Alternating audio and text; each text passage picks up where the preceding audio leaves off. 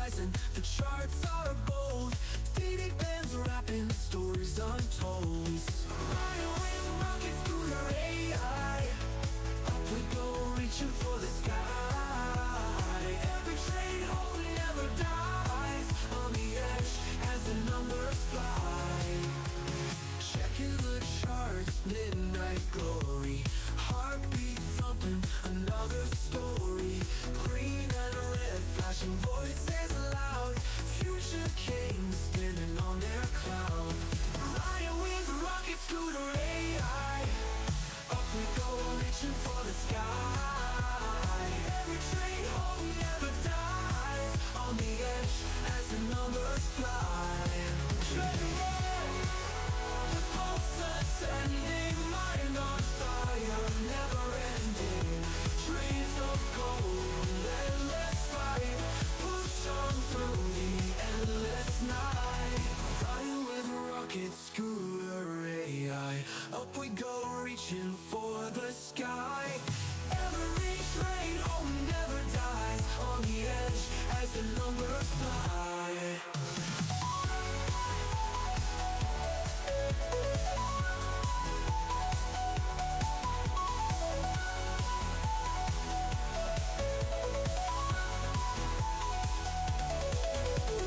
Checking the charts, midnight glory, heartbeat thumping, another story. Green and red, flashing voices loud, future kings standing on their cloud.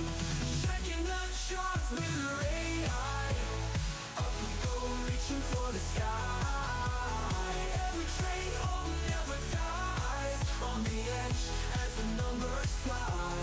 Checking the charts, tracking the charts, midnight glory. Sanctuary in awe, it's blending, mind on fire, never ending. Dreams of gold, endless fight, push on through the endless night. Push on through the endless night. Push on through the endless night.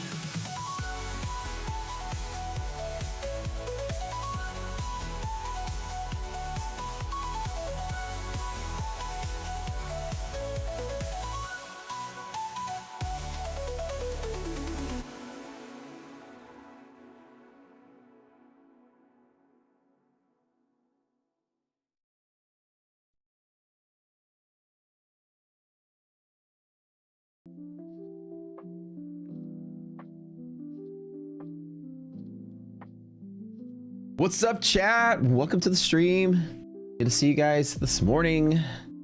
As always, hello. Feels better every single day I get in front of this camera. I feel less and less congested. I feel like I'm back. I'm back to full effect. Somebody said if you win the Tradeify Grand Cup, Brett's gonna cry. Oh, why? Because they didn't nominate us as outlaws. That's all right. I'd rather just kick everyone's ass.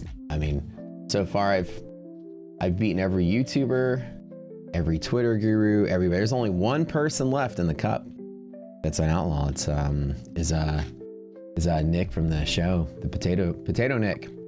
That's cool. Nick's cool though. He's a cool guy. So, but yeah, everyone else got the axe. Guess who's still going? I am. Guess who's up $4,000 in their opponent right now? Me too. I might win this one as well and go to the top 32.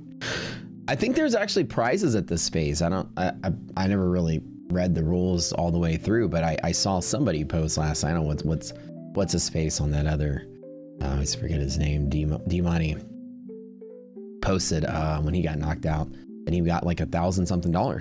He's like, because it tells you congratulations, you won $1,000. I was like, oh, even at this level, worth $1,000. So hey, it's $1,000 I didn't have. So I guess the next round might be 2,000. I don't know. So I guess the prizes go up and up and up once you get this close. I didn't think round 3 and 4 actually gave out prizes, but I guess it does. How am I up 4K? Dude, gold and hedge pressure. I've been very secretive about what I've been trading, but let me give you a hint. Gold and monthly hedge pressure have been a boss in this contest. I'm not gonna lie. Gold has hit MHP and moved off of it every single time without breaking. Non-stop since this tournament started. Gold's been half of my trek. So now I'll reveal that to you guys. I've been trading gold. And I don't trade gold that much, but gold has been golden in this tournament. Okay, so hey, Lucas saying day 4 is 12.50 a day. Day 3 is 6.25 for the day. So it's not additive. Like that's the prize you get when you get knocked out, right?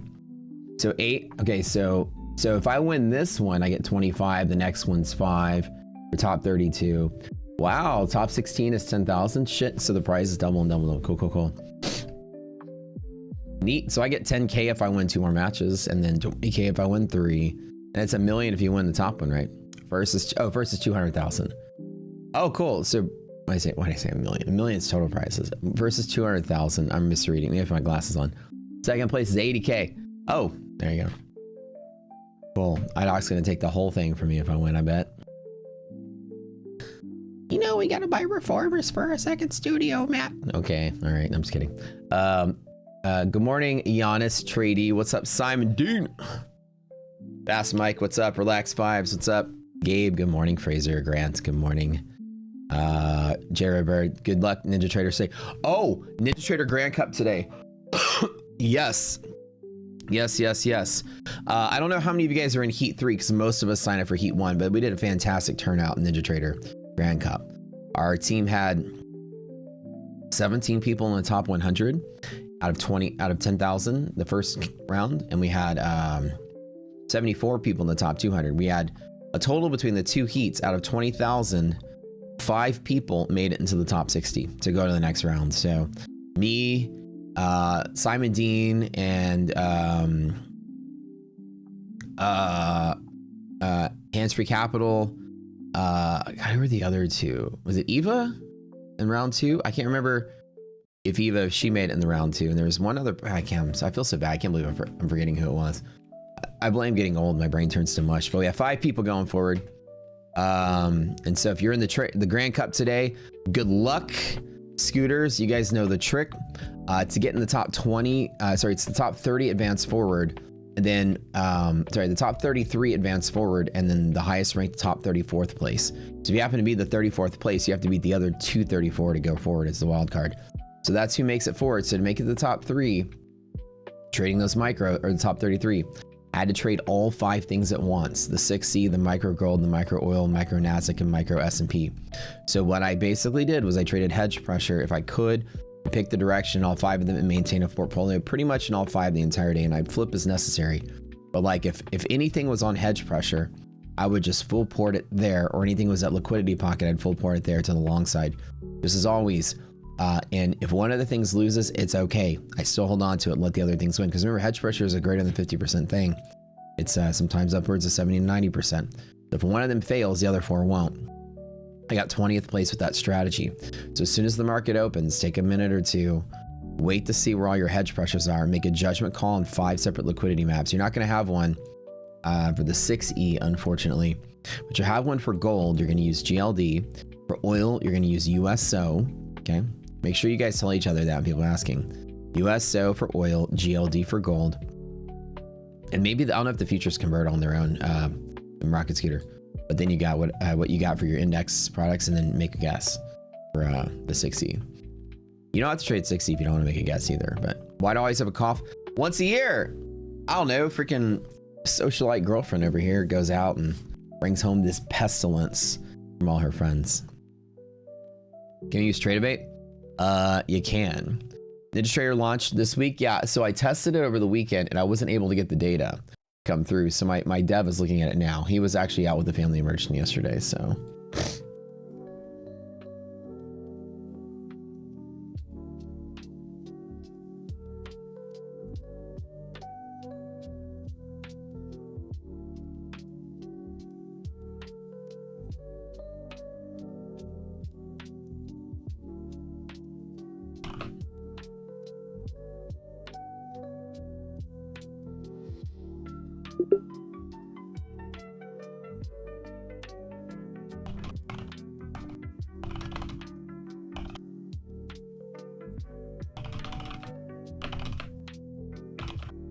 Hold on 1 second.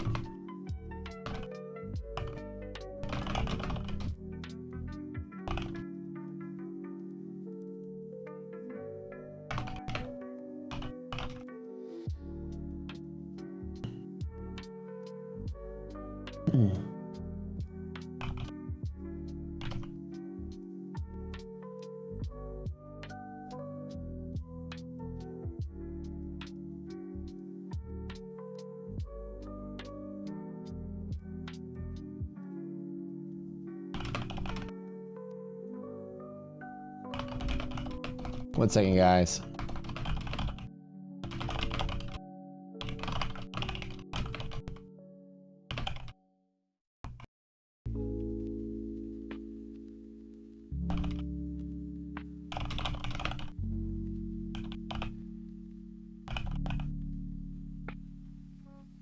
All right, 1 second. I'm doing something to props really quick. Guys, hit that like button real quick.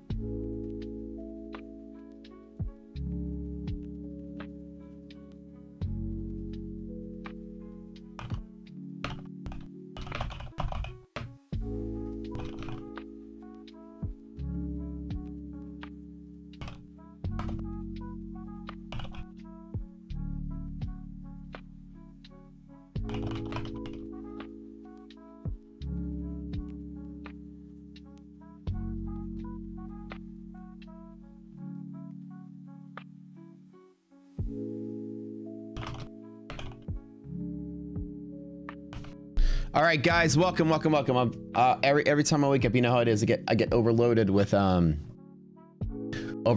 tasks as I show up. Time to roll. Okay, hold on 1 second.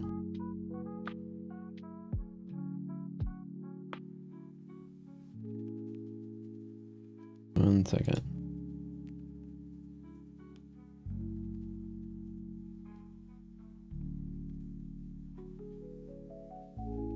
One second.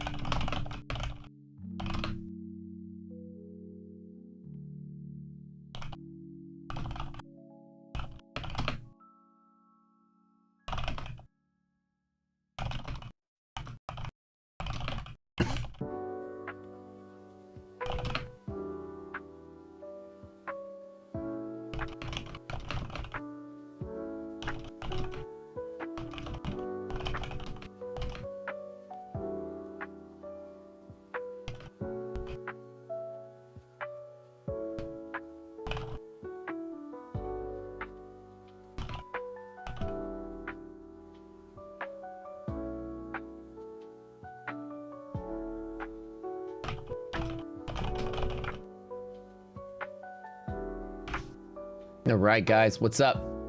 Welcome to the stream. Hit that like button. I am currently up on the Tradified Grand Cup by about $4,000 against my competitor, Ahmed, from what I believe looks like Saudi Arabia.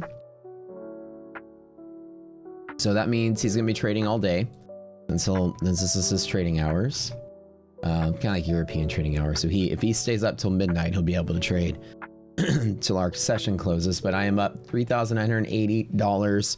So it looks like the top 64 is pretty attainable today if I stay the plan and don't screw it up. All right. Give me a second here. Bunch of stuff to do.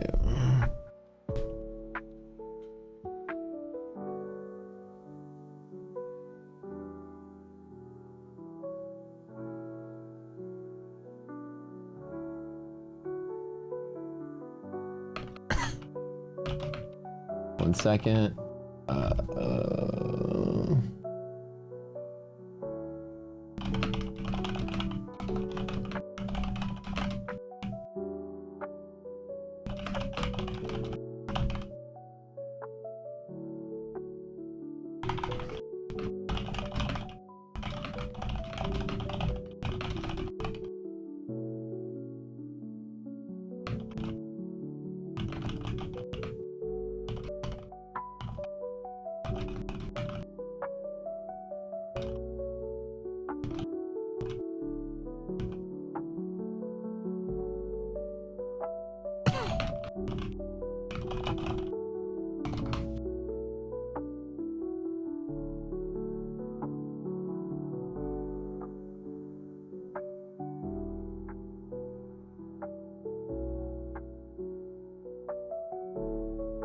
All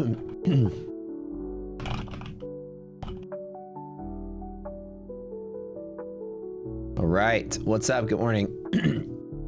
Well, you can't participate in Ninja because you're in Canada? I didn't know that.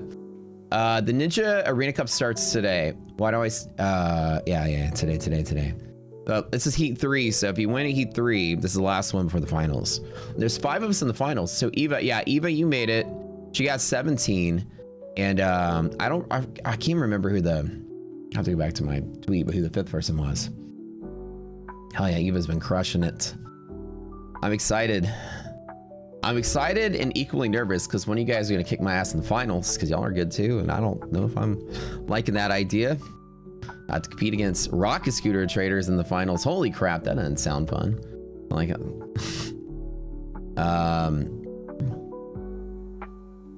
Somebody says, isn't SA South Africa? Oh, you mean for my competitor? No, this person has a Saudi Arabian flag, which is it's the Arabic text with the sword underneath it, the green one. So yeah, he's from Saudi Arabia. Or at least his flag is from Saudi Arabia. So my competitor is not sleeping now, probably staying up unless they just already gave up. What's up, Papa Les? Good morning. Mattster, good morning. What's up? Christoph, you did trading in Canada? Okay. What you playing for the NQ today? Yeah, let's talk about it, right? So last night, I traded on a monthly hedge pressure as I always do, made some dough, and then I'm chilling. Some of my accounts, I just took like I got in and got out, like this one right here, minus 295 in the hole. I got in with like a contract here. I actually decided to pull the plug and only let a couple of them ride because it was breaking hedge pressure. And I was like, let me pull the plug, move my limit orders down to DD band and go to bed. So when I went to bed, like here, closer to here, I actually had limit orders here to buy and everything. It looks like we zapped right above it. So some of my accounts at max P&L, that was pretty simple. You guys learned from us. We learned how monthly hedge pressure works. We know that every single time you touch monthly hedge pressure, overnight dynamic, we had the class yesterday, it's guaranteed high volume. You know, you can use your stop loss on here. So it did kind of go 40 points under, 36, like it was like right on the edge of a stop. Remember, your stop is sort of like fluid here. It actually went 46 points under, but if you like added at your stop, which I do sometimes, and kind of like watch it here and you see that sort of kind of counter volume there, you can kind of, okay, hang on. So sometimes, you know, if your stop is exactly 40 points, you might have stopped down on some of it. But I usually, when we're at hedge pressure, I buy here, then I buy in some other accounts here, and I buy in some other accounts here, and then my stop is kind of variable inside of here from each entry. So that worked pretty well. It's a pretty simple setup. S&P never got close. It is opening somewhat flat, but we do have a tiny little 20-point gap down. Not so bad. Nasdaq is going to be relatively flat-ish, but good enough for resilience to work really well. But yes, how many people here? First week to the stream, first day to the streams. Good to see you guys all. My name is Matt. I am the boring suit behind the rocket scooter platform, the guy that made this thing, and the guy that made the rocket place, the guy that made prop score. Professional builder, professional adult Lego maker. Je suis originaire de Montreal. Oh, I didn't know you're Canadian, broski. First year of the stream, does that count? Okay, that counts. That counts. About the yellow lines below MQ on MHP. What do we have above here? Let's get the next one up. Let's get prepped and ready to go for the stream, you guys. Let's look at this. What do we got? What do we got? What do we got? Still buying every dip. We need to come with another one. Holy crap, where are we going? Let's go all the way back to here. On these run up, it's crazy how we have just yellow line, yellow line, yellow line. It's always like this in these like run up weeks and months. It's non-stop action. I don't know if that's one. We'll see. Let's double check. Let's just play with these. I'm just eyeballing where I think they might be. That looks like where a couple of them could be. Let's go all the way back in time. Yeah, I'm gonna do a quickie little trick. You guys may not know what I'm doing, but that's okay. So saying if there's people's first time on the stream, this is a trick to forecast.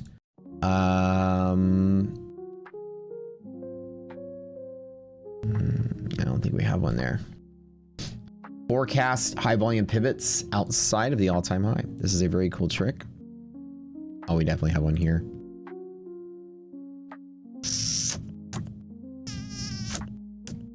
Let's double check though. I'll come back with a minute chart and just double check. Somewhere in here. Oh yeah, we have one right there. All right, that'll be the next one.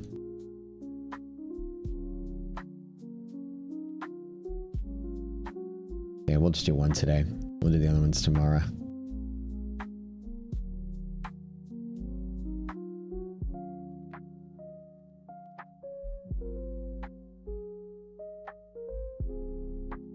Beautiful trick, I know. Let me double check margin requirements here really quick. This little trick gives us a pivot at the high 248.75. Let's double check the side of the box. 248.75. Too early for me to do the math. Just 31,020.75 minus 29,007 008.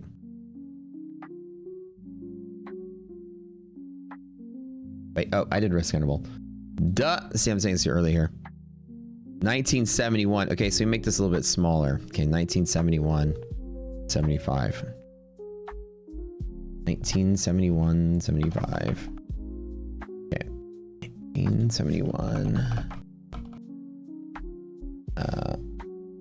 3971.75. Okay. That's much lower. Okay, let's go back to there. Okay, the margin requirements have changed. Make sure we capture that.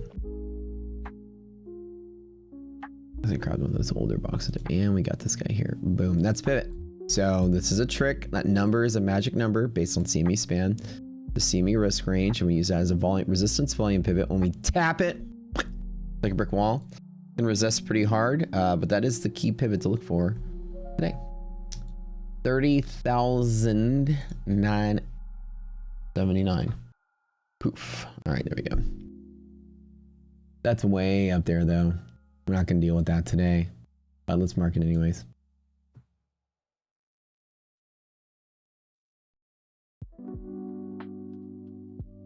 So these are just going to be, you see how right here we're hugging that pivot? That's why we care about it. When you are moving in a bull market, you usually use those as your resistance pivots. We got two of them side by side here, and I kind of hate when they're clustered up like that. All right, let's see if there's S&P has one nearby that we need to check on as well. Hey, you guys like that trick, huh? The yellow line trick. It's pretty nice. Keeps you from longing at the high at the wrong spot. Letting it hit, you know, you're like, oh, there's a yellow line in the way. Okay, cool. It's going to resist a little bit. Maybe I'll get a dip in here before I run it up.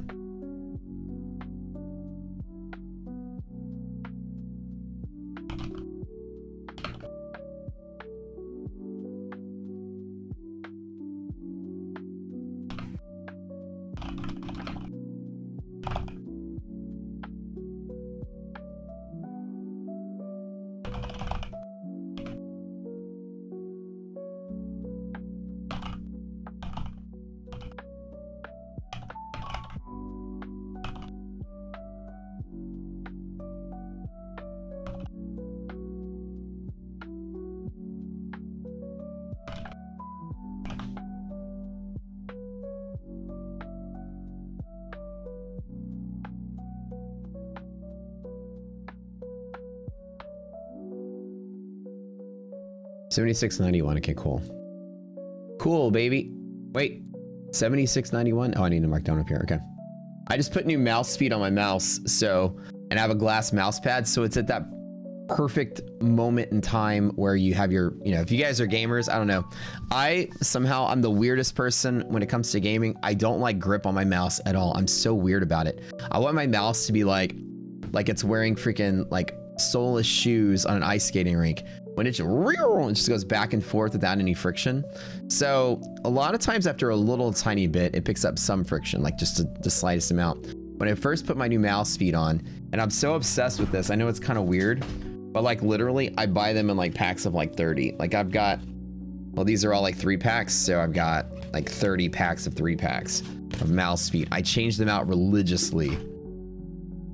Not glass mouse feet. No, I have a glass mouse pad, but I have PTFE mouse feet, like typical. But I change it out like every week or two. The minute like you get a grain of sand under it, it gets scratchy. I can't deal with it. So I'm always changing out the mouse feet. But this is the time where it's like when you first put it on, then my mouse just slides all over the place. But I love it, man. I get like pinpoint precision when I snipe games. Oh yeah, 100%. But most pro gamers wouldn't do that because they want a little bit of grip.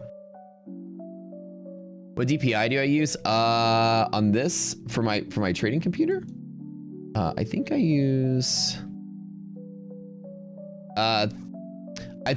3200 DPI on my trading computer, and that's so I can like zip around between all the different screens. Actually, no, I use 64. Not 64. 1600. Why 64? What's wrong with me? 1600. Yeah. Super Troopers, what's up, mate? What's up? Okay. Oh, I need to do this one here. 7446. Hold on. 7691. Here.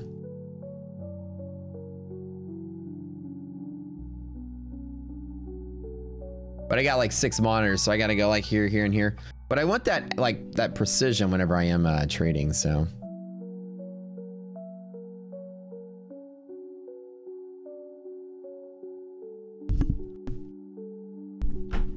Somebody said there's nothing more evil than trailing drawdown. Oh, I know. Trailing drawdown is the hardest. It's the worst of all the drawdown types. Although it's not that bad in small bursts, like My Fun and Futures Rapid and TBT Pro, they all have, or TPT once you go funded, all have 1 day of trailing drawdown, which ain't so bad because it's a big fat buffer. It's not like you're gonna fuck it up. You know, you're trailing drawdown, it's like 4,500 bucks of it, so should be all right. Wait, Super Troopers. Wait, what are we saying about Super Troopers? Wait, did I quote Super Troopers accidentally? Use the back of an Amazon box. There you go. Yo, H-Town represent. What's up, Kairos? What's up, man? Wait, who quoted it? Which quote? I want to quote Super Troopers too. Don't leave me out. What y'all say? Enhance. Oh yeah, enhance. Enhance. Enhance. Enhance. Knock it off. Tippity type. Let's go.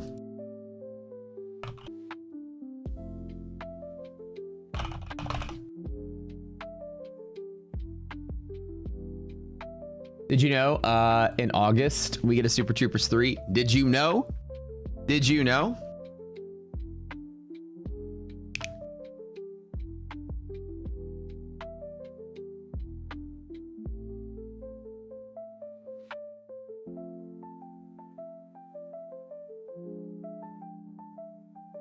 You quote Apocalypse Now?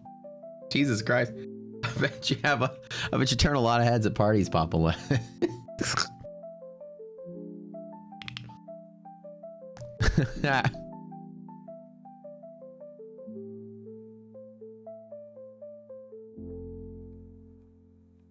Are you quoting like Marlon Brando lines? Like that's like the most intense movie to quote, like of all movies. I quote The Deer Hunter. You know what I'm saying? Like if people would just go, it would be like an intense conversation at that point. Have y'all seen The Deer Hunter? What a movie, right? That movie's an experience. The Robert Duvall. Oh yeah. Hello traders, what's up? What's up? What do you think about E8 Pro Static? In CFD, I don't really have an opinion on E8 because I haven't really traded it myself, so not really sure. We're supposed to meet with these guys and chat with them about their plans, so.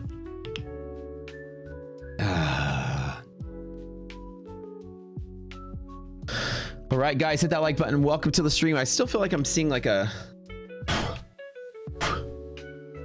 glare. I found you. Okay, there's a little spot here. Get off of here. No, get off of here. Get off of here. Yoink. Yeah. That's right. You're not gonna ruin my day. Random spec. Well, looky there. We've got some opening dips to play with. I don't know what's going on here on this, but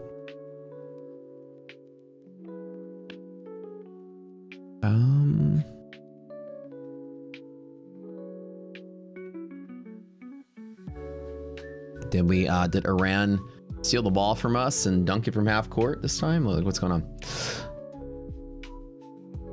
Yellow line rejection, obviously resistance as well. And we were selling off pretty hard last night. And I think this is continuation of that. Good, because I'd like to see a stronger sort of gap down so I can play off of the open. That'd be kind of nice. We open in 21 minutes, you guys. They hit a 3-pointer at the buzzer. We're in third quarter right now. Right now, U.S. is trailing Iran at the half or in the third quarter. Just starting up. They just sunk a shot. Buzzer beater at halftime. Score is now 34-33. It's a really, really, really close game. But I anticipate us winning the war at least 3 more times this week. And Iran maybe winning 2 times.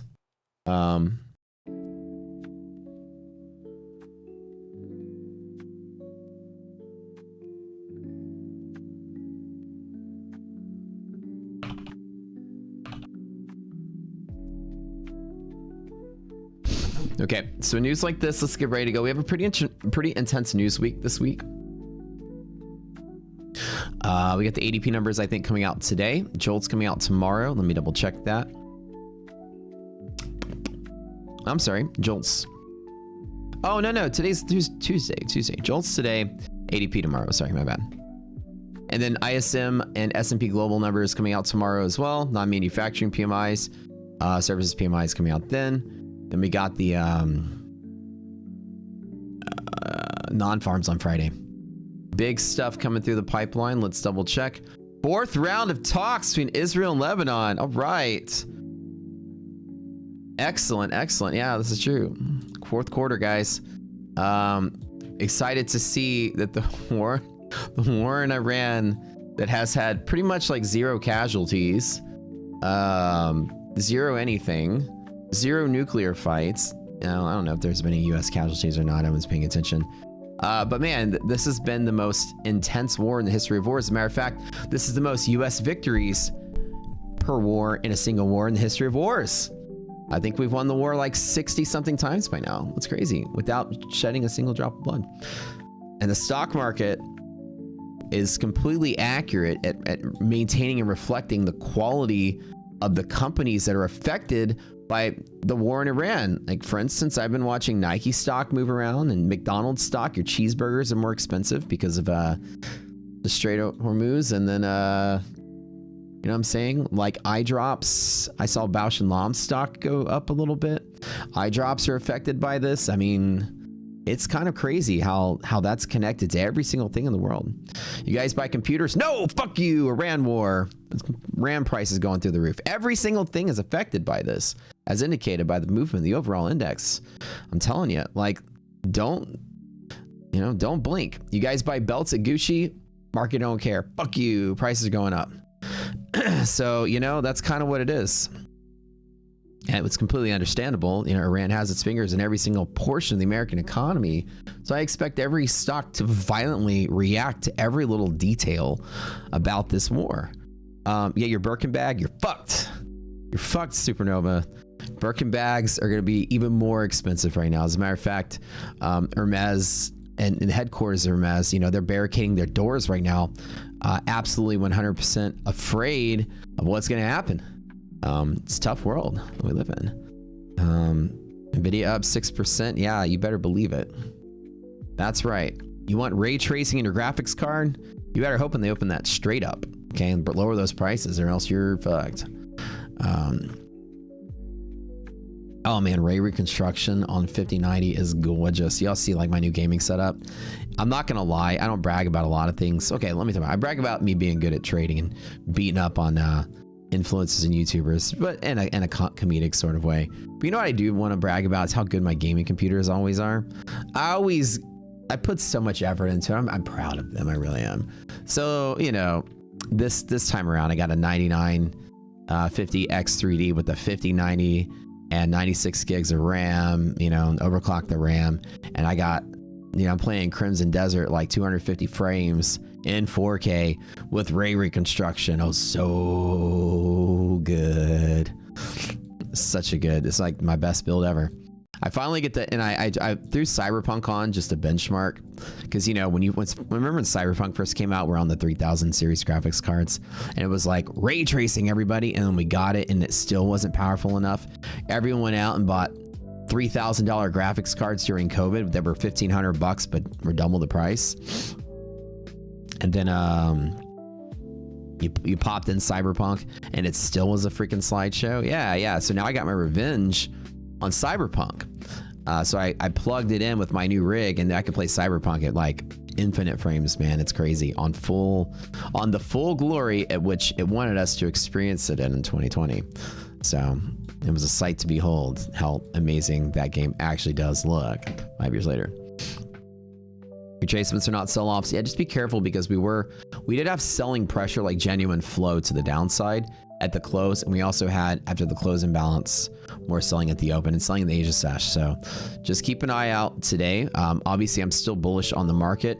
I don't think I'm bullish for breaking all-time highs until then. I think non-farms are probably going to come through and maybe be a catalyst to move the market. Could be a thing. So look as close to like Wednesday or Thursday to be some genuine selling pressure, as people are just liquidating for non-farm. You know, when we did this for GDP as well, which was like last, like this day here, last Wednesday, you had some pre-GDP selling for Thursday, right?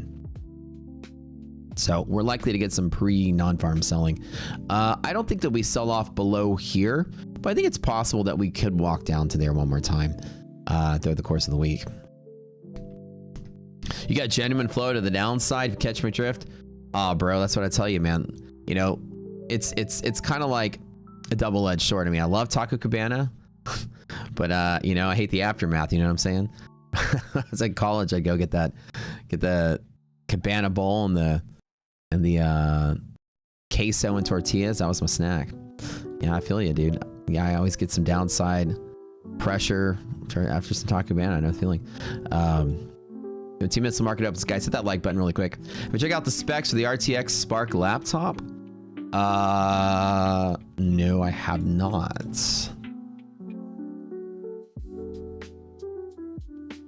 Let's check it out.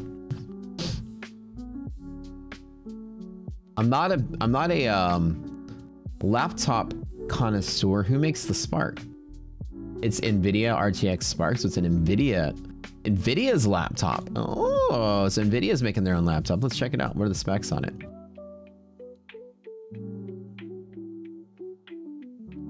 It's not really listing specs on their website. Sparks. Oh, it's NVIDIA's own chip? So it's AI and RTX graphics in a single chip. Provides Windows PC and delivers blah, blah, blah. AI development, gaming on slimmest, most usable RTX laptops ever. And small, ultra efficient desktops. Well, AI stuff. Okay. New chip. Ooh. Oh, you know, I get excited about that kind of stuff, bro. I'm into it. That's an insane looking NVIDIA based chip. I had to get one of those to play with. I got like 6 laptops, so I'm laptop saturated. I never get rid of a single one of them. I guess I can use a 7th laptop. Toilet trading is the best. Oh, dude, 100%. Did you see that video they made on was it Tradeify or Top Step with Tyler G? And he was talking about he was trading in a porta potty. It's hilarious. Because he used to work, I forget what kind of job he had. He was some kind of craftsman, I think, before he went to trading. You know our boy Tyler. And he's like, yeah, man, when I was at work, I used to just go and sit in the porta potty and make trades. I'm like, oh, I remember trading from the shitter. Been there before.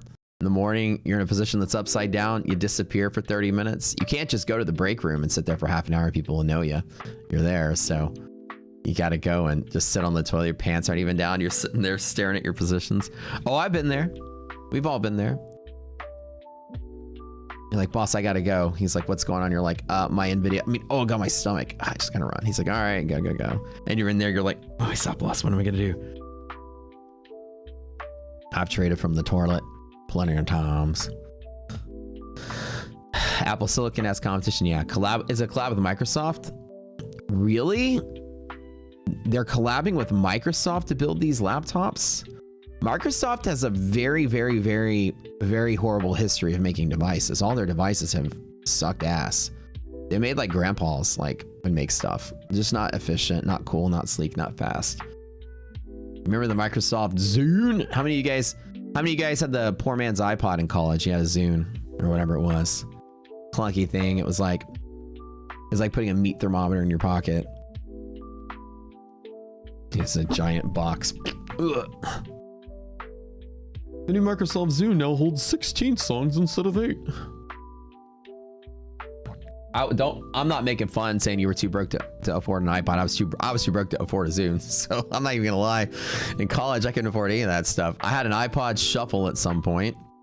That was my level of income at that era of life. I didn't have the screen. I had the one you can even control which song you listen to. It played them at random and you had no choice. You want to listen to the song you want? Well, you better wait for it. I had iPod Shuffle money in my college days. You had a Surface. Yeah, the Microsoft's phones and stuff were all stupid too. For a PC, the Surface ain't bad. Yeah, they're not bad. For the tablets are pretty good. Like, is that a meat thermometer in your pocket, or are you just happy to see me? Oh yeah, baby. Our interaction. This is very rare that I have this kind of interaction, so I get it. The thermometer says so. She'd be like, yeah. The Windows Phone was awesome. It was like the one with the stylus, the big chunky flat one. You turn it sideways, had the stylus. Best COD on PC. I never played COD except for Black Ops 6, so that was my only experience with COD. And then I played Black Ops 7 for about 5 minutes and thought it to be stinking hot garbage, and I went back to playing Battlefield. I can never get into Call of Duty because Call of Duty is for like I just feel like it's for like twitchy kids with no actual skill. There's no skill gap in it. You just turn and spray and you kill somebody in a second. Like, I come from the world of playing Halo where you gotta land 4 headshots to kill somebody, you know, where it's actually a dogfight. So I like games that are a little more tactical or a little more skill gappy. So when I played Call of Duty, I was just upset all the time. I was like angry because you would spawn up and then you're down. Spawn up, you're down. You're like, we can't even position. Like, your team can't even hold positions. You can't. It's just run around, twitch around, hit somebody first and they're dead kind of thing. So I could never get into it. Black Ops 6 was really fun though, I'm not gonna lie. But then 7 just felt weird with all the mechanics. It's like they tried to go for like Titanfall level wall jumps and stuff, but it just felt so clunky. As a former world ranked top 20 in the world Titanfall 1 player, this guy literally is the best Titanfall 1 players ever exist. You can't tease me with a little tiny hints of parkour. I'm gonna go, listen guys, I came from Titanfall 1. Wall jumps here. Shh, come on now. So I couldn't, it was a real clunky feeling and I hated it. I just couldn't feel, I couldn't stand it. Control aim assist nowadays, don't get me started. Yeah, you gotta play all those games with controller now. You missed Titanfall. I missed Titanfall 1. That was like the best game ever. Titanfall 2 was okay, but 1 was just so good. 1 was like insanely perfect. You couldn't have improved that game at all. It was just fun. Like, you're fighting on foot, then you're fighting in the mechs, and then and then you're like, the best part, we had to eject and your mech was blowing up and they'd shoot up in the air, and then you can shoot them out of the sky. How fun. You never seen mechanics like that ever since, Halo, hands down. Yeah, Halo was my jam. I went to like 3 MLG tournaments, by the way. So I actually went to a couple Halo competitions. I wasn't that great, but I did go for Halo. My teammate on Halo was on that MTV show, Who Wants to Be a Professional Gamer or whatever like that. I think was the name of it.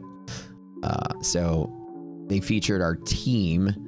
I wasn't on the show, but they featured our team. He's my MLG teammate. Our team was called, ready for this? Team Catalyst. You can actually Google it. We had different names, but we were Catalyst. And then the one time they went to MLG Chicago, I couldn't go, so the alternate had to step in. I think I had a test or something at school, so our alternate stepped in on that. With Team Catalyst. Yes, you came up with that name. The Catalytic Engineer. That was me. No aim, no skill. Just ruins comp. Activision Blizzard only care about the money. Which game are y'all talking about? Anyways. So, okay, let's talk about some trading stuff, guys. Welcome to the stream. We start in a couple minutes here. My mouse has low battery warning. Let's load it up. Guys, hit the like button. About ready to get started here. But a little bit of selling pressure overnight. I bought at MHP, made some money, and then I'm done. And then now we're just kind of chilling to see how the market opens. I believe it's probably going to be a range day with slight down push. Last night's European and Asians, or last night's Asian market selling just indicated a little bit of tolerance, less tolerance for this bull market. But again, I'm not trying to fade or sell off this market unless I'm at key pivots. Upper DD band might be a sell. Here, yellow line could be a sell. So just be very careful today on your trades. Wolfenstein. Oh, hell yeah, dude. You know, Wolfenstein was my first discovery of shareware. You guys remember how many times you guys went to like Albertsons or to Safeway grocery store when you were a kid? And on the way out, there was the rack that you'd spin around that had magazines and CDs for games. And it was like, Wolfenstein for $5. Dad, can I get this? Dad. What? Can I get this game, Dad? $5. Like, all right. You take it home, you plug it in, and you beat the first level, and it's like game over. And you're like, wait, what about the other games? What are the other levels? And it's like, you must buy the real game. You know, send in money. We'll mail the game to you, sort of thing. Or like, oh, well, it was only the first level for $5. And the internet wasn't really around for you to Google what that even meant. Shareware. You could buy the first level of a game in the 90s. Remember those days? Oh yeah. I remember when I first got Doom 2 for the computer, and Doom 2 wasn't running, and I had to tell my dad, Dad, we need to go buy 2 gigs of RAM. We only have 2 gigs on this, IBM Clone 386 computer, and we need 2 more megs of RAM. Not gigs, megs. We need 2 megs of RAM. And he was like, what's a RAM? And I was like, well, it's a chip you put in the computer. He's like, I ain't gonna buy some. I already bought you a computer. What, I gotta buy more computer? Yeah, they you have to upgrade them. And I had to teach my dad how that works. And you couldn't just go buy a RAM kit from the store. You had to take it to the store. They'd install it for you. We had to upgrade from 2 to 4 megs of RAM so I could play Doom 2 in the 90s. Old 9 or 10-year-old myself was having to teach my dad what RAM was. He didn't understand why he's like, I just bought the computer. Why do I gotta buy more stuff for the computer? Oh, these were the days. Those were the days. All right, guys, get ready to go. We're opening relatively flat. So when flat opens happen, you gotta be careful. You want resilience to be above or below negative 50 or positive 50, just to get a stronger push. We still have those lower half gaps on those gap ups from that big run up we had. S&P's close, Nasdaq's not close at all. We're also opening at a yellow line, which can be immediate resistance, so be careful. Last night's trade was impeccable. MHP, as long as you didn't stop out, or you bought the reclaim, was a good hold. This was actually after like at midnight, so it would have been hard. You guys were sleeping. But opening in the bands, 88% of days stay inside of the green lines, 4% above, 8% below. Don't forget to hit the like button, everybody. We're getting ready to roll here. Good morning. What's up, Red Candles? Old Doom, you missed an Empire. An Age of Empire. Oh, dude. Amazing. 3 minutes till market opens. The way Rocket Scooter works is each one of these lines is a predictable high volume pivot. I can do trade plans between points A and B. I always look for setups. When the market opens, we get something called a liquidity map. Liquidity maps show me the direction of the market, direction of the flow, and where pivots can be, and I just trade off of my high volume pivots. That's all I do.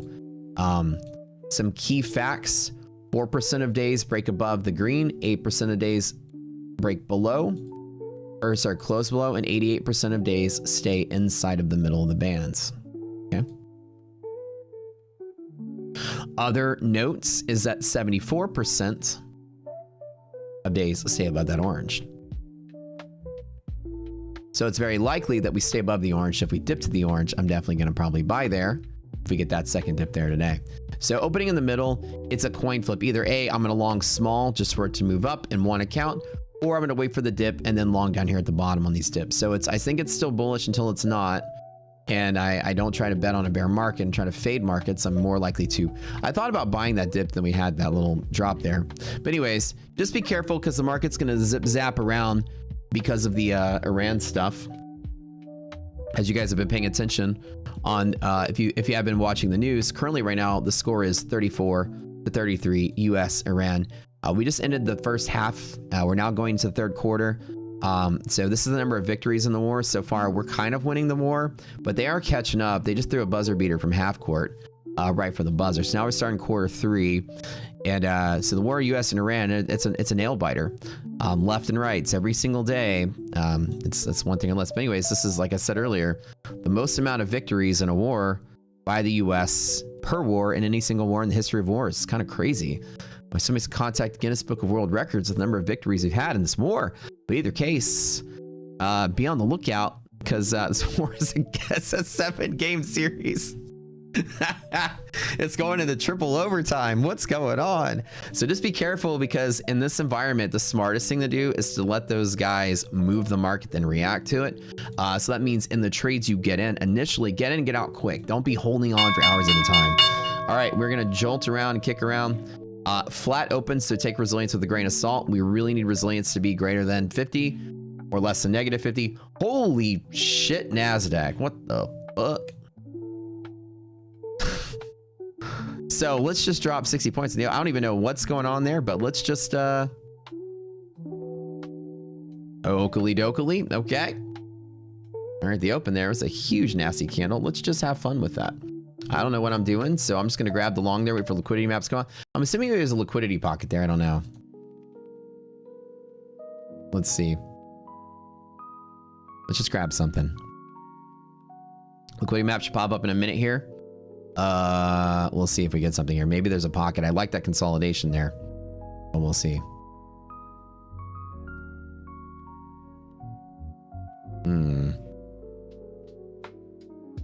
What is moving here? So in about 1 or 2 minutes, our indicators are going to pop up. I just grabbed one contract just to do something here.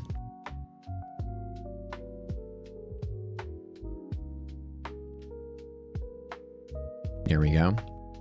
Illiquidity pockets. So pivots today. Strong bull.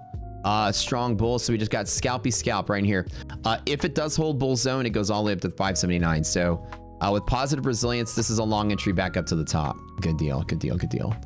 Okay. Good deal.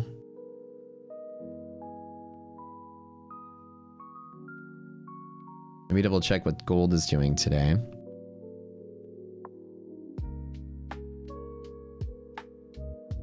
No map yet. Bullish-ish enough, but let's double check. Make sure there's no opening selling on some bigger stocks like Nvidia or something.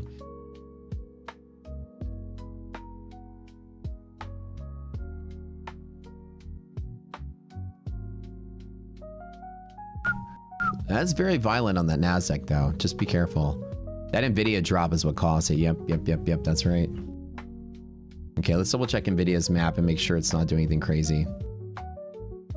No, Nvidia tests a monthly hedge, so this hopefully will hold. As long as resilience will stay positive. These white lines are my indicators for resistance and support at this half gap area. So inside of here, I'm gonna long with one, and then I'm gonna double down here and long off of that. So might actually sell up a little harder. S&P's moving up. There's huge rotation out of tech this morning. S&P bullish to fill the gap right here, so it should be okay. I got him one, so I can buy a dip on a little bit lower of a low here. So we should be all right.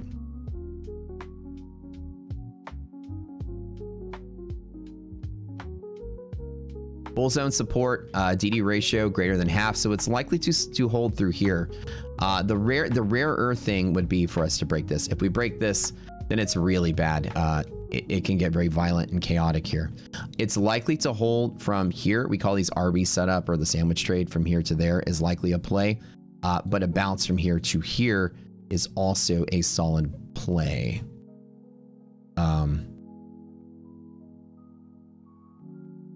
So we'll see. I jumped in at the open and I got my pocket here to add to it. So we'll see.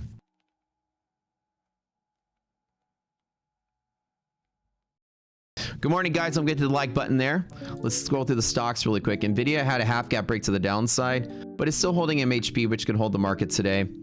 That was a pretty nasty sell though. Meta is actually a bearish liquidity map as well, so be very careful. Some of the stocks are actually selling.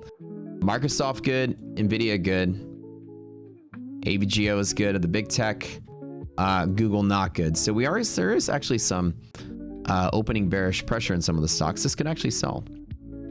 Get out of that pocket there.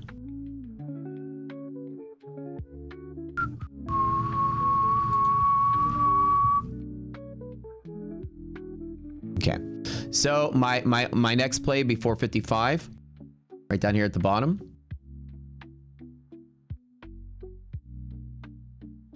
Let's let it tap it all the way before I get too eager.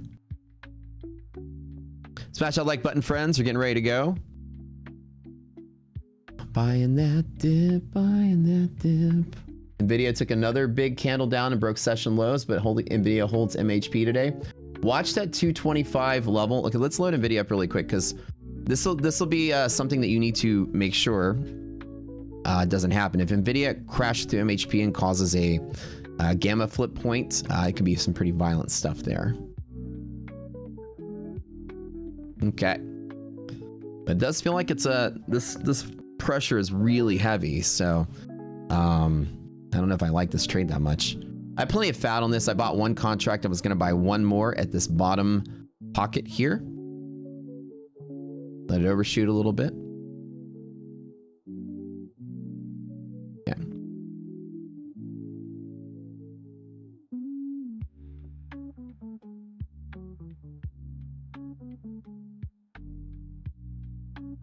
It's going to be a tough one.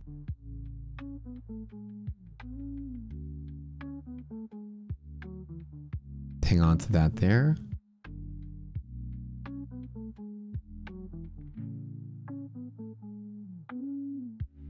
Find me some liquidity pockets.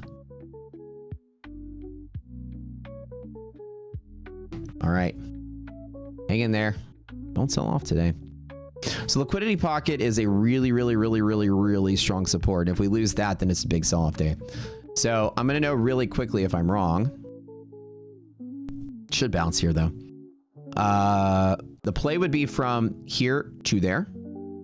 If we break there, then the play can go from there all the way to there. However, we will be trapped inside of here with negative resilience. So with these being negative, there is some strong selling pressure at the open. So not the strongest, but I'm still going to take to the bull side.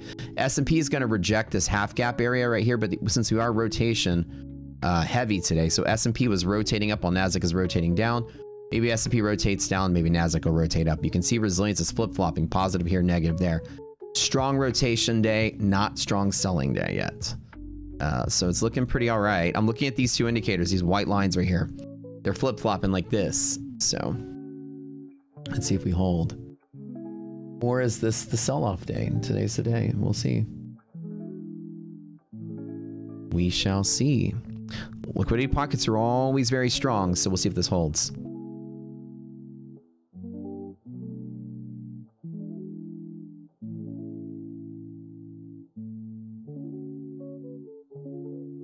Don't squeeze me out, bro.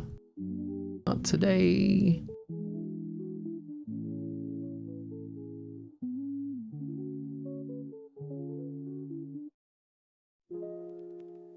Don't squeeze me out today.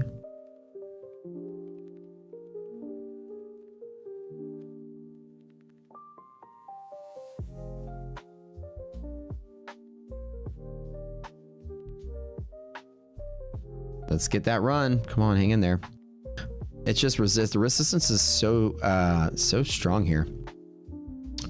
Let's see, Nvidia can break session highs. 227.5 is that level that Nvidia needs to kind of push through. You see some stocks moving today. Big amounts of rotations. Now has turned into full selling across the board. Let's see who's hot today on the heat map. Apple, Nvidia, AVGO, pretty big. Cisco's pretty big. Tesla, there's a lot of stuff that's down though. Amazon's down, Google's down, Walmart's down, Visa, MasterCard, Netflix, JP Morgan, a lot of bankings are down today. So this could be some Free non-farm selling. Liquidity pocket is one of my favorite trades. I built my career on this trade from the light gray to the dark gray box. Simple as that. There's the scalp. I bought at the open here. I added to a position here. Let's see if we can make our way back up at least to there. With the with this white line less than 0, my trade ends at the top where that line is drawn here. So I'm not betting any further than that. This is looking pretty damning though. It's trying to hold, but there are just like last night. Remember last night when you were looking at the Asia sesh? You just couldn't feel any buyers there. It just felt like people weren't attacking the market anymore like they were. The algos were turned off. Micron from gap up is negative now. Let's double check that. Yeah. So some of the bigger stocks have supports at lower lows like this that could still be bullish, which leads me to believe this can fall even further. Boy, I'd hate to have a pocket break and fall in the lower band. Damn it. This is an eval, by the way, so I'm not even hitting it with anything super serious just yet. That's some pretty gnarly selling pressure. How much is this one right here? Down 2K. So evals, I usually go all or nothing, so I'm not even trying to stop out on this. Yeah, we're losing all our indicators now. Just taking a small taste at an eval. 40 points under, I'll cut. Here.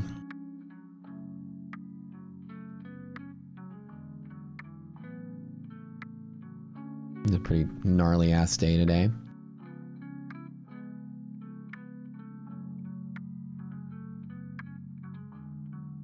Let's add one more.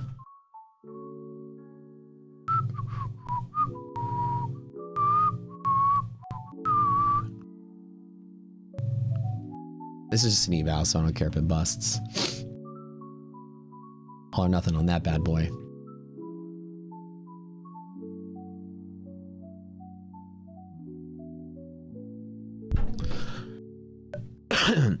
Oh, that hit DLL. That was a pro. Oh, shit. That's not even a... Damn it.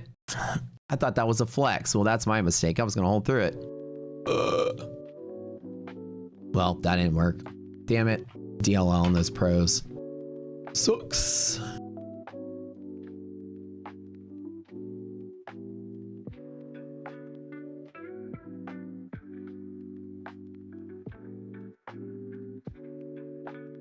Oh, hell. And the trade takes off, too. What my luck. Hit DLL on a pro. I think daily loss is the worst.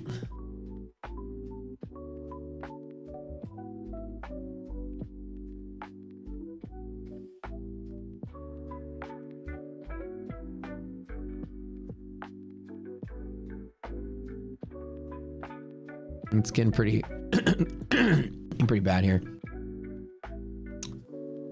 Man. I thought I had a flex there. My stuff is freezing up. Hold on. Don't you hate when that happens?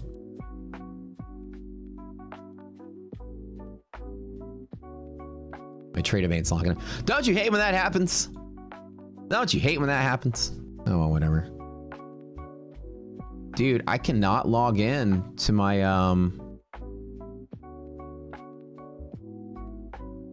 It keeps kicking me out. What the heck? Keeps kicking me out of my, there we go. My trade event keeps dying on me here. There we go. Okay.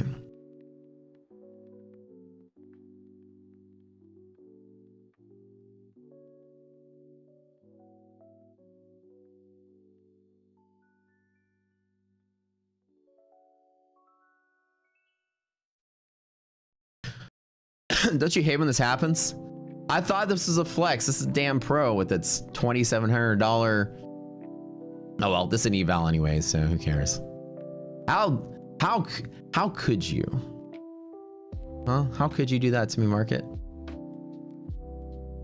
Ah, oh well. Oh well. Anyways, low pocket bot, damn fucking thing sits a stop, and that's what I want to get on. So hopefully that holds. Let's get the Arby's. I know. Lucid eval. You're like the bane of my existence here.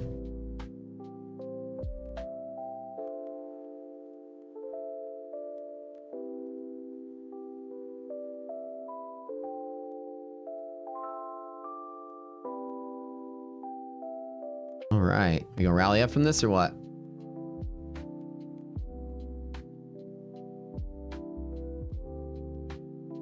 I'm telling you guys, look. See, I built my career on this trade. Freaking eval. That's the eval that I'm not even mad, but there's the pocket trade. Now here to hear that 40 points is the run. That was a nice little play there if y'all got it. I'm still long and much of my other stuff. Actually, as a matter of fact, let me switch to a different DOM. DLL, why? Next time, pay attention next time. That's okay, just an eval. I told you guys, I made my career on this trade. I made my career on this trade. Oh, that's all right. We're in a good mood anyways. All right, let's do this one. Hold on.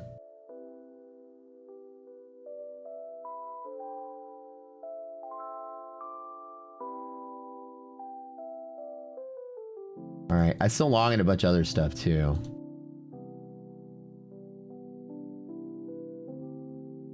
Let's rip it. This account was in the hole last night as well, so this one's working up. I got 2 at the bottom there. Busted. RB trade, let's take the yellow. All right, so that one I grabbed the bottom. I was 2,000 in the hole. That's one of the ones that stopped out on the MHP last night, so I managed to dig out of that one. So let's see what happens here. Guys, hit that like button really quick. You got that, baby? How many people caught that? I'd like to see y'all's P&Ls. You know what I'm saying? Y'all doing all right so far?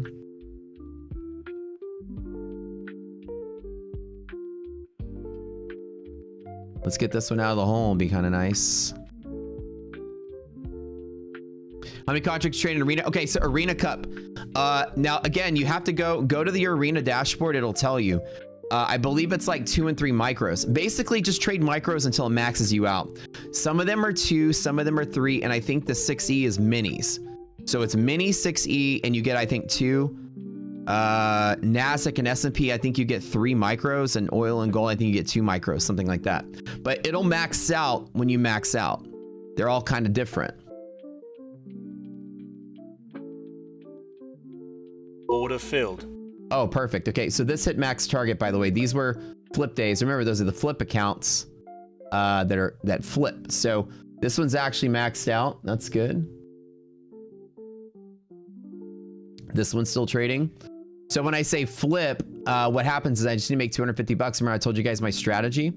That just made its $333 for consistency, and now it's going forward. This guy right here is a... Yeah, so that's good. RB setup, baby. Let's run it. All right.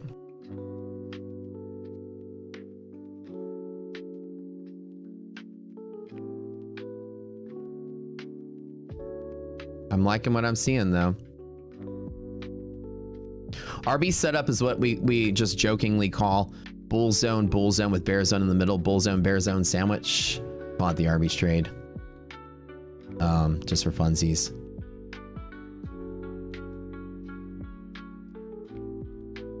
Let's get it all the way up to the top. Get it up there.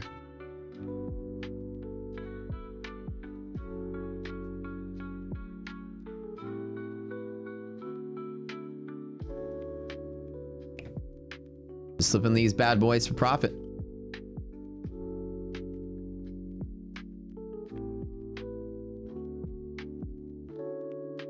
All right, let's let it rip. Resilience is negative, so right there at the yellow line, I'm gonna exit out and call it a day. Easy money today, easy money. Easy money. I'm probably closing early by doing this, but let's lock that in. The next uptick. Let's Let's lock that in. Let's lock this in.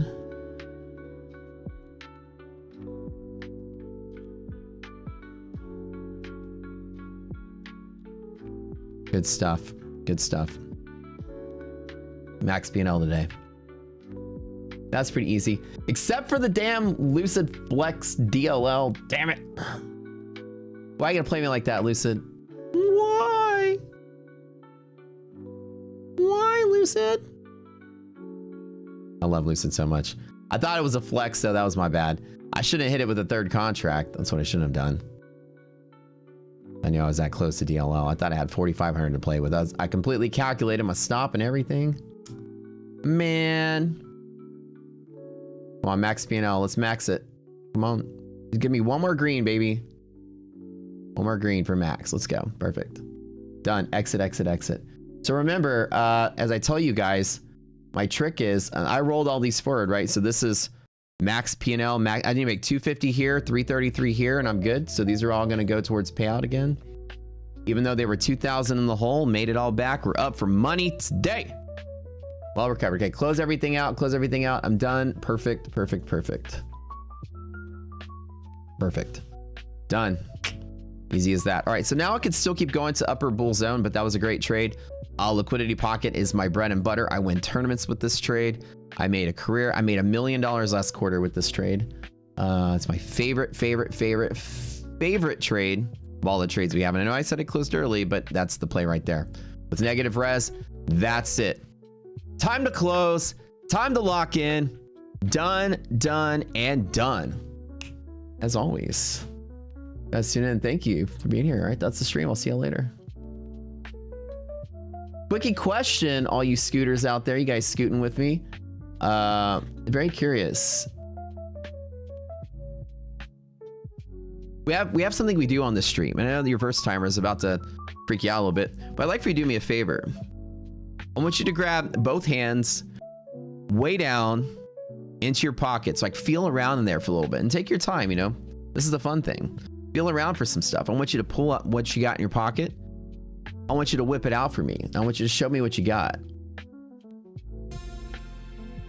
Because it's very important, at least for me, for you to whip it out for me so I can see it. You mind showing me your P&L? Because I kind of want to see a little bit. Don't be shy. We're friends. We're family. It's okay. Farina shared hers. Let's see it. Let me see that curve. I'm curious. What's it look like?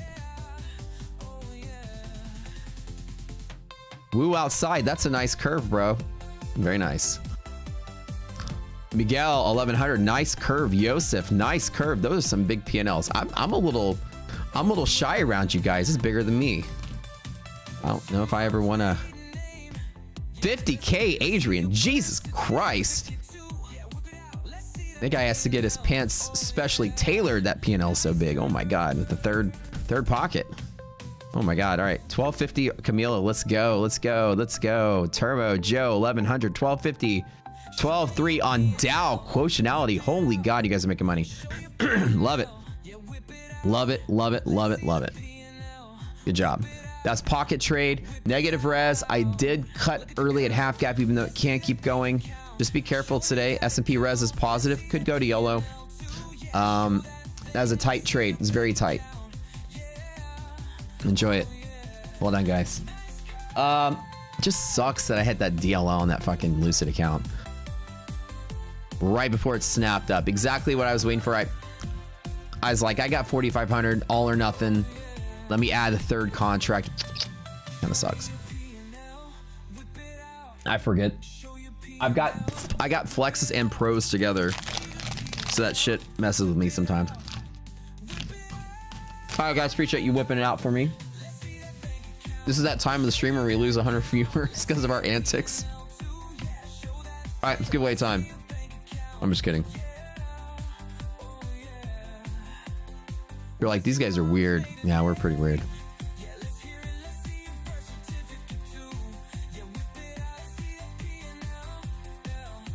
Hit that like button real quick. About to give away, you guys. We're gonna do some blue skies really quick.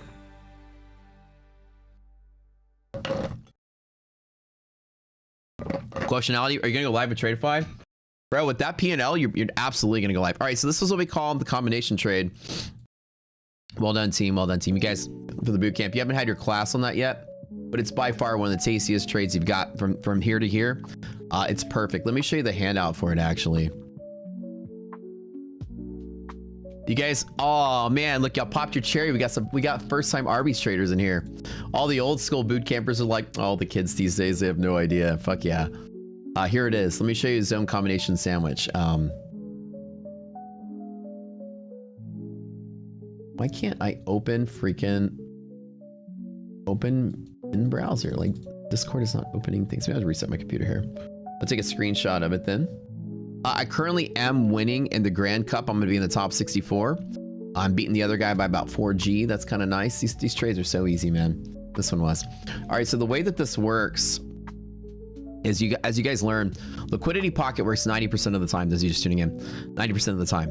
So from here to there, 90% of the time when you have the confluence of the upper DD ratio greater than half, and it is. It's definitely bullish today. It's 57, so it's good. So every single time I trade from bear zone top to bull zone bottom, every time. Also, bull zone bottom holds 90% of the time when that ratio is also greater than half. So the combination of the two, the fact that when you open in bull zone, you're likely to close in bull zone. And the fact is that you long from a bear zone to bull zone every time. So it's two every single time trades. I long from here to here every time, and I buy at bull zone support every time. And we know that the market, if it opens in a bull zone, wants to close in a bull zone 90% of the time, and it can choose either. So when it falls to the bottom of a bull and a bear is sandwiched between the two, we call them the sandwich trades. So I'll start calling it the Arby's trade because we have this weird joke about Arby's here. And anyways, you're trading from bullish gamma to bullish gamma. And so essentially you trade right through the light gray like it's not even there, bull zone to bull zone. And so this was a combination of liquidity pocket plus an Arby's trade to go with it, bull zone to bull zone. So you had that sort of sandwich trade there. You had the pocket trade. Once you go from here to here and it supports it bull, you can take a second trade from there to there, and you close out there no matter what every time. This is so textbook when you guys get to the class on this. It's gonna be kick-ass, guys. Hell to the yeah. How do you identify these zones, lazy trader? This is gamma exposure tools, and it's based on Rocket Scooter is a set of gamma exposure tools that has a whole array of server computers analyzing options data in real time, and they're calculated. These are dealer exposure zones. So bull zone and bear zone are where market maker options are that are hedging their underlying exposure to traders. Like if you're long in, dealers got short to you, right? They're going to short with you with some kind of long hedge, like a call or something. And we look for those dealer options and pan out the landscape here.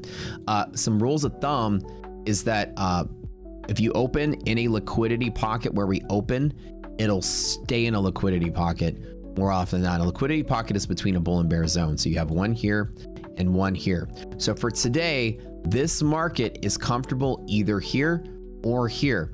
So it's going to be a low probability that we do that and a low probability that we do that. It's likely to choose one of these two zones to be comfortable in. It looks like it chose this one. So we at Rocket Scooter know that. So when you hit the bottom of a pocket, you take the long to stay in the pocket. And then when you get to this every single time sort of sandwich trade, you trade it all the way back up to there, and then you close out. So right now everyone is like, well, maybe I should long, should I short? And all of our traders are probably done for the day. They locked in their money and they're done. That was the easiest trade pretty much ever.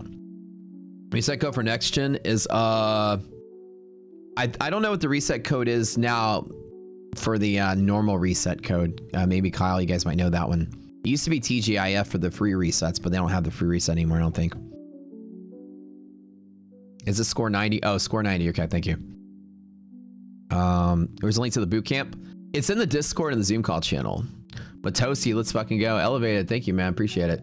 All right, y'all. Show me the P&L song. Once I start telling people to like whip it out, that people that are first time here are like, what the hell are these weirdos doing? Listen, guys, this is how it is right here, right? When you go to like a lot of trading streams, they're like super duper serious all the time because they're terrible traders. I mean, that's kind of what it is. They look like they're doing a lot, they're staring a lot, they're drawing a lot, they're changing their time frames a lot. We goof off here because we're so good at trading. We make our money, we get out, and then we just make jokes. We actually do have, your first time here, I actually do have a legitimate mathematical edge in the market, which is what we do here. Some of our stats work 70 to 90% of the time. This trade works 90% of the time. The one that just took place the second time. Okay, Rocket Scooter to the Moon song. Oh, well, yeah, of course. What? Ask you shall receive, bro. Rocket Scooter to the Moon. Would you like the regular or the remix? I know you think you can trade those futures better than math, but your bad vibes and lack of control won't let your monthly NVIDIA, yes sir. What do you got, man? hedge, but both will give you love. What about it? Resilience is your guide and doesn't lie. Don't fight, DD bands and let your profits soar. NVIDIA just a rocket ship off MHP today. Will keep you Look at that. full for life, and your belly's full, bull's on bottom. Bears on top, keep you vibing all the time. Dude, I told you guys, look how strong our pivots are. So what hedge pressure is dealer to dealer gamma exposure. So an example is like market makers of NVIDIA will buy stock or buy options from dealers of the options. And so market maker gamma maximum on monthly options is what's called monthly hedge pressure, this orange line. The orange line, if you open above it, you stay above it 90% of the time. So when NVIDIA was bouncing, I told you guys to watch 225. The liquidity map is telling you that NVIDIA's got that long pressure from orange. It's about a 10% chance you break, and when you break, it's a crash. So when NVIDIA hit the support, that's when I was long. It was doubling down on my long there in NASDAQ. So that was great. Pretty simple. Spike on gold, yeah, let's double check that because gold's been also rallying. It's kind of been tandem trading with the S&P a little bit. Is S&P up, gold is up? We've been seeing that same correlation lately. The jolts jolted this morning. Yep, that's correct. Let's get the jolts out. 7.6 on a 6.8. What? Okay, let's check that out. That's a pretty big jump.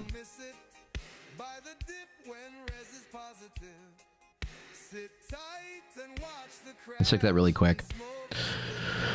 Okay, 7.618. So jolts are on a 30-day window. As a company, a jolt is if a company has a job that's open that they want to fill within 30 days, and the worker can take the job, it can start within 30 days, and then there's an active recruiter trying to fill somebody in that job, basically like a completely like lubricated logistical chain to get people in that job. So jolts usually come down because unemployment is coming down or jobs are getting filled, so it's no longer open, or companies are eliminating jobs. So when the jolts spike up like this, it's one of two things. Either A, 800,000 people just got laid off. That's probably not the case. And those jobs, but they're usually not laid off because they're closing the job. If the jolt goes up, it means the company wants to fill. So if the jolts go up, one of two things happen. Either A, the companies created 800,000 jobs in the last month, or companies laid off 800,000 workers to put 800,000 better workers in. Because usually if the jolts go up, you're in the interim of you fired somebody, you want to replace them with somebody, so you're trying to fill the job. It's more likely the former case is that we've created 800,000 jobs, which kind of supports this rally that we're on. And so the non-farms are going to come out hopefully on a downtrend because there's a bunch of people trying to fill these jobs, right? There's about 2.4 million people on unemployment right now. And that amount of people, about a third of them can get jobs, which is crazy. Unemployment filings coming out every Thursday. Sorry, I'm sorry, not 2.4. 2.0. So on Thursday, which is going to preliminarily get some information before the non-farms come out, let's see if those continuing jobless claims are continuing to trend down. They have been trending down, so this is very bullish. It's a huge pop in the jolts is bullish. Can the chip makers single-handedly hold this market up? That song just abruptly cuts off like that. That's hilarious. All right. Well, guys, as always, we've been fucking crushing it here. I love it. I got to play one more song, bring it back to the cool jams. So as we start our giveaway, we're going to do our first giveaway, Blue Sky, today, as we talked about in Prop Score. If you guys haven't used Prop Score before, it is something we created to no longer allow you guys to go to these like crappy ranking sites. So Prop Score actually is a free tool, so it's free. Everyone go there and use this. It's free We have an algorithm that ranks props mathematically based on the internals of the accounts, the drawdowns, the price, the deals, the amount of contracts you can trade. Every single thing goes into the score. The higher the score, the better the account for the dollar you spend. Quicker path to payout, higher score, less difficulty, higher score, and overall there's a score. The top ranked firms on Prop Score currently right now, don't type in alpha, type in Blue Sky. Blue Sky. Currently right now, Blue Sky is actually the third ranked account on Prop Score. Incredible. And let me tell you why it's ranked so highly. Let me start over by telling you an obvious one that's ranked so highly. My Funded Futures. Why is it 10.0?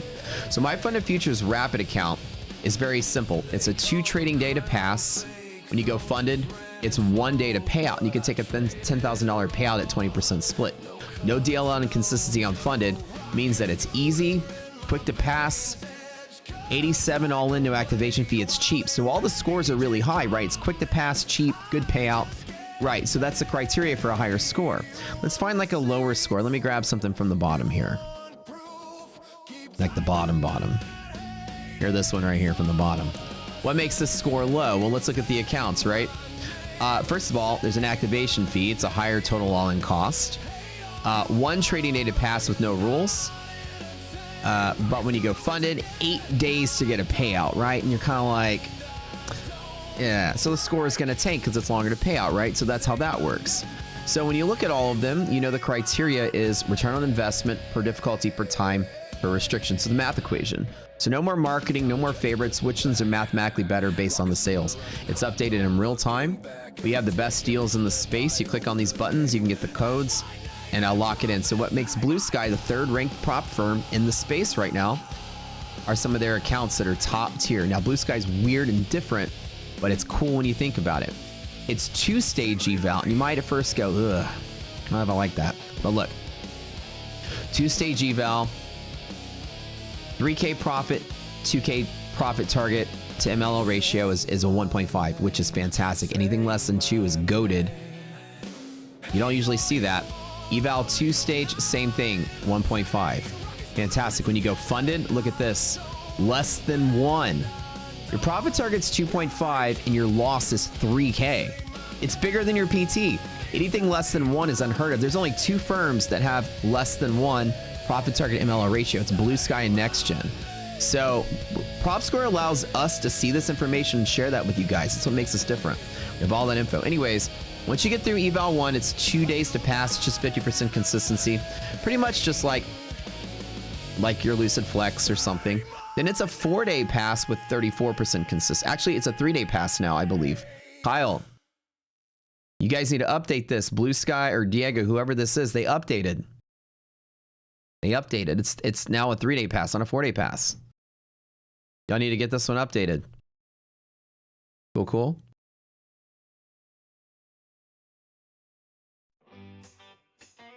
You feeling me, mods?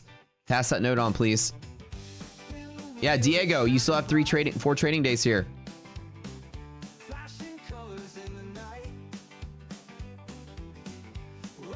Get with it.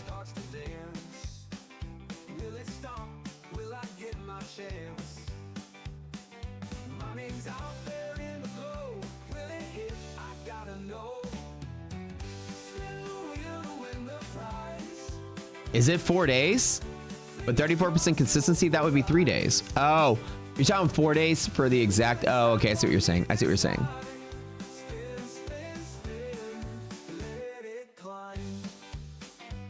Technically speaking, you can get it in 3 days if it's 34. That's a 3-day pass, right? Double check on that it's not 4 calendar days. They actually have to trade 4 days. If it's just 34% consistency, then it should be 3 days. Okay. Anyways, what makes them really good is that once you go funded, look at this. Again, PT MLL ratio less than 1. 1 trading day to pay out and no DLL, no consistency. It's same day payouts, just like TPT Pro, just like My Funded Futures Rapid. And that's it. It's pretty cool. Honestly, I'm going to make a note here. We need to put one more column. Payout and split. payout plus split.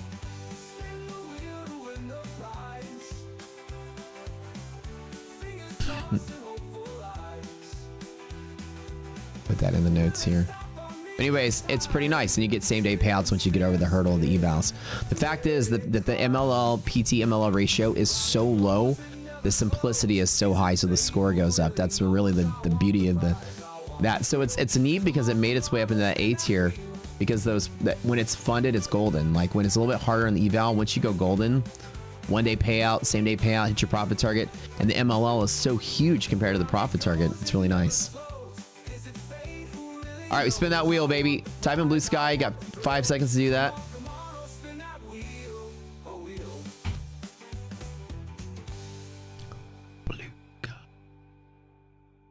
Type it in. Type it in. What song is this? Eva's song. Let's play her song. It's a good one.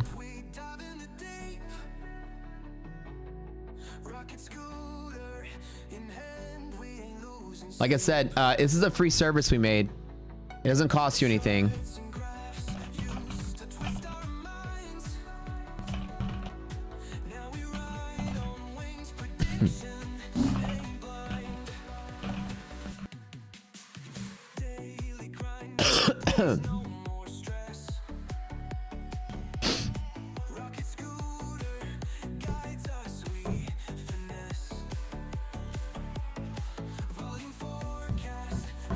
So on PropScore, what's neat about, again, I'll give you guys the link.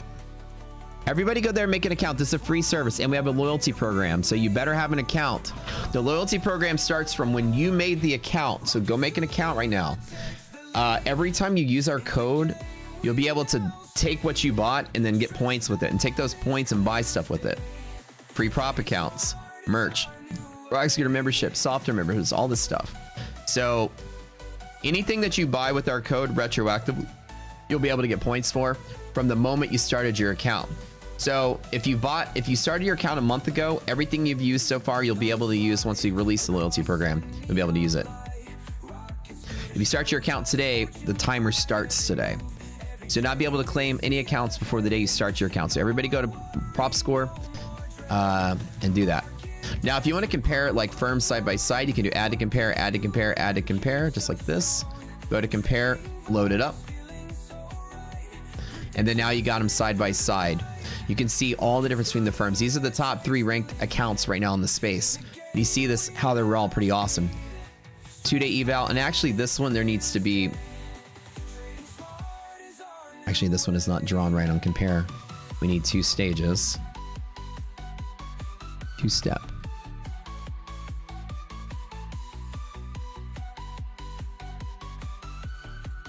Little bug there. We're still finding little bugs. We just launched this.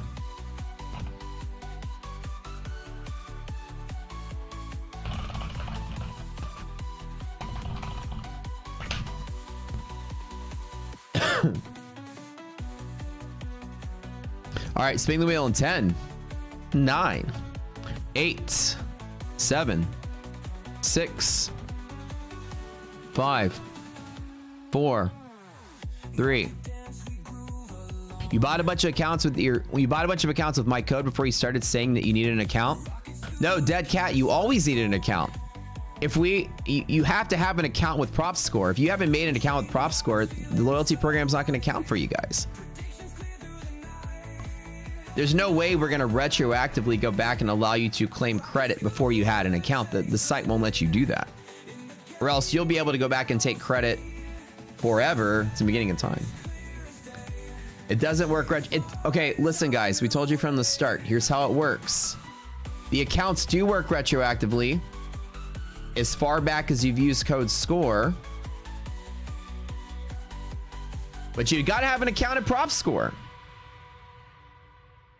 Anything before your account date started doesn't count. So if you started your PropScore account 2 months ago, then you're golden. If you start it today, then it's today forward. Yeah, you have to have an account on the site. Giannis Mendola, first winner. We can't just we have no way to know who you are and where you started and all of the stuff unless you have an account on the site. You know, you have to have that at least. You just have to have an account. So make an account. Just it takes like 1 second to sign up. You can't just have the loyalty program without having an account on the site, guys. Like how would you even log in to tell it you bought something? Okay, one more song. FX Rohit. Can I recommend any futures brokers other than AMP? Edge Clear, Interactive Brokers, Dorman, Philip, those are all good. Dorman I've used before, which is really good. Dorman works on CQG, so you can take it to your trading view. Works really well.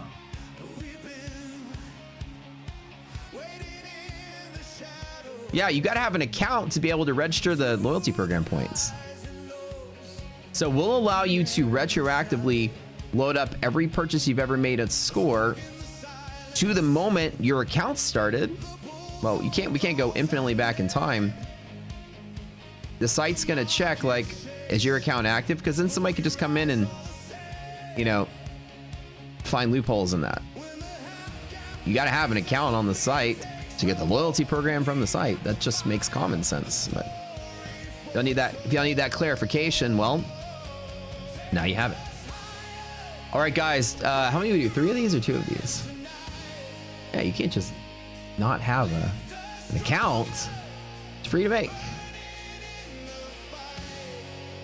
So we have 150K launch, 150K propel. I'll let you guys call, decide who gets what.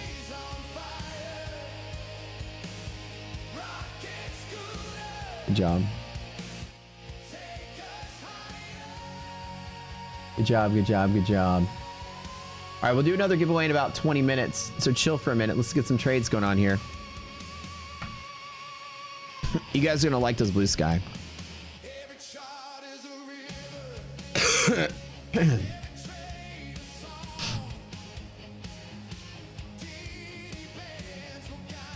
There's no E though.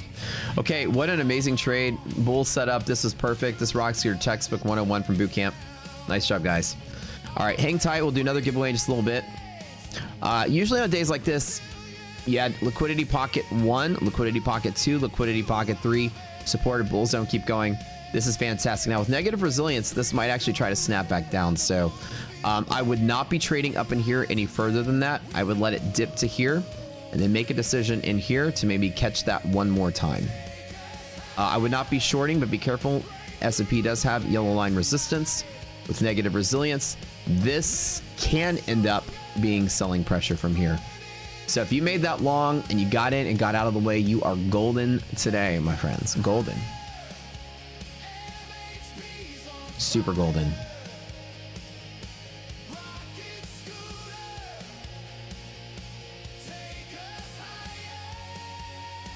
Super golden.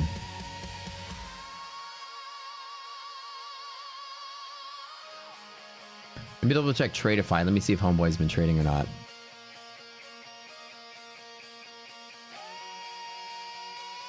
Yeah, the 8 o'clock update this morning.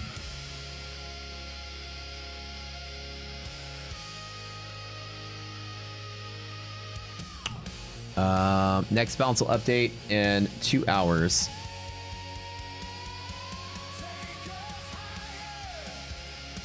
Awesome job, guys. You have an account PropScore, but what have I been buying accounts of Score code, but not within PropScore website? Yeah, that counts. So again, let me explain it to you. When the loyalty program launches, here's when you started your account. At some point, the loyalty program will launch. You will be able to go back and input all the purchases you've made with Score up to the point at which your account was started.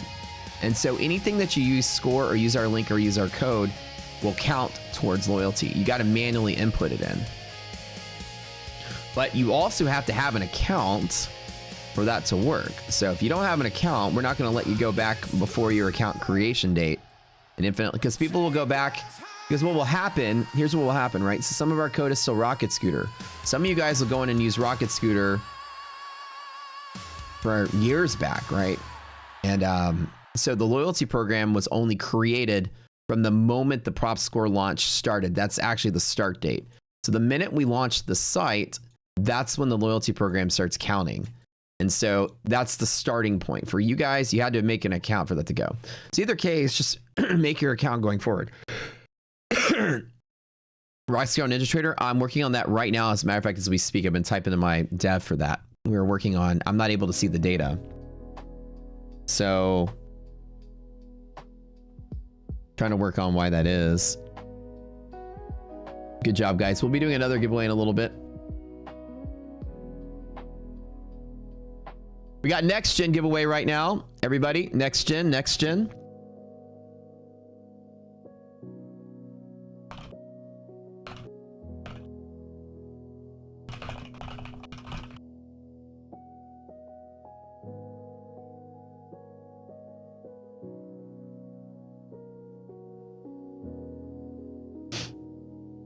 Hold on, I haven't put it in yet.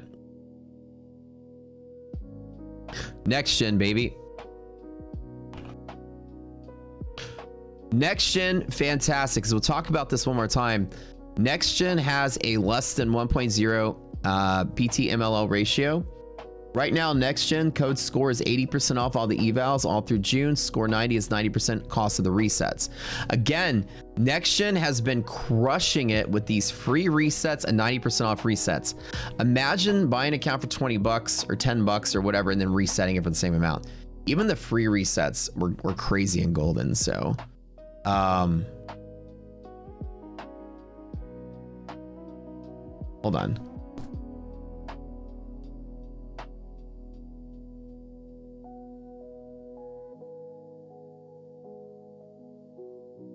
All right.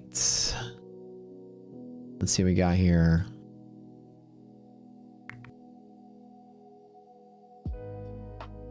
Ooh, still rallying, still rallying. I wonder if there's going to be any selling pressure at yellow. I wouldn't try to fade it, but maybe it's there.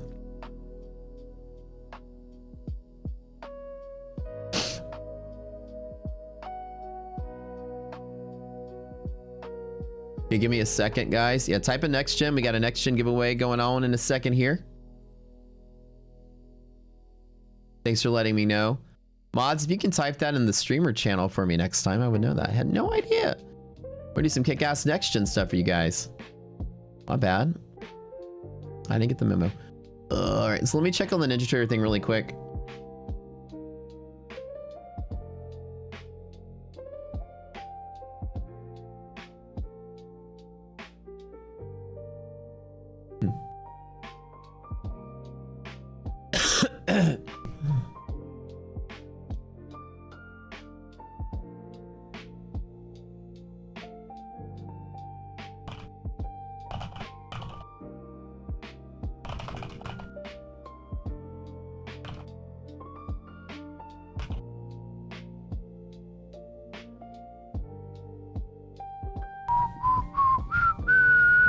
This could be some selling pressure here, guys. Be very careful because with negative resilience across the board, this is likely to be here. So what the resilience indicator does, it's a market internals that looks at the flux of stocks inside the half cap. And so half cap is the space between the open and close. If this white indicator here is less than 0, this is more comfortable here rather than here.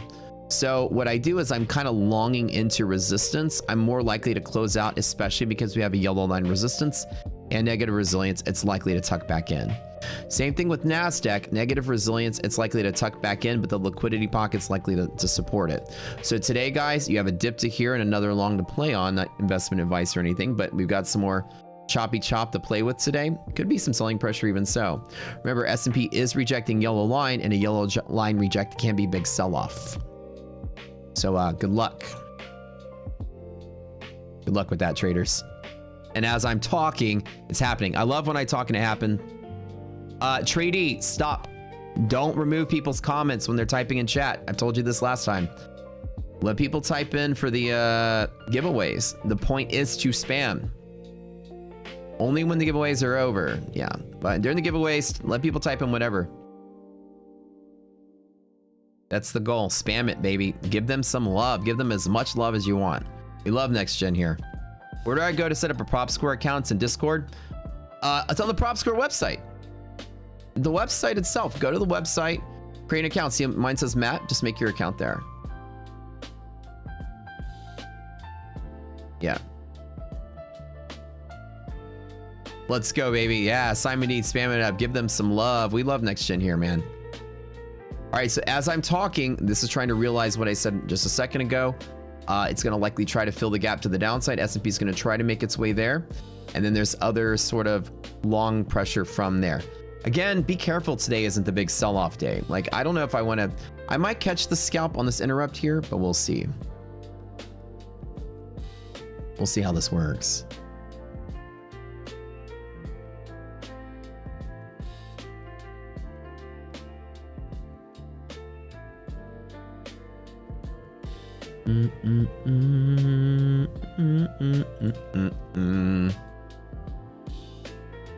So the beautiful, cool part about next gen, a couple things.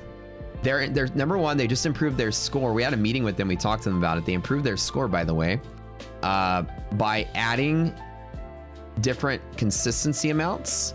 They changed it to 40%, which is really, really, really cool.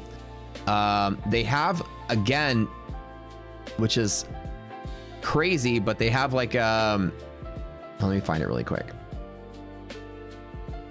Let me see which one it is. Hold on.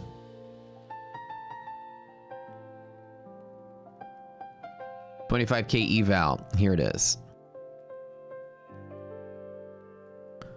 Am I wrong on this? Wait, hold on. Eval, PT, MLO. Oh, here it is. Here it is. Here it is. So the 25K, the ones we're giving out, has a 1.3K profit target to 1.8K MLO ratio. Again, it's the second one of only the two accounts in the entire space that has a ratio less than that. Blue Sky and Next Gen. Like I said, these are hidden gems in the space just earlier. So Next Gen, fantastic, fantastic. So you get this hidden gem of an account, which is really nice. It's a 1-day pass, less than 1.0 PT to MLO ratio, 80% off, and then 90% off resets for 30 bucks. You literally can flip this account for 30 bucks. And then reset it for practically nothing, which is kind of crazy. 90% off resets. They have free resets sometimes too, which makes it just crazy as well. Anyway, type of next gen, we got to give away some of these accounts for you guys, as always.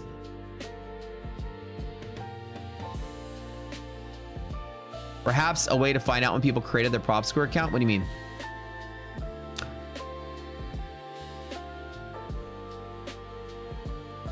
So Simon Dean, whenever you created your prop score account, it'll just be the day you created the account.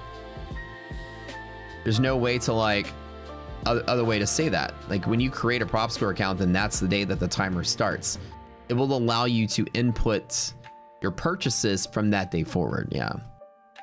Like if we were to make an exception to that and say, okay, we'll go back to the beginning of time. You know, we have 100,000 user accounts at Rocket Scooter. It'd be like an insane nightmare to go through each account one at a time to let people retroactively do it. It'd be impossible to do that. But what if you don't remember?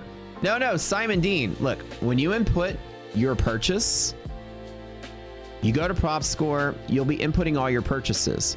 You're going to put in the purchase and the date, and it's going to say, sorry, this doesn't qualify. You don't have to remember anything. Like the website knows your creation date, and then if you try to input a date before that, it won't let it go through. Yeah, because people will like game our system if we did that. All right, a little bit of selling pressure here. That's a heat map. Oh. So this tells you how every stock is performing. Red is bad, green is good. And the bigger the box, the bigger the downside move. So the little ones are small moves. Bigger ones are the biggest moves. So like Nvidia is the biggest mover today, 2%. Apple is 1%. Like see percent change, right? Okay, cool. Oh. The bigger movers. Why? What's doing Google? Goog and Google. Ah.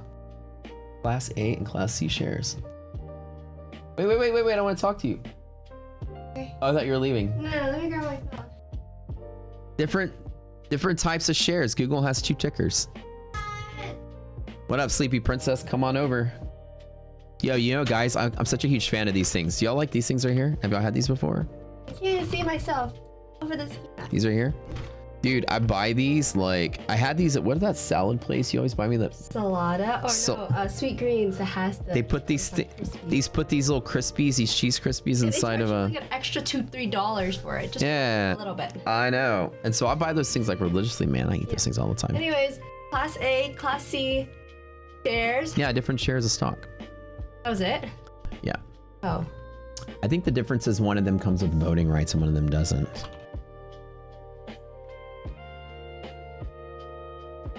Let me double check that. Yeah. Yep. Class A is the one that comes with the voting rights. Class C is ownership of company with no voting rights. So some stocks list both of their shares on the exchanges. So guys, remember I drew that trade plan a second ago? There it is. Just like I drew. Just like that. Again, I would scalp small here and not try to bet on a big rally from here. This could be sell-off day today if this continues to deteriorate a little bit. Nvidia did pump to 232 and is now pulling back to down 228. It does feel like things are trying to sell off today. That flow feels a little negative, and ARB is also negative 40 on NASDAQ as well. With negative ARB, be careful of continual selling pressure as it pulls back. But anyways, guys, like I said, next gen's become a quick fan favorite here. They now have raised their consistency to 40%, which is really cool. Let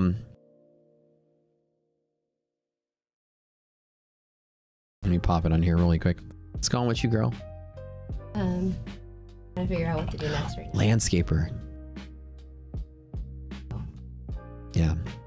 I need them one of two things. We need to install a couple more sprinkler heads.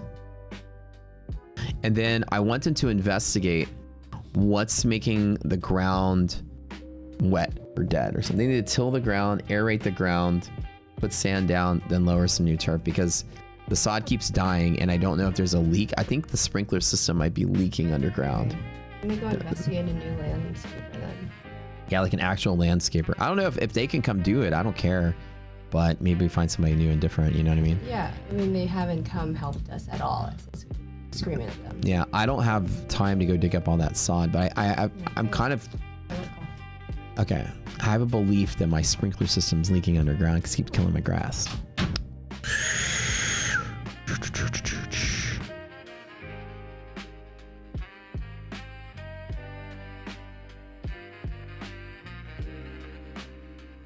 All right, friends. It's time. It's time again. Next gen, type it in, type it in, type it in.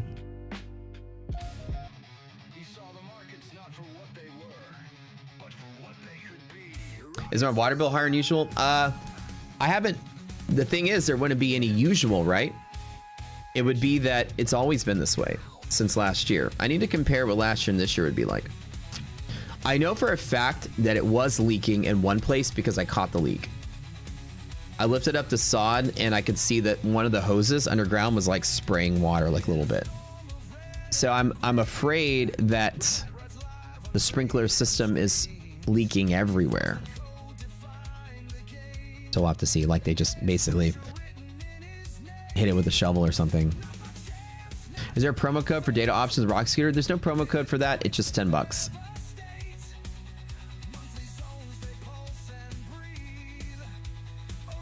Yeah, that's what I need to do. Put a flow gauge on the sprinkler system to see if it's flowing when it's off. Yeah. Because my sod, when I plant it on the edge of, there's like this one area where, I know it's where the drainage goes to, but it still doesn't feel damp to the touch, but the grass is all dying, and it's not dying from fungus.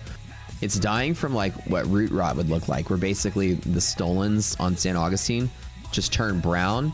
And when you pull the stolon, it's just loose and it comes right out of the ground. Typically comes from overwatering and root rot. So congratulations, Moria. First winner.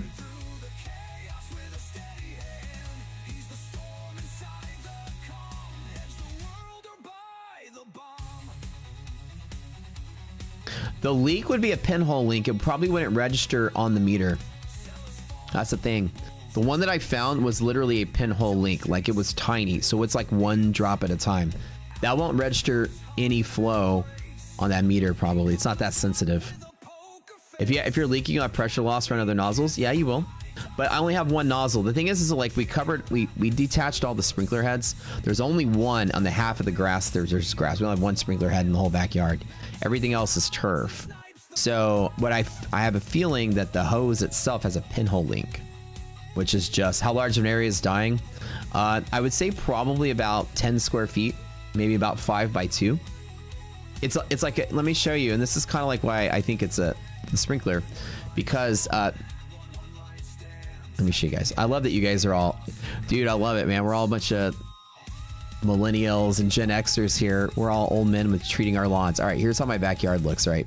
My backyard has like a strip of grass here and has turf here. And the grass is all my gardens, my planters and stuff here. So this is for Pickle to take a shit in, right? So, actually, let me draw it a little bit better. So it's kind of like this. I have a little garden here, air conditioner here, then planters all around here. There's a drain right here.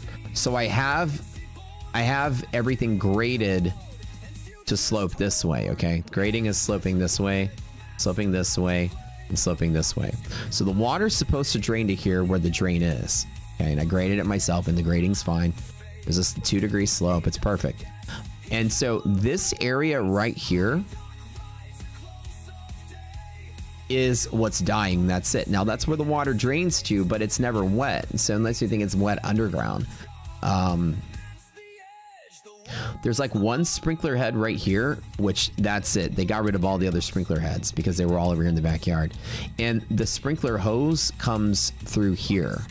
So it leads me to believe that the leak, because I found the leak right here. So there's probably another leak in here that's just keeping the underneath side just moist. So I have to basically check on that. Have I checked the valve? It should be in a box. Yeah, I haven't checked the valves yet. That's why I'm getting her to hire somebody, because I don't want to go dig around and go check the solenoids myself. I don't think the valves are leaking, because the sprinkler heads, if the valves were leaking, the one visible sprinkler head would actually, like if the valve was leaking water when it's supposed to be closed, then the sprinkler head would be leaking water out the top of the head because the pressure drop would push a little bit through, but it's not.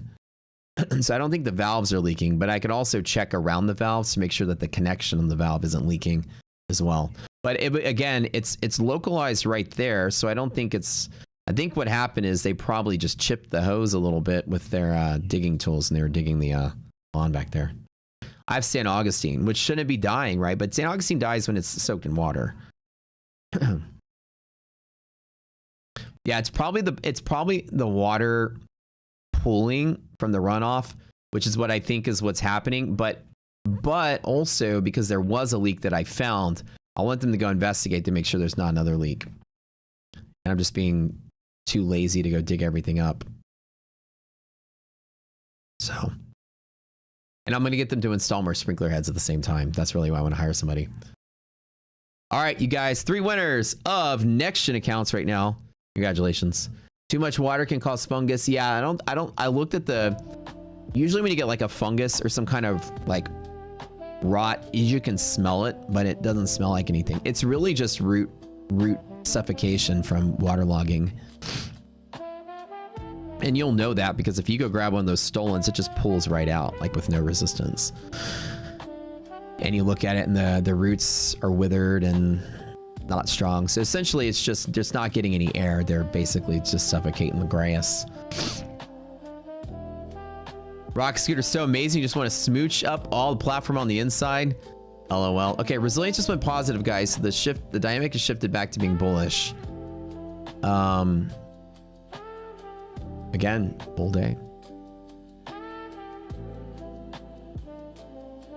No bearishness anymore. The negative res just flipped positive.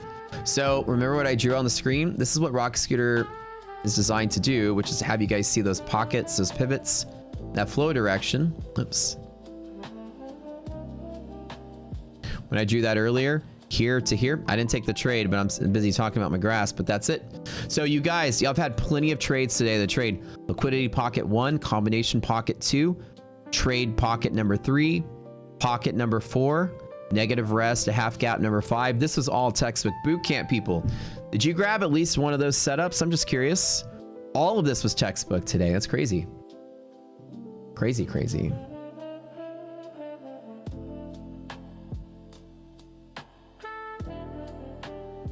I'll grab at least one of those setups. All right, congratulations to the 3 winners of the next gen accounts. Like I said, we will check to make sure you are a legitimate person and not a bot. We have ways of finding out.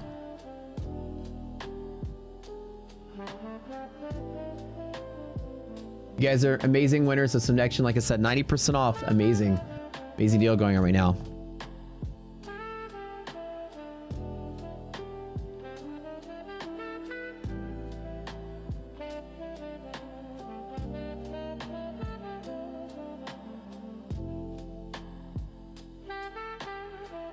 All right. Check the Arena Cup leaderboard. Eva, can you post it to me somewhere? Hold on. Actually, make it look really quick. Ninja Trader. How are we doing in the Ninja Trader Arena Cup today, guys? Let me log in and see. I got it right here. I can see the top 10. Let's see how we doing. Where's the leaderboard? Can somebody give me a link to leaderboard, please? Okay, check that thing out. Hold on.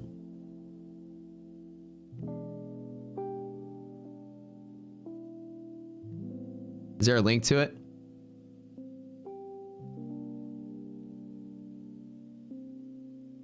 Can somebody give me the actual link to the leaderboard? Because I can't find the... Since I'm not registered to the heat. I want to see...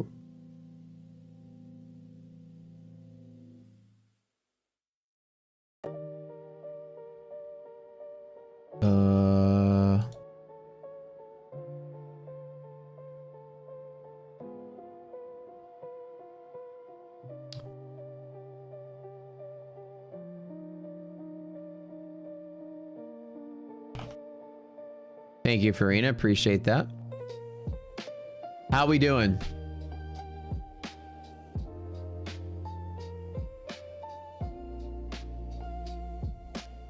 I can only see the top 10, so I don't see any of us in the top 10 yet. So let's see.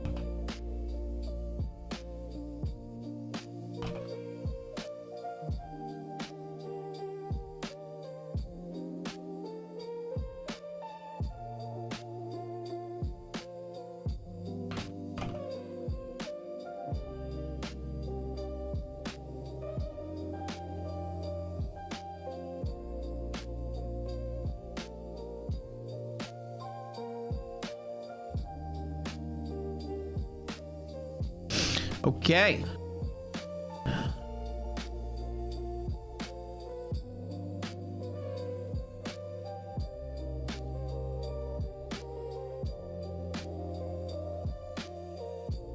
I'm excited to see what the update says. This other guy I'm trading against. He was down yesterday, so let's see if he's still down in an hour or two, guys. All right, we are still chilling here. Still bullish on the market. Bullish from here to here.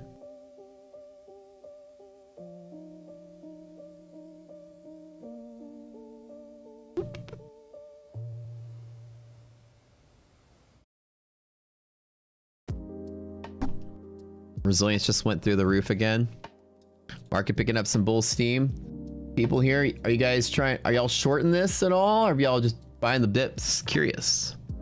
Look at Arb. Arb is positive again. Yep, so arbitrage just went way up through the roof. Right now, when you see it flip-flopping through zero, what you need to do is you need to open up the chevron at the bottom, go to the events feed, and see what's crossing up and down half gap. You've got Google and Amazon flipping space right through the middle. So you can see Google's passing through half gap right here, right now, and then Amazon's doing the same thing.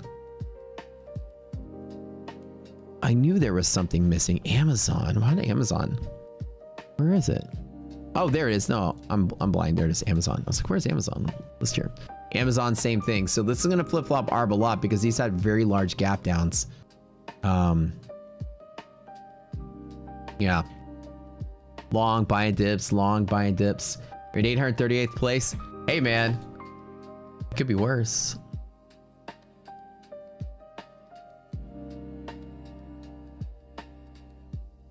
Okay, hold on.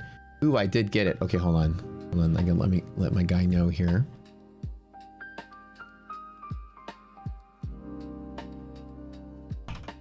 Woohoo! Ladies and gentlemen.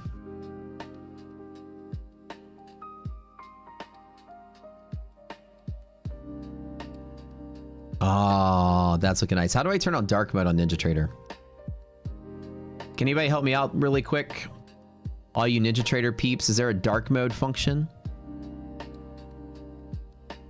Okay, chart background. Do I have to change these all one at a time? Is there like a one button click dark mode? I don't want to have to do this all one at a time. Dark mode is in settings, like the overall settings.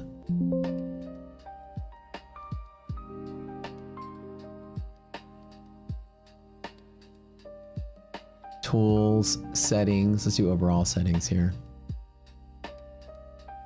Skin, Ninja Trader. Ah, here it is. Fly. Okay. I have to restart. I found it. So I need to exit and start over. I heard you screaming in the other room. I wasn't screaming. I just can't hear myself over my congested ears. You were talking very loudly. I'm sorry. Oh, it's funny. I was like, are you okay?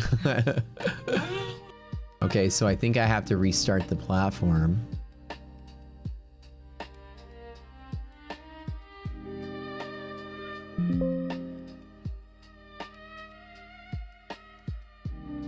Oh, let me save the workspace. Hold on. Save. Yes. Okay. Let's try this one more time.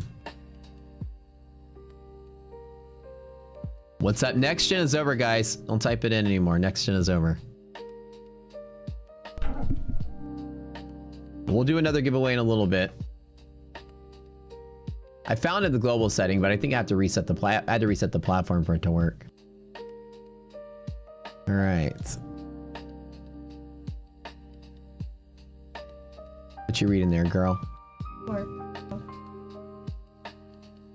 Oh, yeah. Dark mode. Let's go. Okay. Let's see it pop up. What is this? Ninja Trader. Yeah, let's go. This is S&P. You guys, I'm so excited. This is finally testing out to be pretty good. S&P liquidity map. Perfect bull zone, bear zone, bull zone, D bands, MHP. Hey, those are your tools. That's you? Resilience. Socket connection open. Arbitrage, resilience. Oh, that's beautiful, guys. All right. It's done. I like it. Now let's see how we do monthly maps really quick. So this is a huge thing. Our tools are now available on Ninja Trader.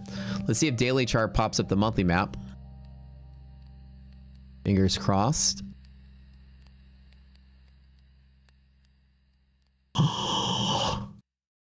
Wow. Guys, this is a long time coming. I don't know how to navigate Ninja Trader. How do I click and drag around the chart though? Can I, is there a hand tool or something? Pointer tool.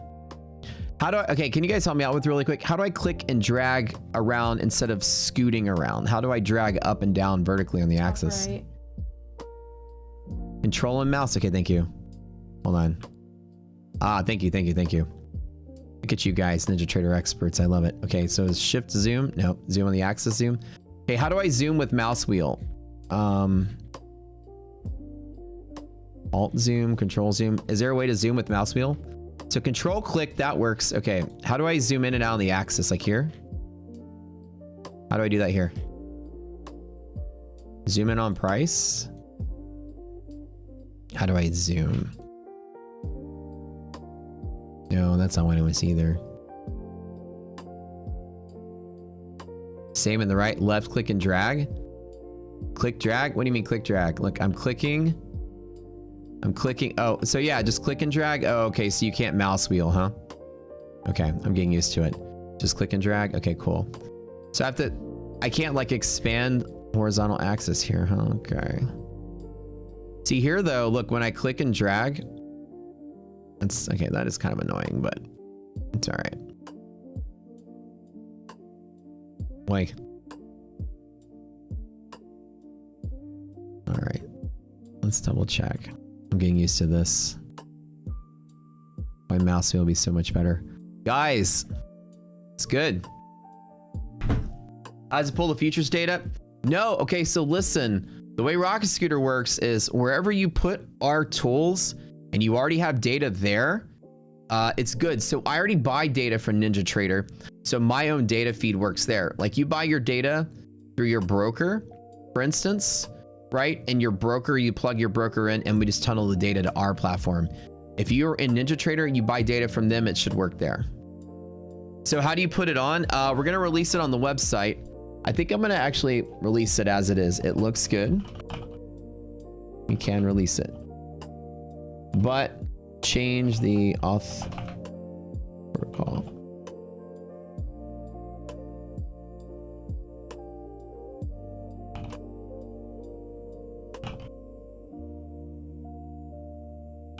Guys, I am so excited to see this.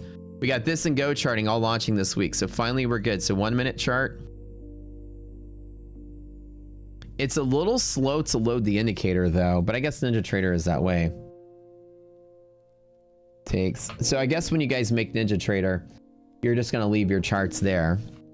It takes like 5 to 10 seconds to load indicators when switching tickers. Can we improve that speed or is that a NT limitation? That's one of the downsides, but with Ninja, you just leave your tickers the same. You don't have to switch them. But when you go back and forth between environments,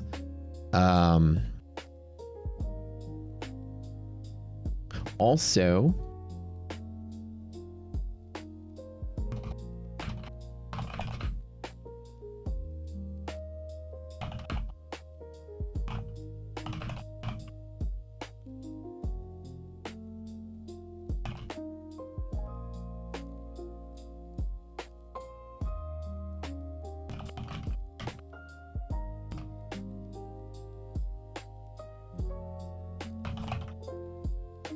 we also are missing DD ratio. Should print that somewhere.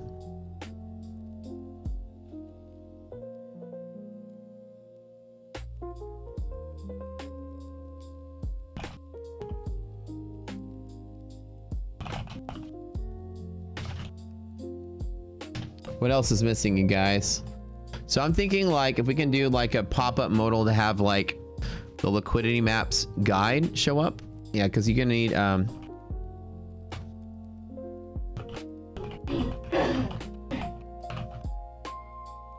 I don't know if we'll be able to put the things from the axis in here, but we should be able to have something that's like a guide. You click it, maybe I think it pop up a JPEG there. We can also put DD ratio up at the top.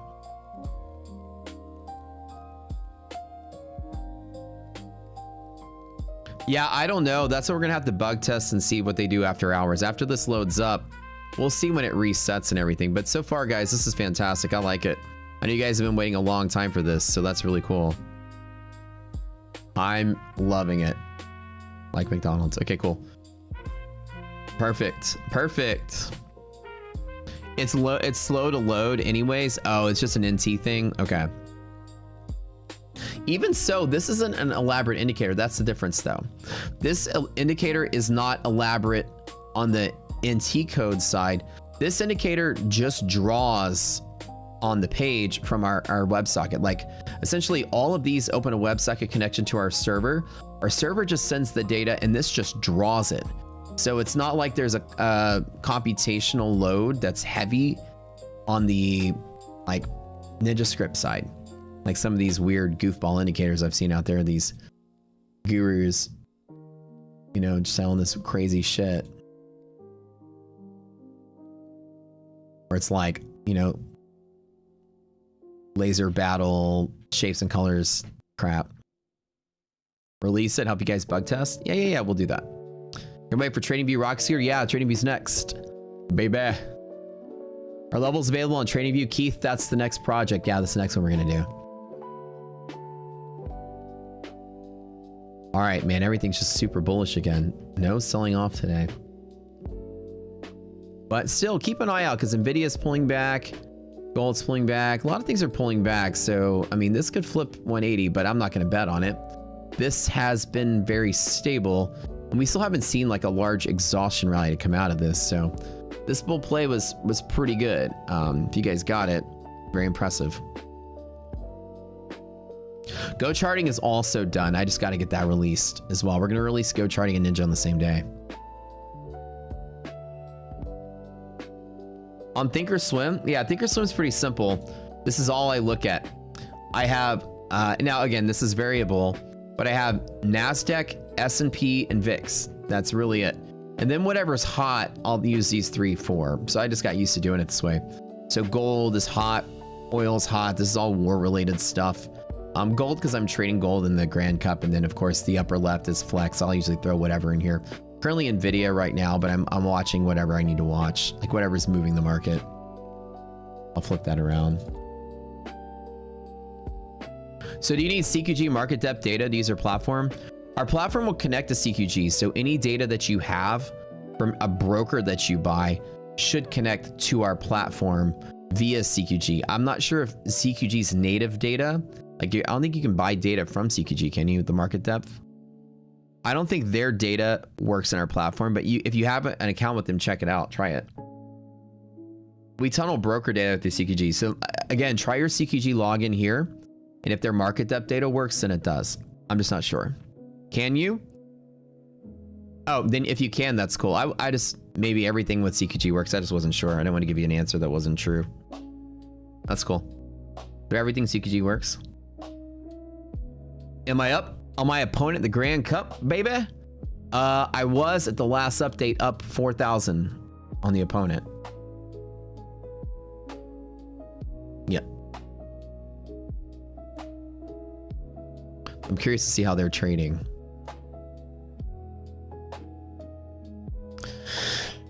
We update in like 1 more hour, so we'll see how that turns out.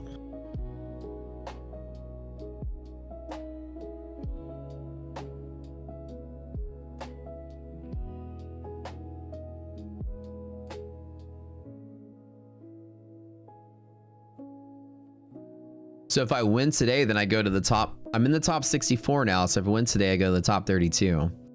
Did you there's prizes along the way up? Did you know there's prizes? Every round I go, the prize doubles. So right now, like of last round, I've earned $1,000. If I win this round, I earn 2. The next round is 4, then 8, then 16. The winning prize is 100. Okay. If I lose today, it's $2,000. Yeah. Is this correct? What does ARB 120 mean? What do you mean ARB 120? It's minus 20. This is correct. Yeah. Why would it not be correct?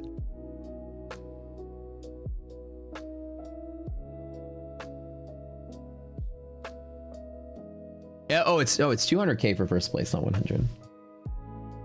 Girl's gonna take and buy some reformers with it. I know her. She's gonna steal every penny of it. That money's as good as gone.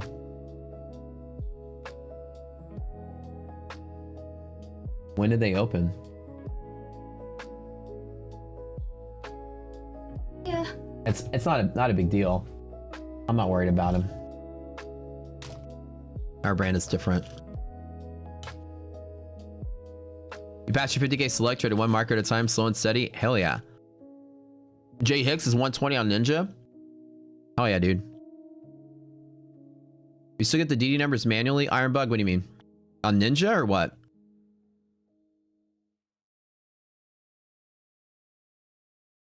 Also, we need to print.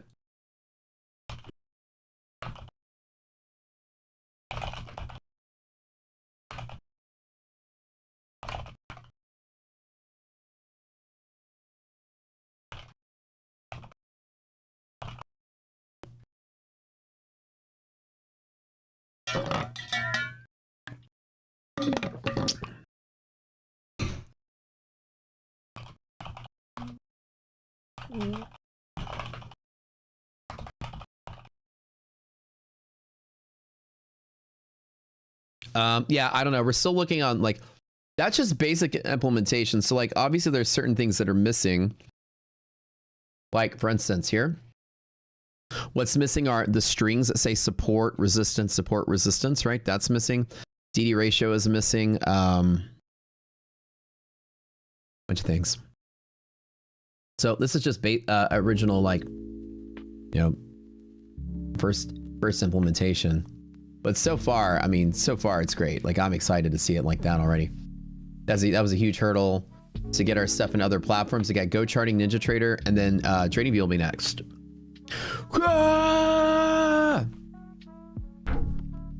Bring matcha pop-up shops and you'll smoke that Pilates class. I know, dude, 100%. What's the blue line on ES? This is overnight dynamic hedge pressure. It's a support. So you have a stack of supports here, sitting on top of each other. Nasdaq at all-time highs. Do you think we break and keep going, guys? What do we think? S&P's breaking bull zone. This can keep going. What a crazy easy day today. Look at this S&P trade pre-market. Bull zone support pop up here. All these indicators are positive. No short in this. No idea how to trade a 60. Dude, I literally just guessed on 60. Like you can avoid it, I think, and still do okay. But I guessed like on 60, what I did was I just looked and I was like, let me just guess. It was really that basic. Like, let's look at it right now. I looked at it and I was like, let me just trade it like it's a range. Let me just long here, short here, whatever I was doing. I was playing in the range. So this was like back here. So 60 really didn't do much, right? So if I were looking at it right now, I would make the assessment that I'd say, okay, how does the 60 correlate with everything else? Right now, the market's been going up and the 60 has not been going up. Or so not been going down. So you can see like, example, Nasdaq S&P's been going up, 60's been going up. So I would trade it probably in the same direction as everything else. So it really didn't give me much point towards my thing because it didn't move much. But if I were to like take a guess, let me say make a guess, and I might just like play it to the long side. So I don't know. Like I said, there was a time during the competition where I was long all five of the things, which didn't make any sense, but it's kind of what everything was doing. And it worked for a hot minute. Oh, yeah.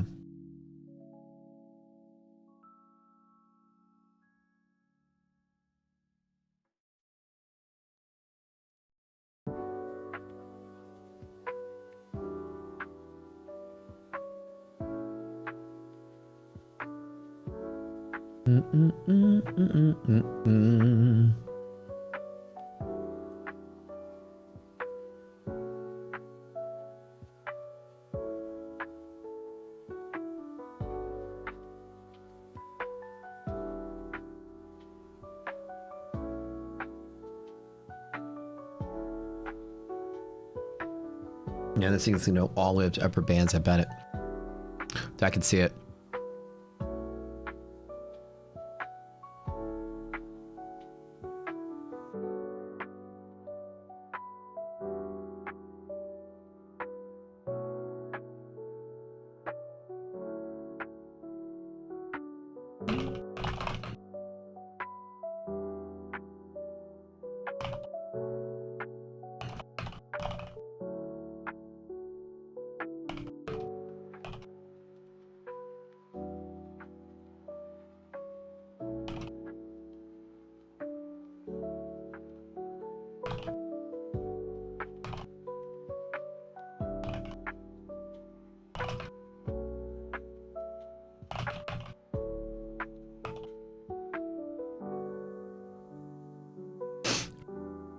Watch this just be a day that fucking sells off and dies.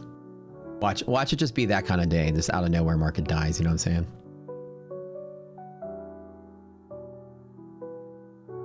Yeah, I know what I'm saying. So all my accounts have sort of maxed out with the exception of this one. This is the only one that can still make money. Everything's maxed out.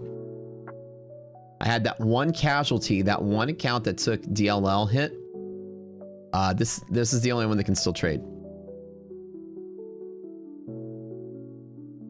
I've locked in 21,500 in payouts from Lucid the first 3 weeks of doing them, so that was kind of nice.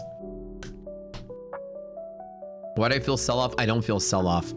I'm saying would it be crazy if it was a sell-off? For whatever reason, the last 2 or 3 days, the market has not progressed in a strong bull run till the end of the day. The last 3 or 4 days, the market has experienced selling by the end of the day. So for whatever it is, volatility is expanding. We can see that, right? VIX is going up. We can see that. So people are probably doing pre-non-farm profit taking. Clearly the bull run is experiencing a little bit of hiccup. So I think that because the last 3 sessions we've experienced selling throughout, it's not going to be a stranger to possible selling. Now I wouldn't be betting on it, but just this run up in the S&P looks a little suspicious and too bullish for comfort, right? So we'll see how that turns out.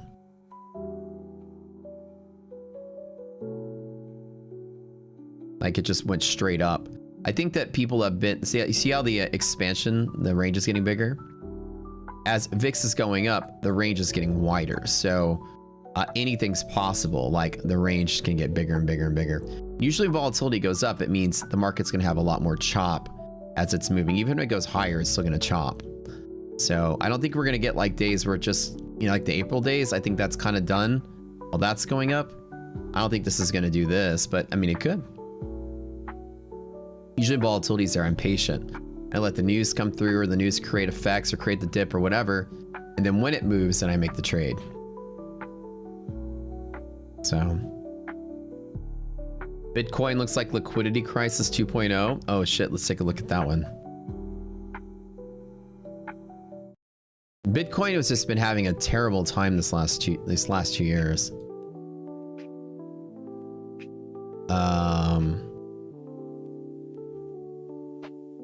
Like the ups and downs, it's been ridiculous.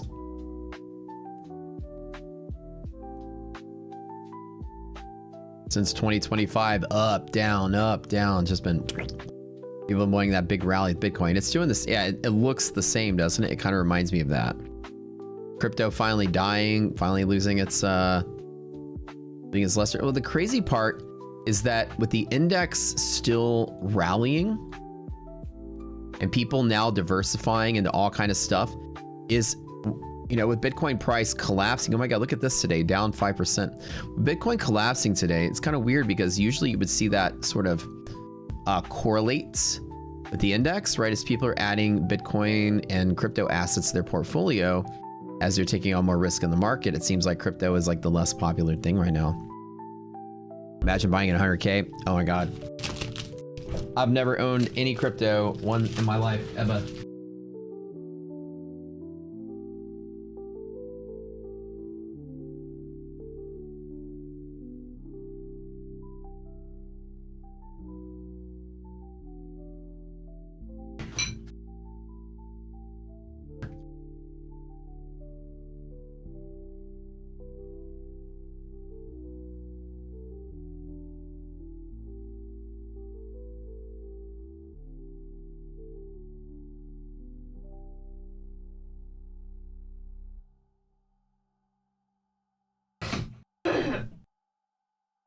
Darb just dropped negative again, so there's a little bit of a overstretch here.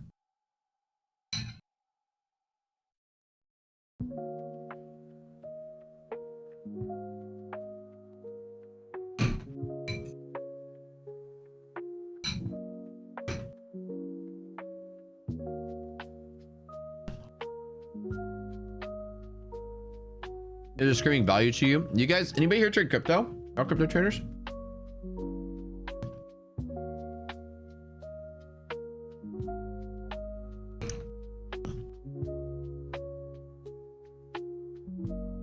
Dude, just like yesterday, man.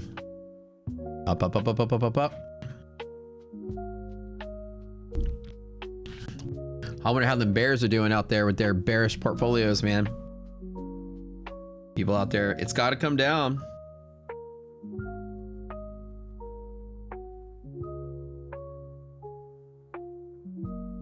Yo.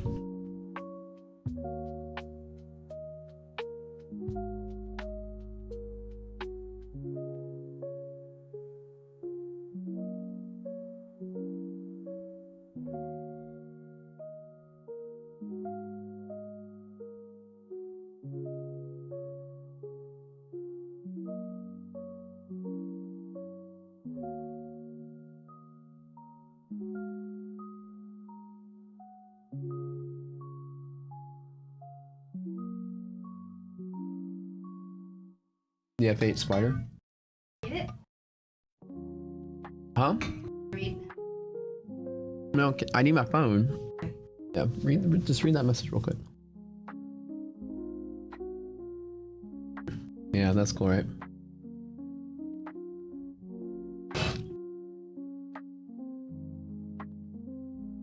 Ugh.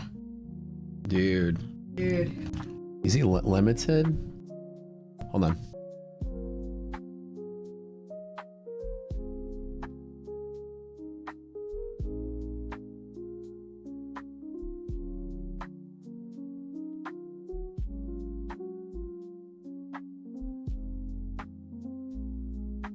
What's up, guys? What are my thoughts on harmonics? Nah, I like things like that. Those like, I don't know, mathematically focused pattern finding tools, I think are just complete waste of your time. I've seen a couple of like gurus and salesmen and YouTubers try to push harmonics, and they just, you know, lost millions of dollars over years trying to do that. Is the earth flat? In locality, the earth is flat, yeah. The further you zoom out, the earth becomes round. I think right now I feel like the earth is, the curvature is negligible underneath my feet, but overall, I would say the earth is not flat. If the earth was flat, you'd have a really interesting phenomenon. If you lived on a disk, I don't understand why people, flat earth don't do this, the physics here. As the center of gravity pulls towards the middle of a large massive object, it would pull towards the middle like this, the center. So if you were running on a disk and you were this stick person here running this way, as you get further and further and further away from the disk, it would feel like you're running uphill. As a matter of fact, if you run on a flat disk surface in space, it would actually feel like running along a ramp on Earth. The further you get away, the more it's pulling you back towards the middle. So as we approach the ice wall, we don't feel the pressure pulling us back towards, you know, behind us towards the middle. I mean, it's just the physics, right? The vector here is straight down. The vector here is at an angle. So as you get further and further away, the gravity vector pulls you backwards, perpendicular. There's a perpendicular portion of that vector to the ground. So I don't understand, like, I know flat earth was a fucking CIA experiment or something. I swear it was. CIA trying to, like, here's what I thought flat earth was, right? Let's see if we can get a bunch of celebrities to talk about this stupid idea, and let's see how fast we can use social media to propagate an absolutely retarded idea and see if people pick it up and take off with it. That way, we can start doing other thing like social manipulation, like the COVID era, George Floyd era social manipulation. After they tested it out with flat earth, let's see how well we can spread an idea that's absolutely stupid. And I think it was a CIA experiment. I really think it was, just to see how dumb people are. Like, and somebody was like, I got an idea. Let's just say the earth is flat. Oh, give Johnson a promotion. That's a good idea. Yeah, then we'll use this in psychological warfare, public manipulation during times like COVID. Perfect. We can spread away an idea. Hey, I got an idea. Let's convince people the flu is going to kill them this year and then kill them any other year. But this year, let's do it. Let's market it. Let's brand it and give it a name. It's called COVID-19. That's a marketable name. Oh, yeah. But anyways, yeah, that is the thing. If you were to run on a run on a flat surface in space, the vectors have an x-axis component towards center of gravity. So as you're moving here, it feels like you're moving uphill. It gets harder and harder and harder to move away from the center, according to physics. I don't know why, of all the conspiracy people and all the arguments back and forth, why nobody ever brought that argument up. That's squashed it. I mean, unless I'm wrong about how gravity works, that completely kills flat earth altogether. I've seen so many thousands of articles of people fighting each other on it. Nobody just looked at the physics vectors. If you physically don't feel like as you're walking away from the center of a disk, you're getting pulled backwards, that's like 101 physics. I'm not a rocket engineer here, but I am one. What about flat gravity? Oh shit, yeah, that's right. There's different kinds of gravity in the pancake. So is the moon landing a hoax? Yes, it was. However, we also landed on the moon. On this theory that we got to the moon and they filmed it and the film was all grainy and stupid and didn't look cool enough. Or maybe fucking Neil Armstrong left the camera on the moon and they took off. They're like, where's the camera? And Neil's like, guys, fuck, I left the camera there. God damn it, Neil. And they get back to Earth and they're like, we gotta do something. We gotta let the Russians know we won. They're like, all right, well, somebody call Kubrick. Let's film it. We gotta film something. You know what I mean? Like the footage wasn't cool enough. It was grainy. It was stupid. So then they had to fake it to make it look cool. You know, I think that that's probably what happened. Like when people like look at all the videos and they say it looks like it's fake. I think you get to the moon, but I think he dropped the camera and broke the lens or something. Yeah. Buzz said that we didn't go to the moon. Yeah, that's probably what happened. Like, damn it, Neil. Hey, man, I was, sorry, I dropped the camera and broke it. Or the footage, the lens cap was on or something. They had to basically refilm it. All right, well, let's just refilm it then.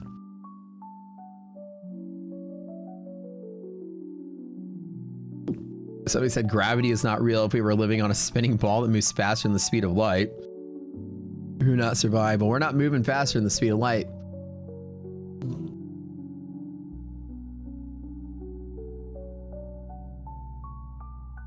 That's for sure. Where are the batteries? Yeah, they forgot to take the batteries or something. Yeah. Batteries dead. Oh, hell.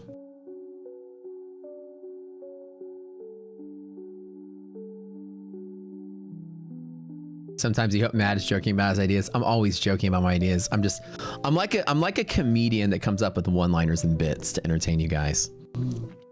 It is entirely possible that the moon landing footage was fake, but the moon landing was pretty much real, I believe. But the footage could be fake because they messed up or they lost the camera. Who knows? Or my thought was it didn't look cool enough. You know, like it needs to have some like Americanness to it. And they got back with the footage and maybe it was just like grainy footage of the ground. They're like, no, we need an American flag in there. We need a bald eagle in there. But sir, bald eagles can't survive in space. All right, well, let's just get a flag in there. Let's let the Russians know that we beat them. Even though they beat us every single thing. The thing in the space race, the Russians won every single thing except for the moon landing. We had to get one. Because they were like the first person in space, the first craft in space. Russians won everything else. They're like, yeah, we need a bald eagle in the spacesuit, sir. I don't think that's gonna work. Well, we need a flag. All right, well, let's get Kubrick on it. Let's build a moon set and film it. Yeah. They say that golf ball is still going. Yeah, that's funny. Yeah, to this day, you can still bounce the lasers off the mirrors. That's correct. Yeah, that's definitely true. Well, the thing was remember they put the flag up and it looked like it was kind of stiff and rigid and people were like, I think they put a wire in the bottom of it so that when they put it there, it would look American flag unbent over because it'll just kind of sit there and flop around. So I think they had coat hangers in it or something. So they plopped it in. It was like rigid, like it's plastic and you would just see it from forever. That golf ball's still going, dude. Still going. Your favorite conspiracy theories that acai berries are fake and Stevie Wonder isn't blind? I've seen those Stevie Wonder isn't blind things, and that's pretty convincing that he's not blind. Oh yeah, Stevie Wonder can see. Oh, 100%. 100%. Yeah, like boxing with the you can lose all the rounds but still win with the knockout. That's right. That's right. We had to win the one knockout. We couldn't let the commies win one. Flat earthers and moon landing deniers are the worst. I mean, there's clear science that support both of those things, but it wouldn't be, it would be a very plausible idea that we didn't get enough cool looking footage that's American enough that made us look like heroes. You know what I mean? So I feel like they padded some of the footage with footage from a soundstage while we were still there. So that's for sure. Have you heard of the Disney Frozen theory? No, I haven't. What's the Disney Frozen theory? Have I seen Stevie Wonder's new shoes? No, I haven't. Is this a joke? What's the punchline? Did Oswald do it? Yeah, I think Oswald did it. I'm pretty sure Oswald did it. There's always so many theories. I don't know if there was enough. Like I said, I've seen enough to be convinced, and it was just Oswald.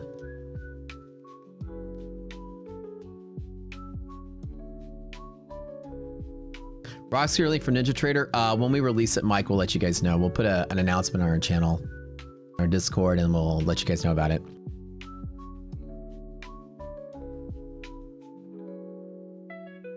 Matt was being a smart ass. Yeah, I love it, right? Making us talk about all these crazy theories. Yeah, he was a fall guy. Yeah. Now we're going like crazier. CERN caused an overlap of alternate realities. And then all of a sudden, the Mandela effect propagated throughout the gravity waves, and now nobody remembers, what was it? Stouffer's stovetop stuffing? It wasn't Stouffer's dough, I don't think, was it? It caused the Harley conspiracy key. Harley key conspiracy theory. Okay, so market right now, there's no entry points to this. There's no bull pivots. It's just pressing higher algorithmically. You can see it with just no downside to this whatsoever. So I think that the market is still pushing bullish. There's no real bear side to this. I still think it's possible that we get some kind of random event. That's why I always wait on the sidelines. I'm waiting for the next thing to happen. The Iran stuff can come out, create us a volume candle to sell off to the half cap or whatever. I could still buy it blue. I can do a lot of stuff here. There seems to be no downside pressure to this whatsoever. What a day today. Again, bull market continues to win. Short YouTubers continue to cry. Possibly believe in string theory. Yeah.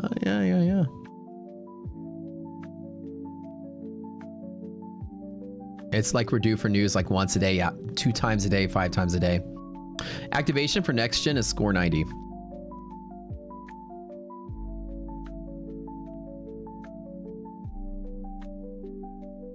Your favorite current conspiracy is that Guy Fieri isn't actually eating the food on his shows? Dude, I've seen him like wolf it in his mouth, but does he just like eat it and spit it out like off camera or what? God, just like yesterday, dude, there is like no, this is just a straight up rip. Wow. That's nuts. Wow.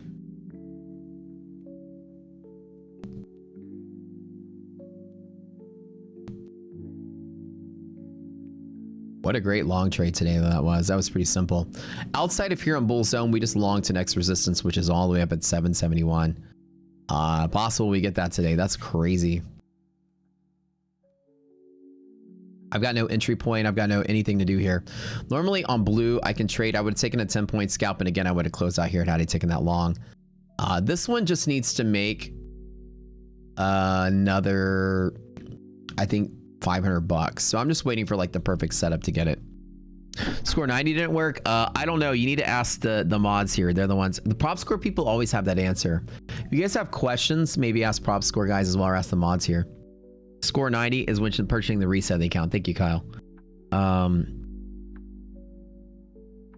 The Y-Files killer patents about people patenting energy efficient items and disappearing. I heard about that. Like the guy that invented the car that ran on water and he disappeared or whatever. You have 771 as a target? Oh, very nice.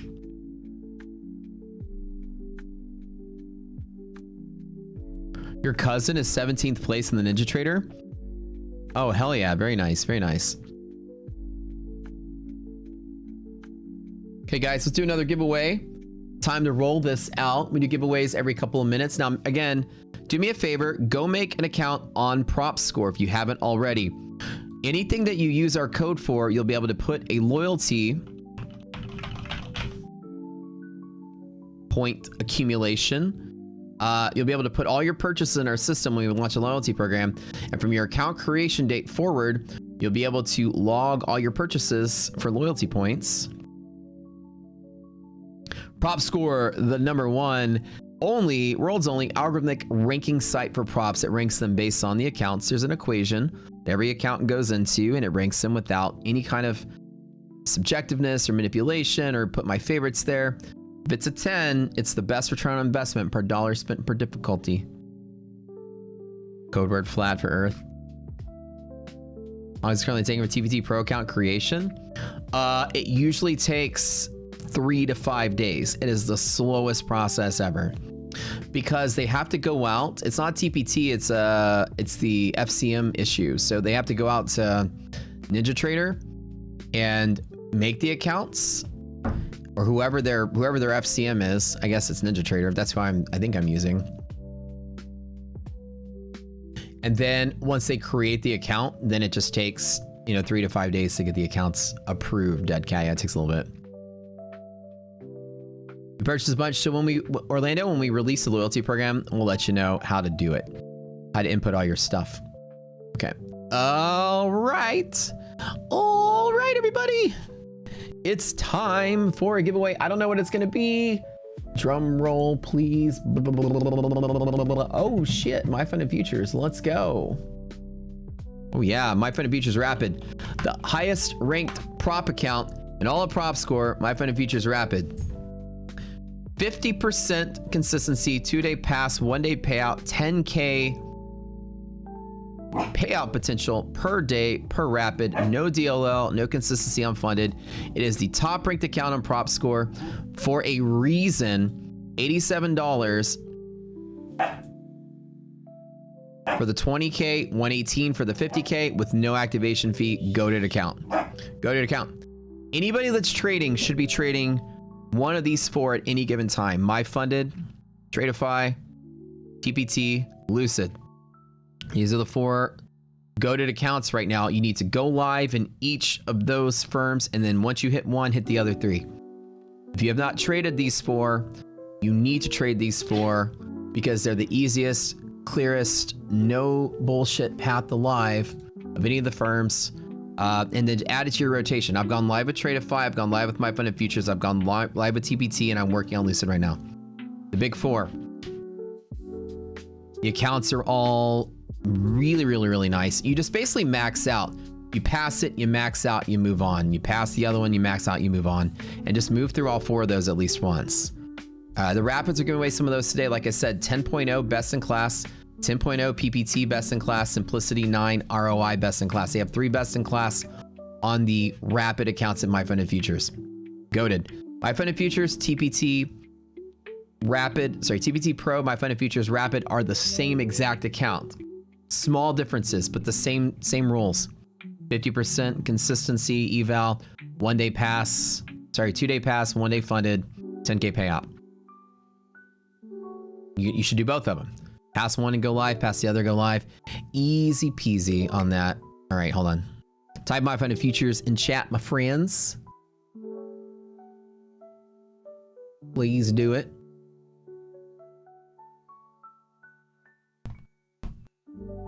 All right, let's put some jams on. Time to wake up. Let's put on the wake up music. Dun, dun, dun, dun, dun. I need to make some money today. Some more money. That was easy trading this morning. I want to make some more.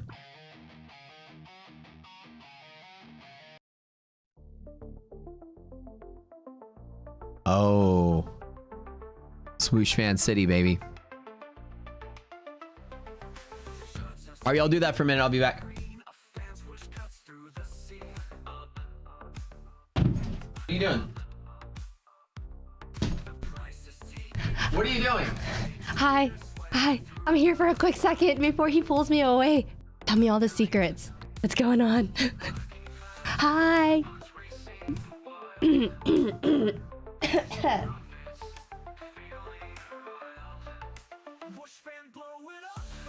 Should we buy or should we short? I don't know. What should I do, guys? I have all these accounts in front of me. Where are these buttons? Buy it all. Oh, here's good. Oh. It's Pickle, the dog trader, the wiener trader. He has a big piano. Euphoria? Wait, when did we talk about Euphoria? I literally just talked to a friend about this. If I should jump on the Euphoria train. Oh, that's what you think about Euphoria too? Whip it out, Pickle. Wait, is it still ongoing? Like you're still waiting episode by episode? Every week? Big poo and L. Spit it out. Show me your piano. Whip it out. Epitome of woke culture in a film. Oh.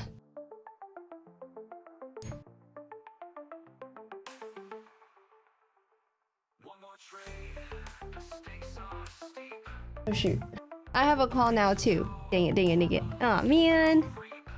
Matt, come back. I have a call, but I don't want to leave you guys because I feel like... Okay. You can stay there. Nah. You can stay there. Why? You don't want them anymore? Nah, Look at him ditch you guys. I'm bored. You mean nothing to him, but you'll mean everything to me if you could join my channel.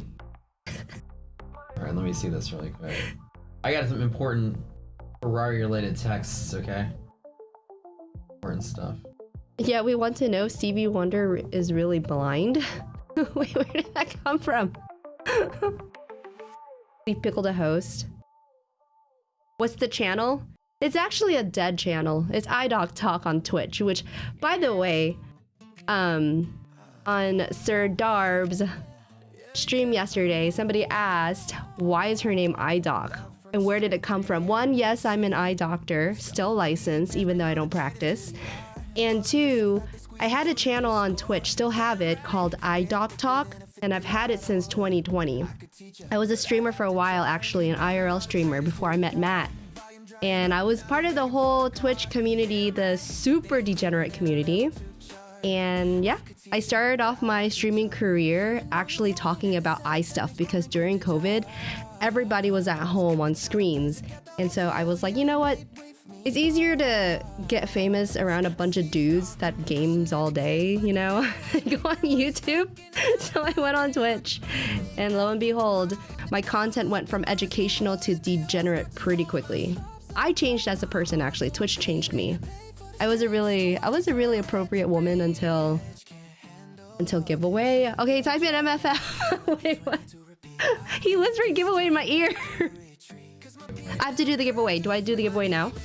Yeah. Okay. So tell them we're giving away 25K rapid accounts. You know nothing about it, but sell it anyways. Okay, we are giving away a 25K rapid account. Okay, 2 of them. Type in MFF. It is... Can I even say like it's the best, it's not the best? Say whatever you want. Oh, it is like the most legitness of legit accounts, okay? Rapid. It's exactly what it sounds like. You will get paid rapidly if you do well. Very sure. How did I do? Actually, that's Did not I bad. pass? That's really what the rapid's on. Yeah. All right. Rapid. We're gonna spin that wheel. We are going to spin that. Spin that wheel. All right. Type in MFF.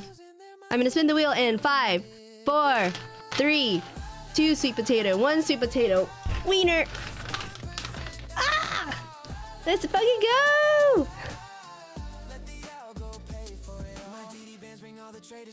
Why'd you do that? I gave him a little tiny cheese crumb. Oh. Because he crawled over, he saw me open the bag. He wanted me to pay the cheese tax. Anytime you got cheese, the dog needs takes a tax out of it.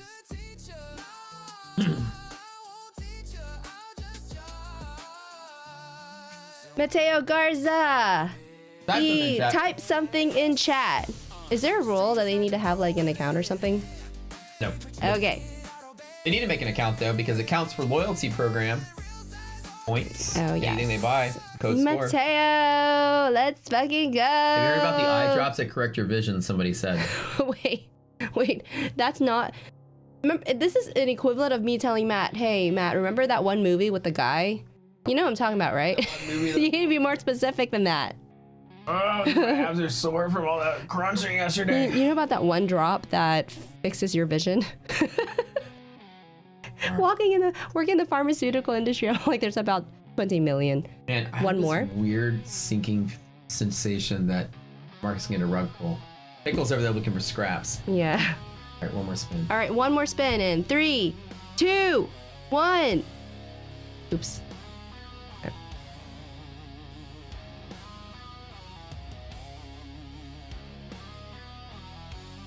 All right, Pickle.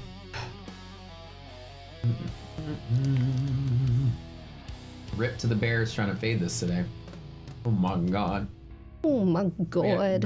God Loki. How did you know it was going to be? I've done it enough. All right, God Loki, you are the lucky winner of the second 25K Rapid My Funded account. You'd almost say he's the Loki winner. You are the... Pickle hated that joke. Thank you. All right. Pickle. Oh, boy. Wow, give it up for our host, our co-host today. Big P&L. Is what? His big P&L. Put it out. He has a big P&L? Yeah, I was saying because I was streaming with Pickle and I'm like, this is the dog trader. He has a big P&L. Oh, he does have a big P&L. That's funny. Oh, let me put this here. There we go.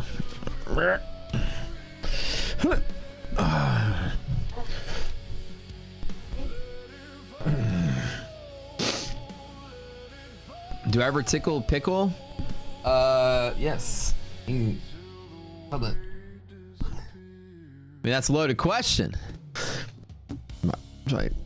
I mean, like, I've tickled my pickle a couple times every hour. Usually I'm tickling it right now as we speak. No, seriously. He's only here because he wants cheese. He loves those cheese crisps. I give like a little, they're salty. I give him like a little crunchy part.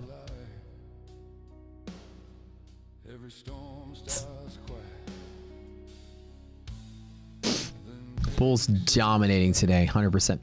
I think that's it for the giveaways for a hot moment. We're gonna chill for a minute there. We've got a TPT and an ETF coming up pretty soon, so chill for a minute.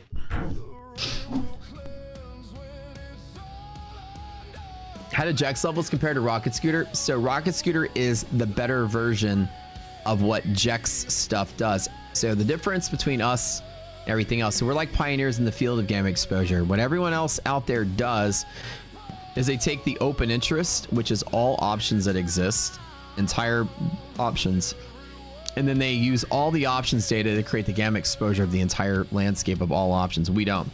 We have an algorithm that looks inside of that and can find where only dealer options are. And we find just the dealer landscape and we do gamma exposure on just the dealer landscape.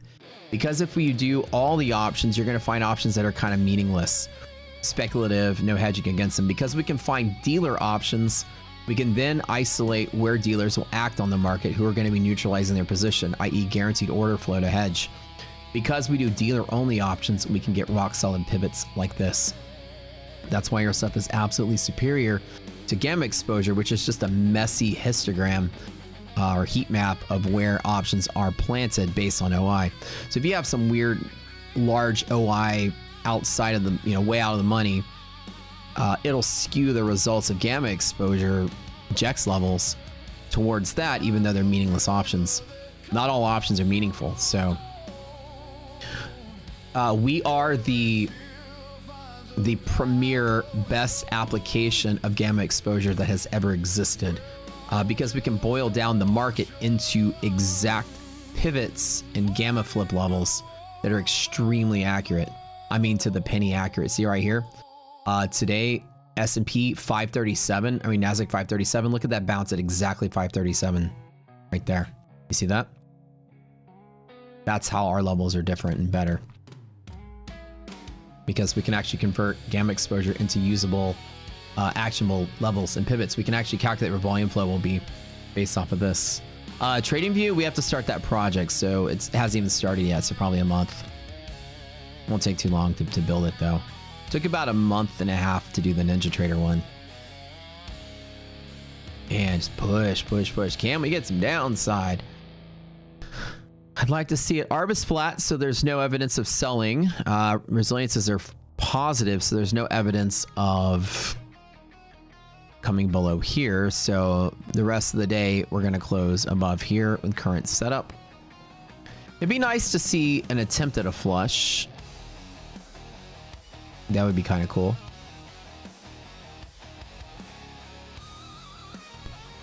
Will it be free for TradingView? No, indicators aren't free. You have to buy them from the website. But if you buy them from the website, then they will be available to you everywhere else. So you don't have to buy them in every place. If you buy our stuff on the website, then you can take your license anywhere. So you can load up NinjaTrader, you can load up TradingView, and it should work everywhere. Better than Spot Gamma? Yeah, Spot Gamma is like copying what we're doing, but to a lesser extent of not being anywhere close to being actionable or good.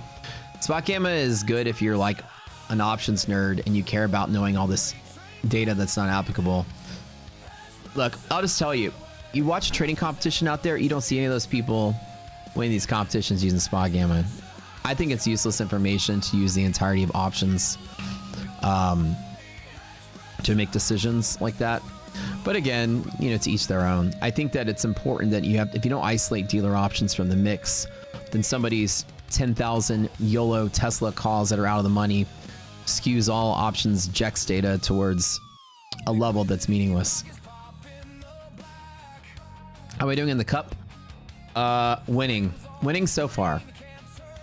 But like, see the difference, like I said, Spot Gamma, we're a better version of that kind of analysis because we can take exposure levels and turn them into actionable pivots. This pivot here, and the pressure is long from there, the pressure short from there. So we can convert options into usable trading levels for futures. That's what no one else does. They just give you this like array of data, and you got to figure out some way to use it. Ours is pretty simple. We tell you how to use it. And Spot Gamma is really big and popular because they do a lot of marketing. But like, look. Let me show you what I mean by this. And again, it's no heat on them. It seems like it's a great service, but like if you go to their website, look at this. Hold on. It's just useless crap. Like I feel like for a trader, look at this. Look at this. Look, I mean, look at this. You get all this data information. Like, look at, here's a histogram that does this. Like, I wish I could take a screenshot of that. You see all those different like ups and downs and levels and stuff. It's just information overload. How are you going to make judgment calls off of that? How are you going to easily use it? I have this theory, and it's a theory in science.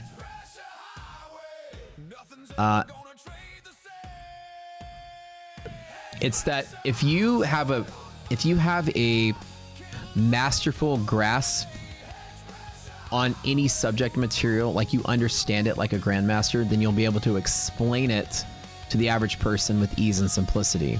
I feel like if you have to explain what you're trying to achieve with an information overload, you haven't really mastered what it is you're looking at. You just give people enough information so that they perceive that tool to have value for the money they spend. But in all honesty, I boiled down all of gamma exposure to a single actionable level that's to the penny. This orange line right here, right? These walls right here. This stuff is simple. It's like, here's the level, long it from there. And the masterful understanding is that it's not information overload. Rocket Scooter is fairly simple. Here's your gamma flip spot for monthly. Here's your gamma flip for weekly. This is bull side hedging. This is bear side hedging. So the combination allows you to trade off of these levels. And so what I do and don't like about Spot Gamma, what I do like with those kind of services, they all copy each other. They're all, there's a million of them out there. Spot Gamma is just probably the best marketed one, is that it's just an information overload. You're getting thousands of little tools, just like any other indicator set. So it's kind of hard to create a trade plan out of so much information. You're basically just analysis paralysis, they call it, right? It's just too much data to really find a usability with it. So you yourself as a trader have to pluck out parts of it to find some usability inside of there, right? So you got 10,000 things to look at. How are you going to, you have to build your own trading strategy. They're not like, here's the information and also here's the strategy to trade with it, right? I certainly don't see the founder of Spot Gamma being a multi-million-dollar trader or winning trading contests. You know what I'm saying? And it's not repeatable or easily to teach other people. You really have to be like a super duper data nerd like me to appreciate it. Now, I appreciate Spot Gamma. I love it when I look at it, but I'm also like a gifted math genius. So it's like speaking my language, right? The average person, the average trader, the average human is going to have a very hard time navigating something like that. You know what I'm saying? So personally, it's kind of funny because I'm telling you, like, personally, I think Spot Gamma is very cool. I kind of like it, but I think for 95% of you, it's a complete waste of your money and time. Unless you're just a super duper math nerd that wants information overload, which I kind of like that. It's not usable for a trader, no, but it's usable for like the extra influence and bias building that you want as a trader. If you want to find all this extra information to support a position, they've got like an infinite plethora of things to search through to find whatever bias you're looking for, you want to strengthen. But it's not like, here's the level, buy here, right? So as a trader, you kind of want simplicity in your approach, because every time you're have a trade that goes against you, you don't want to have to go out there and get a freaking PhD in options mechanics to figure out your next move. Does that make sense, everybody? It's too complicated and too involved and too analysis paralysis for the average person. Einstein said, if you can't explain it to a 6-year-old, then you don't understand it yourself. Yeah, that was, I think it was an Einstein quote.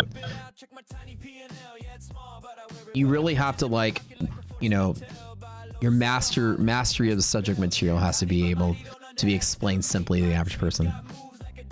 Do you have a code for alpha? No, it's score. Score works on alpha, yeah. Score should work there. Rocket Scooter was designed for simplicity. To take those complex topics. Under the hood, this is as sophisticated, if not double the sophistication of tools like those gamma exposure tools out there. But it's delivered to you guys as simple as possible. It takes all the complexity that there is there, and it just drops it down, draw some levels for y'all. So the idea is what you actually are understanding through this one sheet right here is just the infinite complexity of gamma exposure is boiled down to one sheet to make it highly usable, actionable, and easy to plan around and change your plan and stuff. If you use the code SCORE when the loyalty program comes out, we'll give you information on how to claim your loyalty points. I want to create an indicator that just basically says, buy now, bitch. Like, literally, it's just like that simple, but I can't make an indicator. I would, if I could. I would literally give an indicator that just says, just buy, shut up and buy. That's it. That's the indicator. What's the level? Doesn't matter. Just buy. Bull market, just buy. Buy now. Have you bought yet? No. Okay, buy now. And that'll work. That indicator has been working for a while. Really appreciate all the education. GT was a lifetime winner. Excellent. For that, do we need live data? You do need live data to use our tools. Yeah, important to have that. Will the monthly RS lifetime giveaway disappear with the new loyalty program? No, it won't. For Tradeify, I use Tradeibate. But yeah, I wouldn't, honestly, unless you care to just become like that sophisticated level of options, a spot gamma will be an absolute waste of your money. You need gamma exposure to be delivered to you in an actionable way to plan trades around. It's given to you like, here's mountains of data, here's a shovel, good luck. Maybe you'll find useful information here. And for me as a trader, I kind of want more like the iPhone experience, pre-package it for me. I pull it outside of the box. Okay, where do I buy? Where do I sell? Okay, cool. You got to become an expert in a lot of things to really appreciate that level of data. And like, I would say if you run like a quantitative hedge fund, shit like that might be useful to you. But as a day trader trading props, you're not going to have the ability to even react or plan around such detailed sophistication. Is Bookmap good? Yeah, Bookmap's like the perfect complement to Rock Scooter, I would say. Order flow based tools to confirm and have confluence the levels that we give you, it's like the perfect marriage. How to proceed with using our product? When you buy our tools, just watch the videos. That's the first step. The boot camp, you got to go through it. What's happening in the markets? Just buy, bitch. That's it. That's the rule. Just buy. No, I'm just kidding.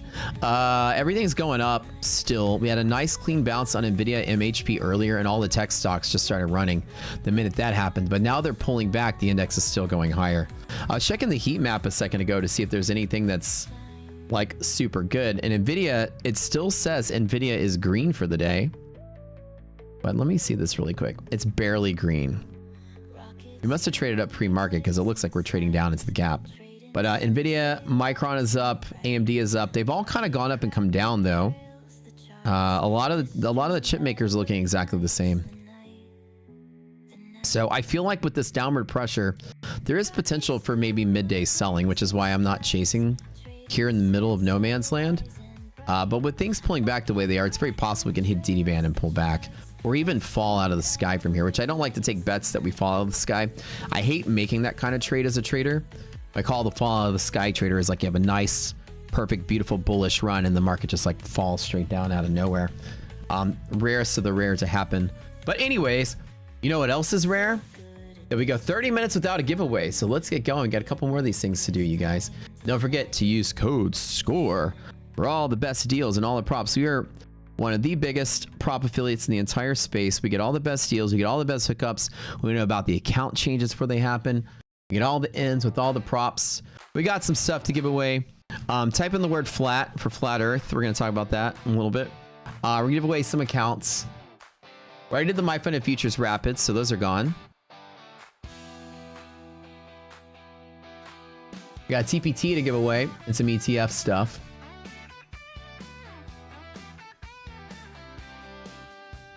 Oops. Charting in a real time.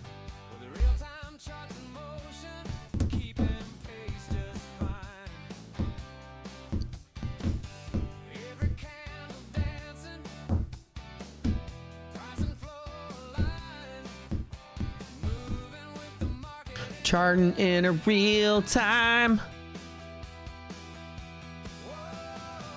Charting in a real time. Whoa.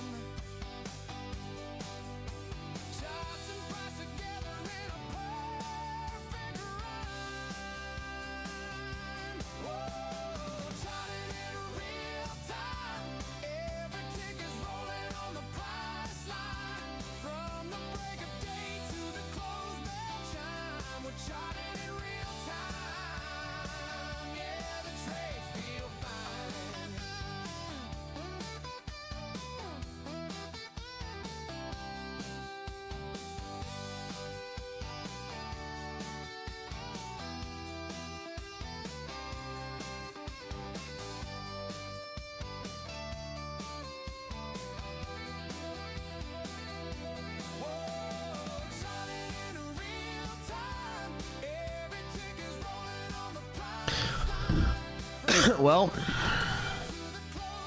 I might be getting myself a Ferrari. I want one because iDoc has one. So that'll be my next purchase here. All right, type in flat, guys.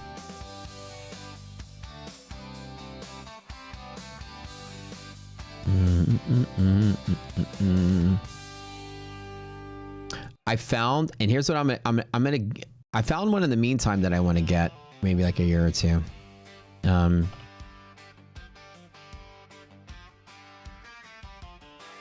I think this is the coolest looking Ferrari to come out in like the last 10 or 15 years.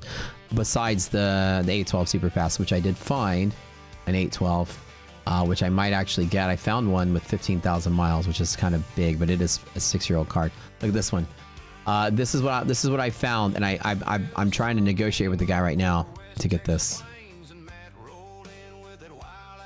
So Dino Rosa, which is their orangey color, F8 Spider. The F8 is just crushed, dude. I love that car. It doesn't have electric motors like the SF90 does, but it has like just that raw. Yeah, this is the one right here. Talk to the guy right now about getting the price down. Homeboy's selling it for, it's only got like 600 miles on it, and he's selling it for $590. These are $450,000 cars. No way I'm going to pay $150,000 over MSRP for that. $590. He's asking for too much. So I'm like, talk him down. Like I'll pay no more than 500, but maybe, because like a lot of times, I mean, it's a very rare car. Number one, it's an F8 Spider, which is rare, but that should be about 450. And it's the orange color is very, very rare. You don't see a lot of those in the wild. It's beautiful spec, but you know, when you buy these things on consignment, these people would ask for whatever they want. They're collector's items. So every other F8 Spider is about 450, especially the used ones.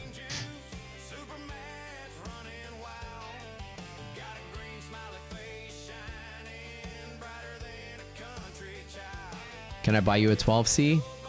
12Cs are nice.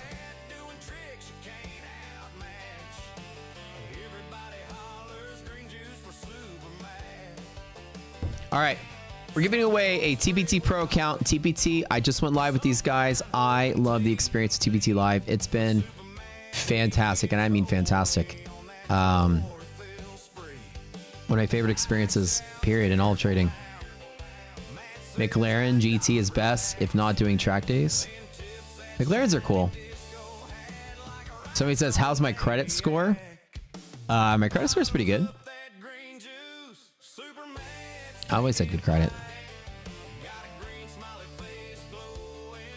All right, speaking of, I don't have debt. That's the thing. Like, I don't carry a lot of debt, so my credit score has always been really, like, I do great credit utilization. I have a few credit cards that I never use. I just put a couple bucks on them and then pay it off, or use it for points and pay it off. And I keep a card payment at all times. I had a student loan for a while, like a small one, when I was younger. But yeah, I don't have a lot of credit other than that debt, other than, you know, any loans or anything I take for business related purposes, but personal debt, pretty much nothing. All my debt is loaded up as business debt. What card do I use for points? She has the Sapphire. I have the Wells Fargo one. Their equivalent, which is the Autograph or whatever it's called. Cool, colorful craft vibes.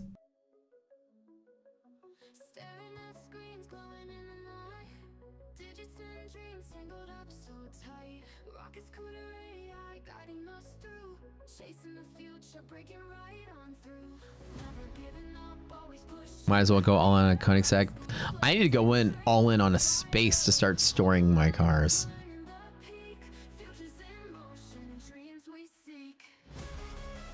Right now we got 4 cars and 2 of them got to park out on the street.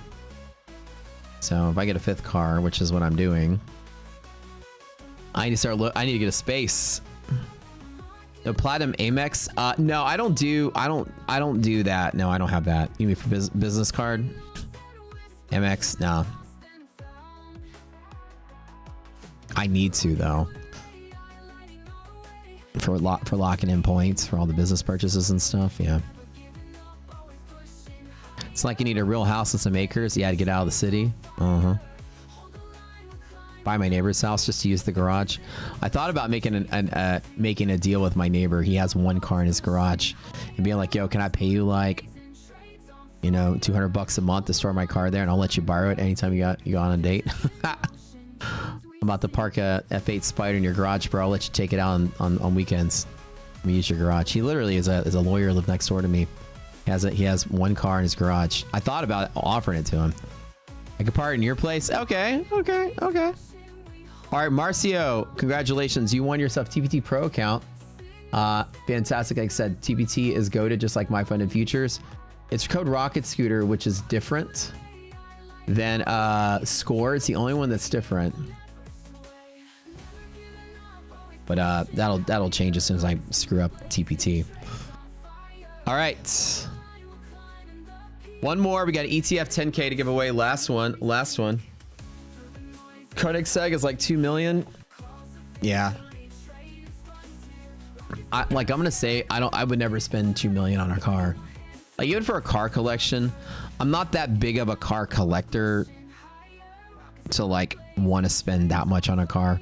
I'd rather spend 2 million on, you know, opening like 3 businesses or something that'll make me more money. Maybe if I'm worth like 50 million or 100 million, then maybe, but like low 8 figures, I still tell myself, you know, money needs to be making money. Drop 10% of my net worth on a car. It sounds a little dumb.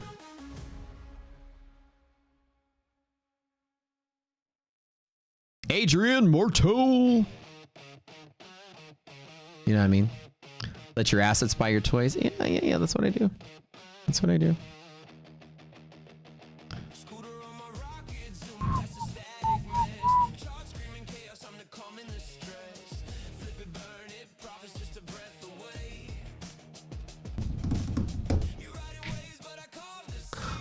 All right, good job, Adrian. Yeah, right now I got my guy hunting me down a good F8, but I don't want to pay $590 for it. Congratulations, winners! All right, if you guys won the giveaway, you know how it works. You need to go to the Discord. Link is in the description, as well as pinned to the chat here. Go to that Discord. Go to the Claim Your Win channel and follow the instructions. Claim your win. You guys must have an account with Prop Score. Number 1, make your account. Use code SCORE with all your purchases. It'll start racking up loyalty points for you guys. As soon as you make the loyalty system, you'll be able to go back and input all your purchases and immediately get a bunch of points. You'll be able to buy your Rock Scooter memberships with it, lifetime with it, whatever, merch with it, free prop accounts with it, etc., etc. What is the blue line is weekly dynamic hedge pressure. It is a high volume pivot to the bull side. If you bounce off of it, it can be bullish. If you break through it, then it loses support. It's just a support pivot on the bull side. See how it bounced, and then held? Right now it's threatening to break. So it's not a resistance pivot. We don't short off of it. But the problem is that it's not a strong pivot like other ones are. This one has a 40% chance of breaking through to the upside and a 60% chance of resisting. So 40-60 is very much kind of like a coin flip. So we don't short off of it because 4 out of 10 times it does break and keep going. But it's good enough to act on the bull side. So if you open up above it, we do like to long on a 60% chance because markets are mostly bullish. You found an F8 in Cali with 1193 miles. I want a good spec though. Like for this one, for my toy, I want either Corsa Rosa or Dino Rosa, which is like that candy red color or the orange red color. And I want an F8, I want a Spider, hardtop convertible, and I don't want it to have like goofy looking interior. The ones I keep finding are like silver or white or black, and I've had enough black cars in my life and white cars in my life. I want an orange or a red this time. McLaren GT is a supercar for daily life. Larger truck, better suspension for the street. Yeah. I'll tell you, my daily driver is still that old Maserati I have. Just a 4. It's like a really nice Toyota Camry. It's just like a dependable car that just does everything. So all I take the other cars out are just drive them to lunch, drive them to dinner, pull up to valet and look cool sort of thing. Take them to car shows. Ferraris are appreciating assets. If you get good ones, they're going to go up in value. So they're an investment more than anything. Like if I get an F8 now, say that I get an allocation now and I get an F8 and I build something that comes in a couple years. By the time I sell the F8 in a couple years, it will actually go up in value. That's why I want to invest in one now, but I don't want to pay 150 over MSRP. I want to buy one now and then sell it for 150 over MSRP myself later. A Ghibli. Yeah, I had a 2019 Ghibli. That's my daily driver. I got it during COVID when you couldn't find anything. In COVID, I actually went to Aston Martin to buy a, I was going to buy a, there was a Vantage I wanted to get. Or there was DBS and there was Vantage. Yeah, it's a really nice Vantage I was going to buy. But I ended up not buying it. And then I waited too long and they sold it. And then nobody had cars for a year. So I had basically no options anywhere. So I had to go find whatever I could find. I actually found a nice, well-kept Maserati and I bought that. That's been my daily driver for years. F8 or F80? F8. F8, baby.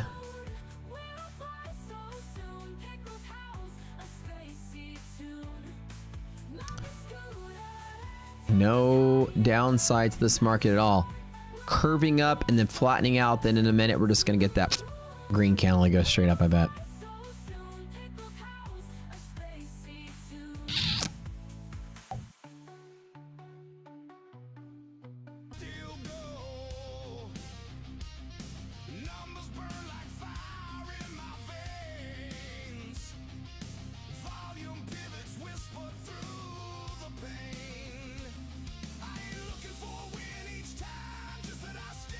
So this is the one I was, let me see if I can find it. Hold on.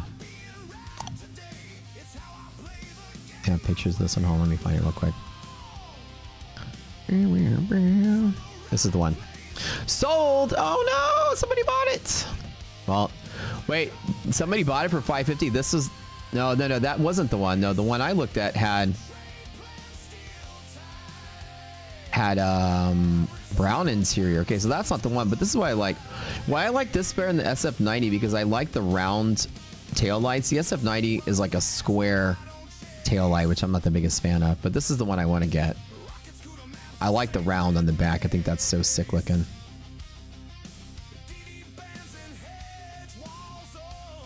This is the one. It's got brown interior. I like the brown and the orange together. Let's see. Let's go here. Pre-owned. I want to get an allocation so I can build whatever I want to build. Hopefully soon.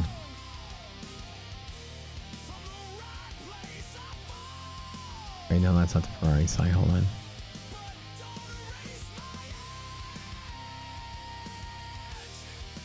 Let's shop for cars, guys. All right. Hopefully market. I think we might still be rallying from here. There's no pullback signal yet.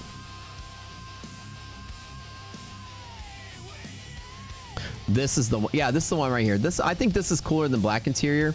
The orange for the orange itself. Look at the guys asking for $590 for that. That's ridiculous.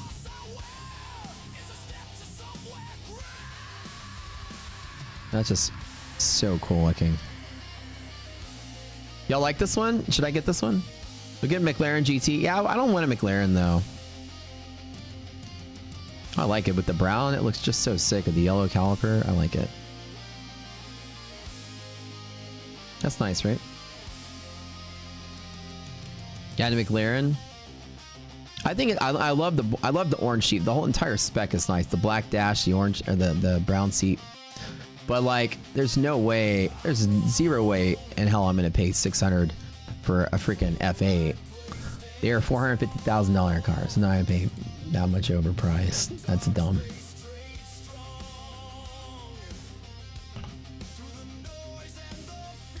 Oh, dude, McLarens are like dirt cheap, dude.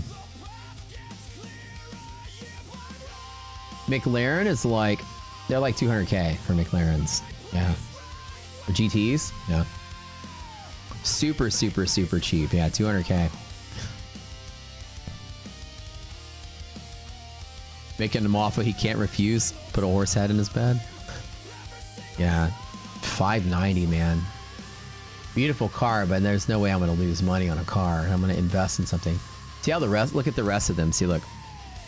And another reason why is because it only has like maybe like 800 miles or something on it. But like all the rest of them, you know, you're talking like 450. That makes sense, right? 450, 450, 400, right? That's more like it, right? It was a little bit older, but this is a 2023 with no miles on it. But you know, some of these guys, they get these like really super duper custom specs, and they want to unload them for like ridiculous amounts over the. That's actually really cool looking. I don't want a black Ferrari. I think it's a waste of Ferrari.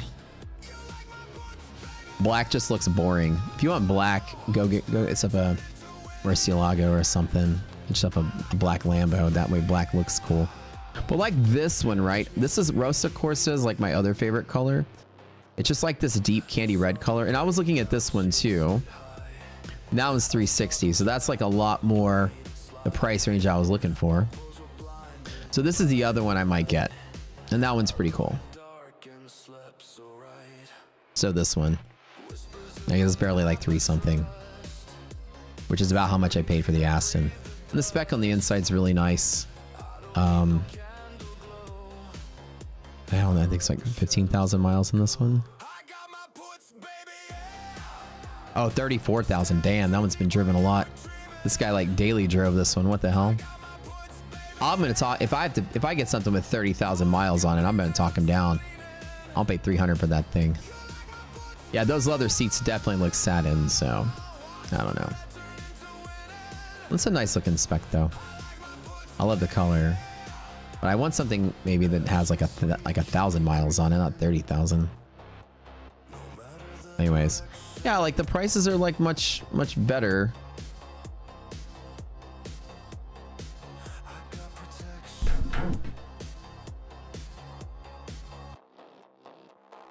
Anyways.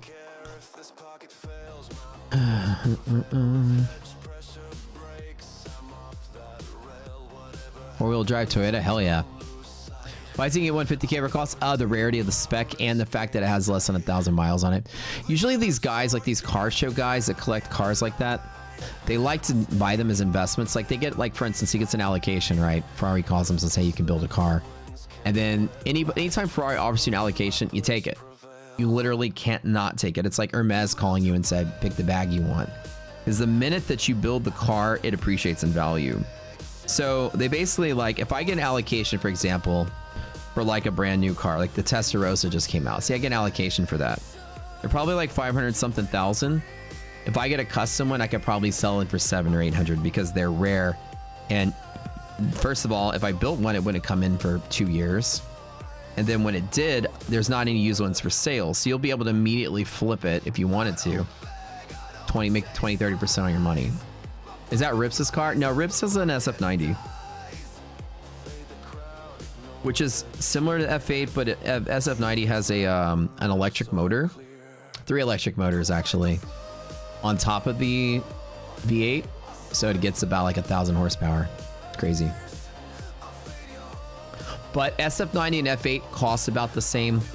I don't like the SF90 as much. I don't think it's as cool looking. But it's still cool looking. I'm not taking away from it at all. To me, the F8's just better looking. The SF90 has like the squarer, boxier back end that I'm not the biggest fan of. Like the rear end, baby. Rear end. Yeah. I had to back up mine. Rips has a Stradale, however you say that. I say that wrong. Maybe images here. Like, you see how the back is like, it's got that square look to it. They're still nice looking cars though. Rips has this one actually. He has the orange color SF90. Just like that. I don't like the back as much, but it's still pretty cool. Nice car. That's his new one, his newest one. Sweet! What are your thoughts on Lamborghini? Lamborghinis are cool. I don't know if I'd ever want one though. I don't think they look as cool. They're very like low to the ground. They're like very low to the ground and they're just really slow and flat. I'm not a big fan of. If I was gonna get a car like a Lambo, I'd just get a McLaren. It's also all-wheel versus rear-wheel. Yeah, that's the other thing. Yeah, the SF is all-wheel drive. And you get like mad amount of torque, dude. You get like Tesla torque out of those freaking electric motors. Now I understand what that means. I really a whole class on. Did I ever pole vault in high school or college?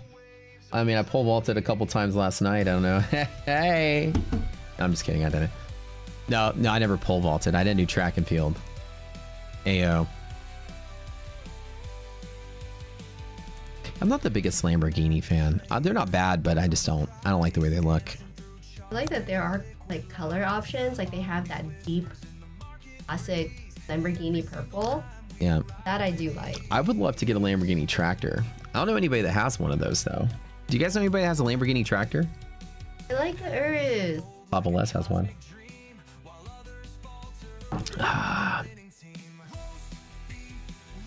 I'll be entering a trade. I already made my trades today. I bought the dip at the open to there and I'm waiting. So right now, see, a lot of people overtrade. I don't overtrade. Right now, the market's doing this and I'm waiting for like some kind of Iran news or some kind of something to react from. Do y'all see what I'm saying? So anytime the market's sitting in no man's land in the middle of two pivots, I always wait. This is characteristic of me. I wait. If the news drops, I'll buy it back up. If the news pops, I'll short it back down every single time. Right? So the idea is I'm waiting for something to happen that I'm going to react to it. All right, let's check the update on Tradeify. Do I need to make trades? How's Homeboy doing I'm trading against? My competitor is from Saudi Arabia, so he's likely awake and trading right now. It seems like he's not trading because we haven't updated since the middle of the day. So according to this, oh, I need to add that to here. I forget. Oh, I did. Okay. Looks like I'm still up. He took some trades last night and took a loss and he hasn't been trading since.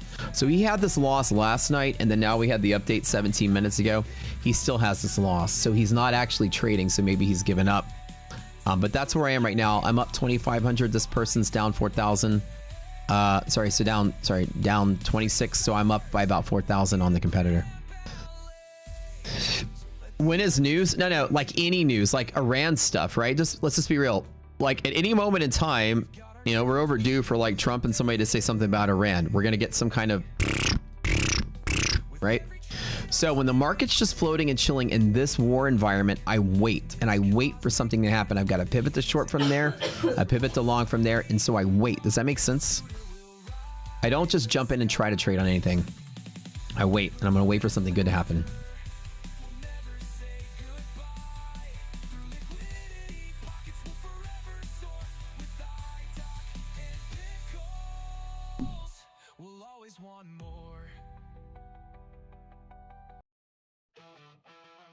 Why would your fiance say you need to stop listening to the stream? Why would your fiance say that? She's like, I don't want him buying a Ferrari. I want him buying something for me. That's what it is. That's what it is. Wait, who's in first place right now? Ninja? No way. Hold on. Wait.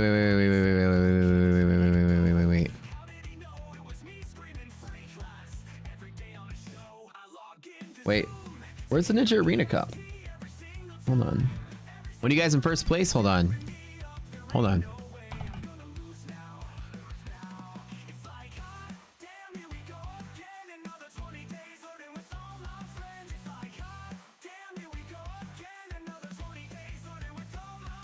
Leaderboard. Okay, here it is.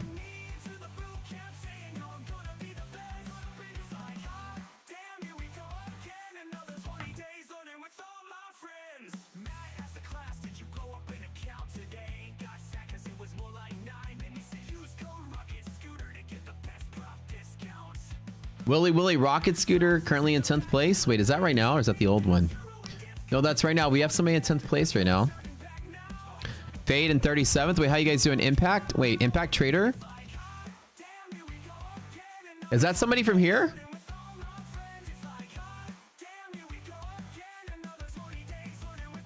That's not somebody from here, is it? I found it. I got it. I got the link.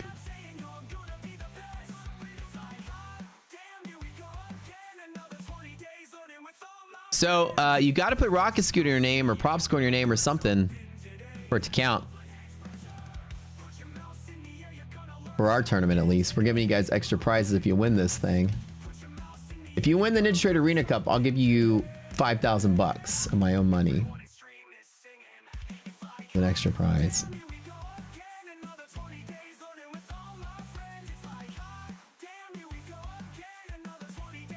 All right, let me prep on this one here.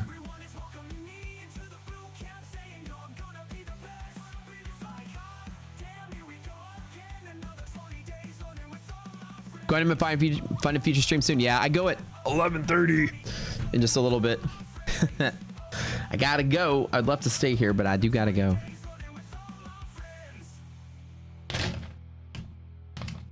What's the mega code for next gen?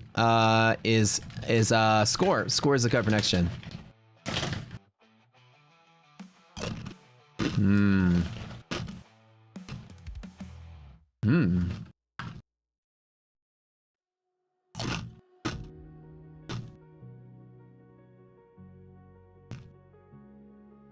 Staring at the screen, red lines like fire.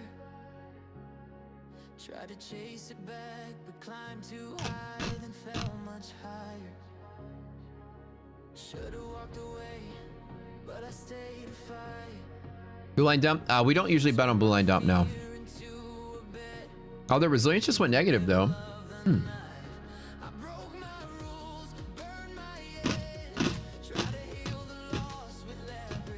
The ratio is at 53, so it's kind of on the fence here. This could build up to be a selling day. Resiliences have fallen and ARBs are falling, so.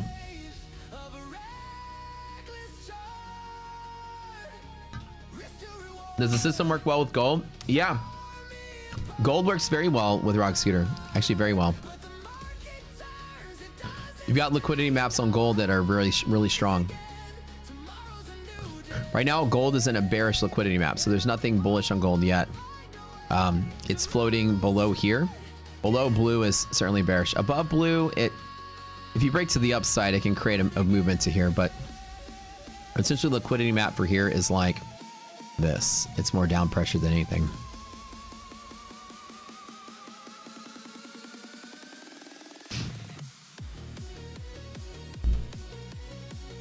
Nvidia just lost MHP. Yeah, we are seeing a little bit of that. That pullback pressure. What a great trading day, guys. We're #1 for a reason. That's why you guys are here. The best live streamers, the best traders, the best educators. We teach you patience. We teach you risk management. I'm going to be top 32 in this Tradeify contest. That just blows my mind. It literally does. I didn't think I was going to make it past the first round, to be honest, but lucky me. Our team got second place last year in the tournament. One of our traders got third place in the tournament last year.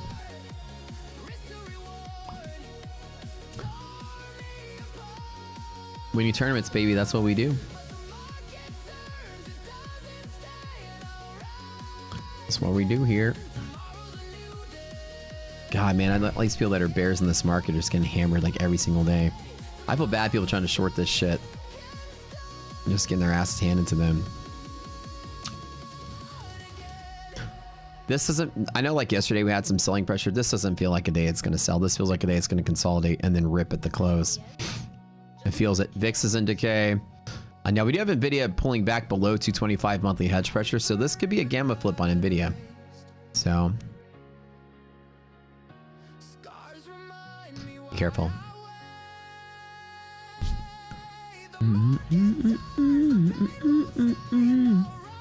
I'm around to the final. Yeah, I know, right? 5 more rounds to the finals, dude. It's crazy.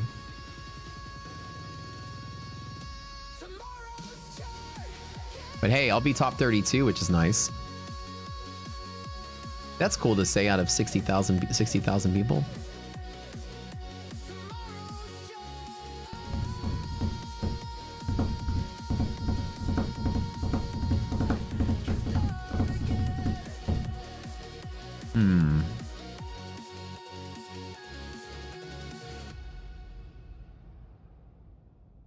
man. Just imagine seeing like how many people just been doubting this rally the whole time up. Time to short. It's gone too high. Time to short.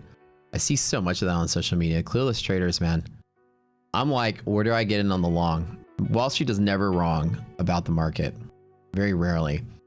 They're buying, market's going up because they're buying, people are buying stock, and it's going to go up until it doesn't. And I don't want to bet that it doesn't. I always bet that it does, and bet that it does, and bet that it does. And then if one day it starts selling, we will know, and then we will go short. Like, that's the thing. I wait for it to happen. Like here, right? If we lose yellow line, I can jump in and try to short to go to there. And if we lose red or orange, I can short again. That's it. Like, that's how I play it. I don't come here and say, okay, maybe it's high, let's fade it. Never, never, never, never, never. How do I like the format of the competition? I thought the competition format was pretty bad for serious traders. It was great for like marketing, and it was great for like good traders. Like, for instance, they picked a bunch of outlaws who aren't good traders. Like, I would name like a couple people that were probably good. They picked like 30 average influencers and put them on. They all died in the second round. So like beating an outlaw was just coin flip, and it also one day trading made it a coin flip. So like it was a cool tournament, but the last one was like so much better, I thought. This one's great, but it gives the average person a path to winning, because you basically, if somebody makes one mistake, they're out, and that's kind of what it is. So it's more luck than anything rather than skill based. But other than that, it's not bad. If you win, you just got lucky. If I win, then I would tell myself I just got lucky. Although it does take skill to make it this far. At this level, it's all luck who makes it to the finish line from here. The Arena Cup is even worse, less time, but that they compensate for that to let you trade 5 things. So the Arena Cup does have a skill gap, because you have to advance, you have to successfully trade 5 things correctly. So it actually does make it more skillful. With Tradeify, you get 1 contract. You only trade like 3 things, and then who makes the best trade in 1 instrument, that's it. With Ninja, it's who makes the best trade in 5. So it's a lot harder to win Ninja, so there's a bigger skill gap. They could have added outlaws like a boss. Yeah, like I thought they would have done that. Like when they had the outlaw thing, I thought it'd be cool if, right, the outlaws were staged as bosses. Like you make it to the outlaw, take him down. But you had like 80% of these outlaws got eliminated by the second round because they just made a bad trade. And again, it's a coin flip. You know, so it wasn't really that cool. It could have been much cooler if, like Mortal Kombat, right? You beat the people, then you got to fight Goro, then you got to fight Shang Tsung, then you got to fight, you know, Khan. Like, that's what I thought would have been cool. You know, you get to a certain phase, then that's your battle to go over. That would have been insane for marketing, so much better, because it's like, okay, guys, round 2, blah blah blah. Then here's an outlaw. Like whoever beats the outlaw goes on to the next round. Whoever loses to the outlaw doesn't, sort of thing. Like they would have been like bosses along the way. That would have been cool, I thought. But anyways, I got to run, guys. Thanks for tuning in. Neon stepping in right here. Don't go anywhere, but join me on MyFunded TV if you want to support. Watch both streams. If you could do me a favor, leave this stream on and also open that stream. Give us a view in both places. Help the algo out. We'd love you. I do go live for Lunch Money with Matt on MyFunded TV. We got a ton of giveaways to give out over there. And Neon's going to be live here in a second. So I love you guys. Thanks for tuning in. Oh, I forgot to update my P&L. Sorry, I made like I don't know, $8,000 today. Sorry about that. But Neon's coming on. I'll see you guys. Y'all stay here. Leave the stream open, but also join me on MyFunded TV. Watch both, and then mute the one you don't want to watch.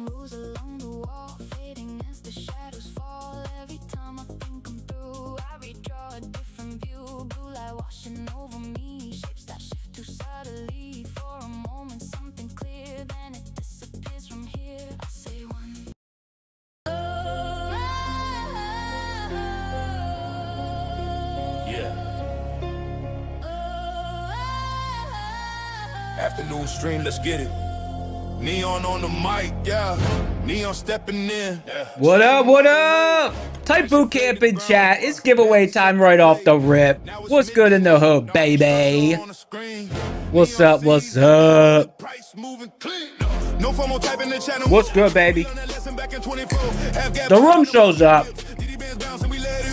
Bulls on flashing like a warning light. If it's not a line, we let it slide. Patience, heavy discipline, sharp. Room full of killers, but we play it smart. Oh shoot, hold on a second. Stand by.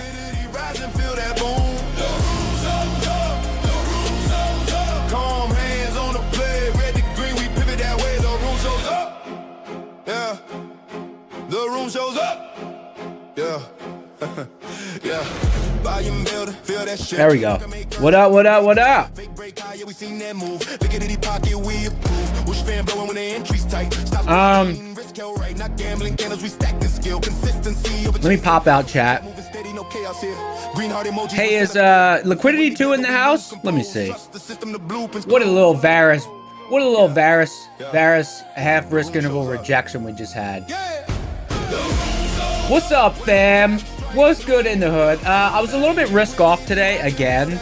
I don't know. I haven't been full risk on this week. Just haven't been feeling it.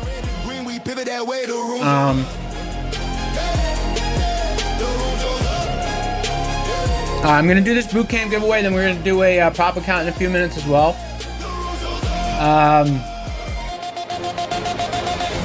I was away from the desk when we tapped the upper Varus band. Huge pullback off of it. I'll bring it up on the chart in a second. Midday pressure, but the room shows up. When the clock strikes noon. As soon as this song ends, I'm gonna do this giveaway. Boot camp. Calm hands on the play, red to green, we pivot that way, the room shows up.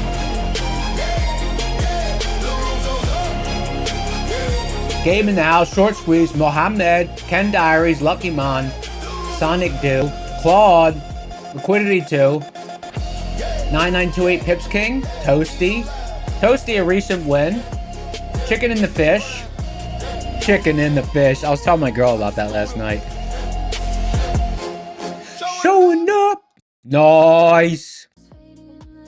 All right, let's giveaway engine. Here we go.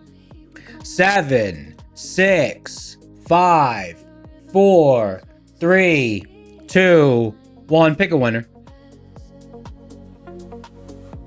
The BK dot 10, 9, 8, 7, 6, 5, 4. The BK dot. Don't do it to us, baby. Don't do it to us. 3. Speed up your internet connection, dog. 2. Is my chat up to date? Let me just make sure. My chat's up to date. BK dot. Oh, they just got it in time. You just got it, dog. You just got it. You just got it. Literally as I click the button. Congratulations. I'm gonna spin it one more time. They call that a buzzer beater. What's the rule in basketball if it hits the rim right as the buzzer's going off? What's the rule in basketball? All right, 7, 6, 5, 4, 3, 2, 10, 9. This is diabolical. 8, 7, 6. Slim Trady. 5, 4, 3. Slim Trady. 3, 2, 1.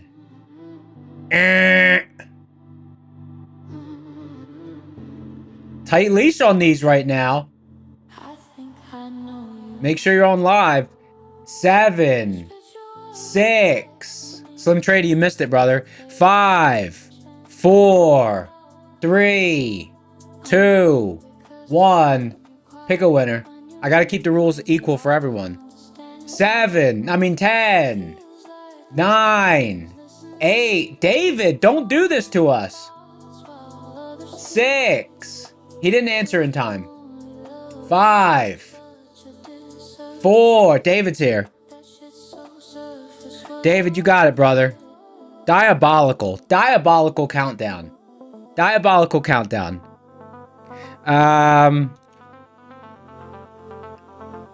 Neon Stream. Boot camp. All right, congratulations. People are saying he did. People are saying he did. It wasn't up on my screen. It wasn't up on my screen. All right, I got all these people saying he did. Slim Trady. Slim Trady. We got you, dog. I got multiple people. I got multiple people freaking out. Here we go. Slim Trady. You got it. Good job standing up. All right.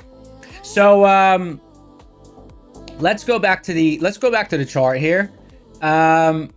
So as you guys know, I'm forward testing this Varus band. Let me draw one risk interval up from or not one risk interval. Let me draw half a risk interval up from the opening print. Where'd we open at? 30,000. What is it? Where the hell did we open? 30,557.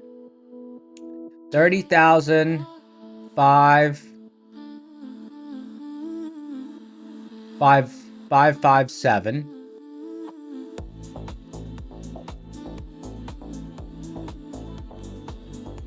Okay. This little Varus band, I mean, I don't know. It could just be isolated conditions. I'll need to see a lot more sessions. But from what I've seen so far, about 65% of the time, it seems to get a reaction.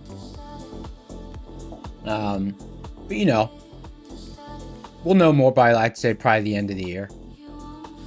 As long as we don't just rally. If we just rally, obviously, for the whole year, and we don't get different conditions, then that won't really be meaningful. But, you know, hopefully, if we get some range-bound market, maybe we get a pullback in the next year. See any more conditions. You know what's tragic? I had an order sitting here. And, like, I don't know, 12 minutes before the start of the stream, I just went upstairs to make the drinks. So I canceled the order. And, how tragic is that? Look at that. Look at that. Kissed it and then pulled back this many points. This will definitely go in the screenshot bank. Smooth 71 point pullback. What was the risk interval for NQ today? Let's see. Let me just pin chat for 1 second. I don't use pre-market data.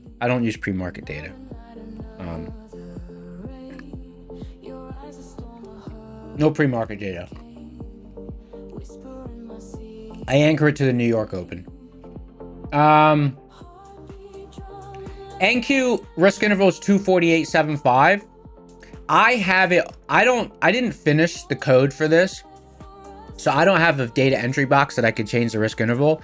So right now I'm using 125 and 250. 125 for the half and 250 for the full risk interval. I'm not using 248.75, but it will only move the band a tiny bit.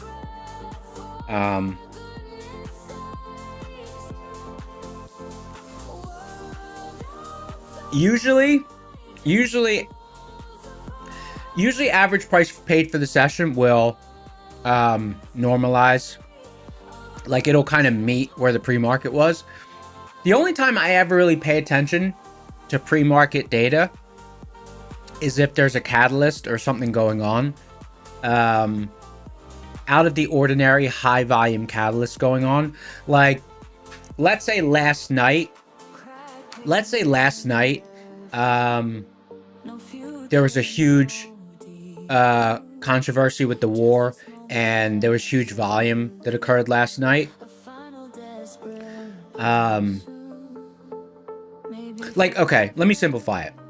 If there's an event overnight that causes the volume during pre-market for more than just, you know, a minute or two, if there's an event during the night where the volume during pre-market is similar to what kind of volume transacts during the New York session, then I'll be like, okay, the futures market kind of was open earlier. Otherwise, I'm not really, I don't usually pay attention to the pre-market data. That's just me.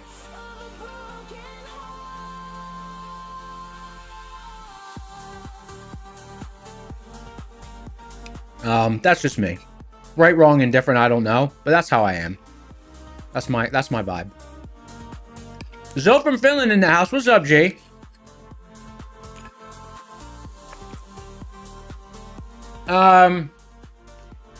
You know what kind of sucks? I would have had runners on and would have been able to see if we get down more. That would have been such a nice trade. Now I have the feeling that I'm behind. Now I have the feeling that I'm behind. But, you know, whatever.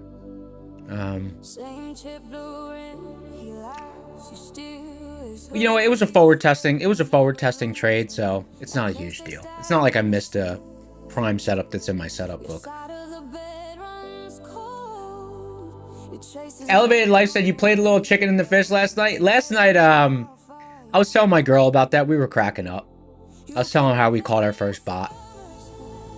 Zill passed the 25k next gen eval. Nice. Do I think we're gonna rally back up from here? I don't know. DD ratio is 54. I think it's gonna be a tight range day from now on, but who knows?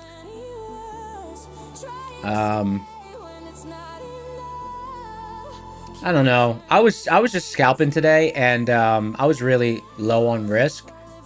I was really low on risk because there wasn't a lot of follow through in anything. It was kind of like trades would get started and then you hit the brakes. Trades get started, then you hit the brakes. Trades get started, get the brakes. Very difficult to manage risk today. Yeah. Very difficult to manage risk today. So not the smoothest tape today. But what are you gonna do? Are we bot hunting today? We are bot hunting today. We are gonna bot hunt today. 650 people in the house. Let's do another giveaway in 10 minutes. Let's do a prop account giveaway in 10 minutes. We'll do an alpha futures. We got a bunch of accounts today. We got alpha futures, funded next futures, my funded futures. Yeah.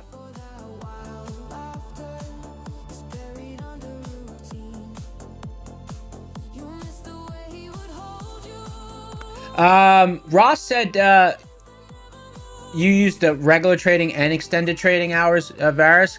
Yeah, well, first of all, I'm forward testing, so it's already extra information I need to process. Second of all, I don't think I could ever use both. I suffer from, I get decision fatigue if I have too much going on. I wouldn't be able to. Like, I don't know. I could be, like, going back and forth. I don't know. I would just pop it on the chart if there was an overnight session where... If there was an overnight session where the volume was like New York session volume, then I would pop it on the chart, but then I would just look at that chart the whole day. But, like, this is my pre-market chart. This is my pre-market chart. There's no Varus on there.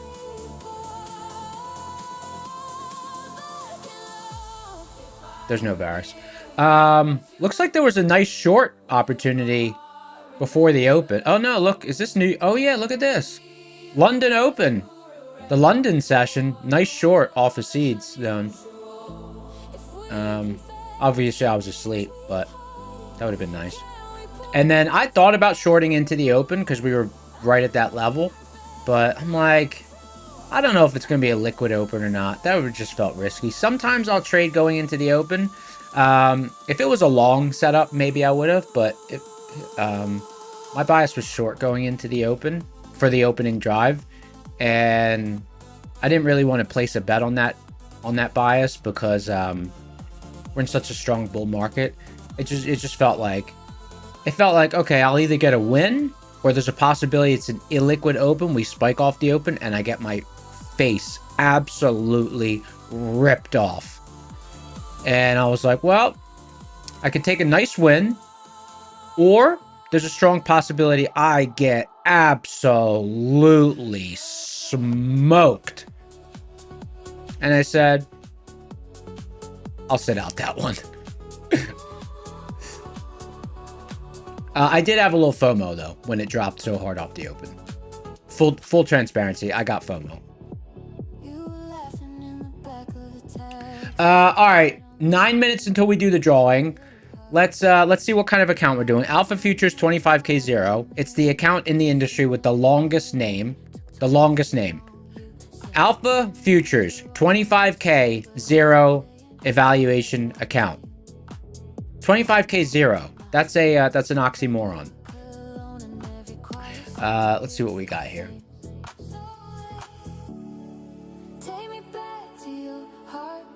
All right, let's bring it up on propscore.co. Full browser window. Tradeify. Let's type in what's the brand? Alpha? Is it Alpha? Alpha. Alpha. Alpha. I always think about gorillas when I hear the word alpha. Alpha. Alpha. Alpha. Alpha Futures, here we go. 25K0. Oh, wow, look. The scores went up on these things. They must have a big sale. 25K0. Oh, $71. 88.1. Where's my little scroll bar? I don't see the scroll bar for the browser. The scroll bar is missing. Where's the scroll bar? I don't see the scroll bar. There it is. Okay.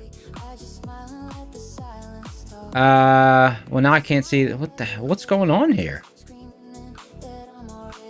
Alpha Futures 25K0, 8.1. 8.1, 7.9 simplicity, 8.1 ROI. Okay, so this is a highly ranked account. Min first payout. Let's look at min first payout. 1.5K. Wow. That's a good score. A bunch of people are typing alpha. I have no idea why. No idea why people are typing alpha. Let's get some suggestions for the code word, which is not alpha. Code words, I don't know what's going on here.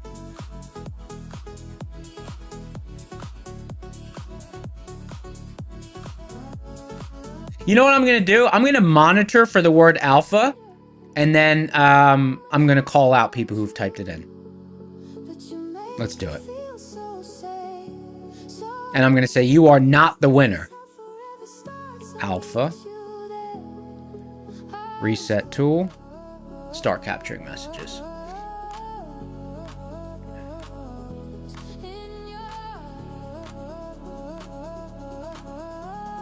There is currently no code word. There's currently no code word. There's currently no code word. There's currently no code word.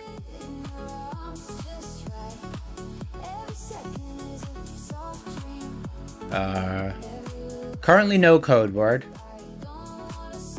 No code word exists right now. Look, this is gonna be fun.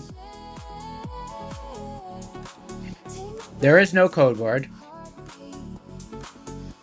There's no code word.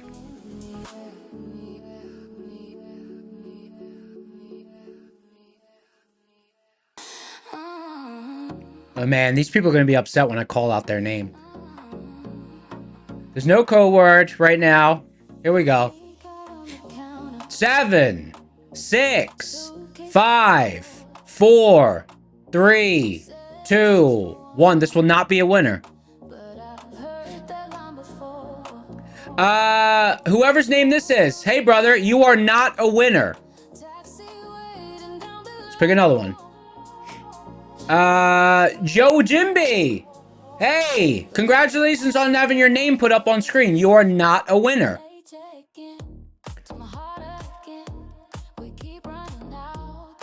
FR Matt 2121.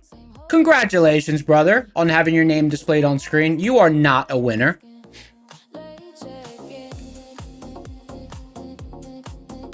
Marzena77, step up. Raise your hand. Not a winner.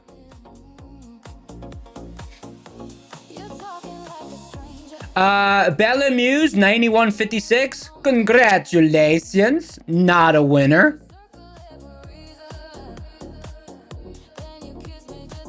Kazaris Story. Congrats. Not a winner.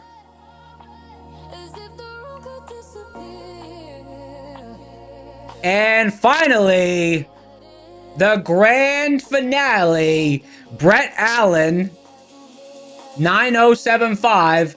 Not a winner. All right, here we go. Code word is, you guessed it, not a winner. Code word is not a winner. Type it in chat.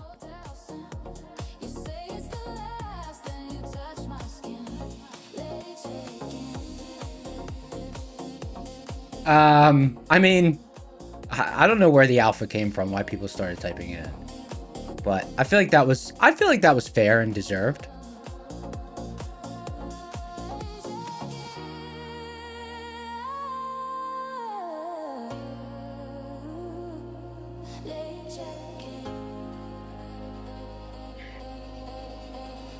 Code word not a winner. 635 people in the house. All right, guys, we're giving away the Alpha Futures account. Let's go back to the chart that has the Varus bands on it.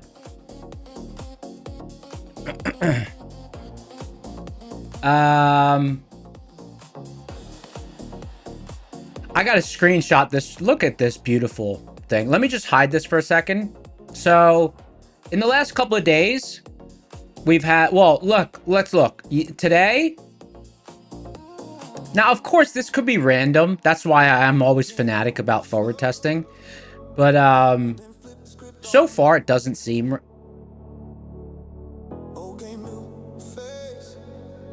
The landscapers are, like, hitting the side of the house. I don't know what the hell they're doing out there. Doesn't seem random. I mean, it is one first interval from the average price paid for the session. So that means the average market participant is down 50% of their margin requirement. So that makes sense. Anyways, there's today. First interaction. And there's yesterday. First interaction. Now, you know, I'm going to need to see a lot more times, but you know, it's an interesting, it's interesting. There's here's May 28th. May 28th, first interaction.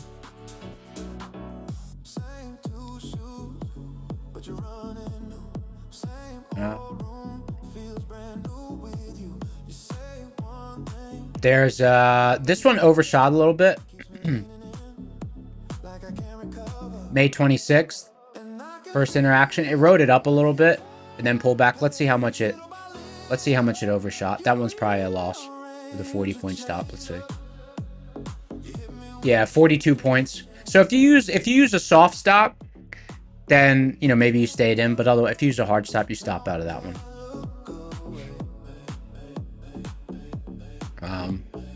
It's not really it's not, you're not supposed to use it actionably even, you know, it's more like an altitude meter, but the market definitely fights half a risk interval off the average price as far as I've seen so far. But like I said, that'll be something I'll be monitoring for a long time before I say I like it, I don't like it. I like it as an altimeter. I can already say that. But I don't know if it's more confusing than using one risk interval and half a risk interval up from the opening print. That's what I'll figure out. Hold on, where was 125 from the opening print? Let me see.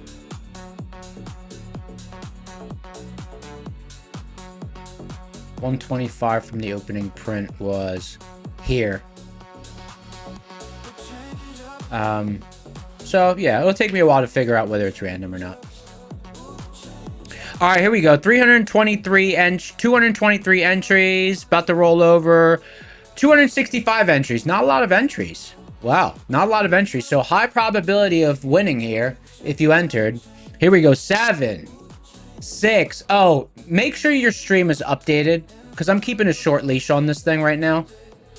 Here we go. 7, 6, 5, 4, 3, 2, 1, 10, 9, 8, 7, 6, 5, 4, Peter, 3,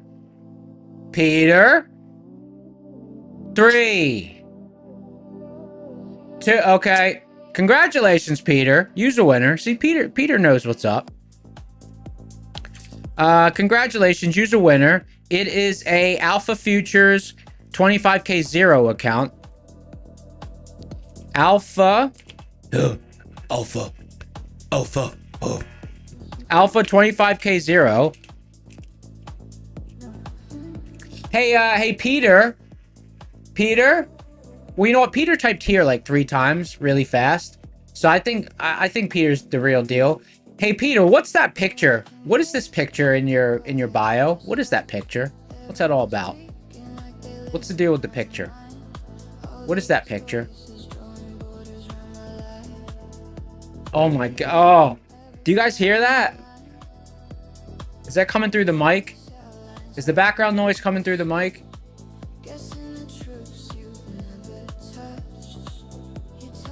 It's zeros and ones. Oh, the background noise not coming through? Damn, that's impressive. It's really loud out there right now. Hey, congratulations, Peter. You're a winner. No noise? Damn, I set up this mic nice. Got my settings nice. I got Cherry MX Blue keys on my keyboard. They're loud. They're almost probably as loud as IBM Buckling Spring keys. And you guys, it barely comes through the mic. Barely comes through.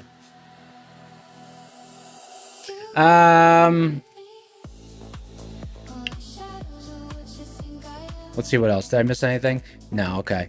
Alpha Futures currently 10% off with code SCORE. SCORE. My Funded Future. They did a bunch of deals right now. Lucids are 50% off with code SCORE. That's kind of cray. That's kind of cray. VIX is super tight today. VIX is super tight today. It's been a really liquid session. But not a lot of volatility after that opening drive. Not a lot of volatility after that opening drive. So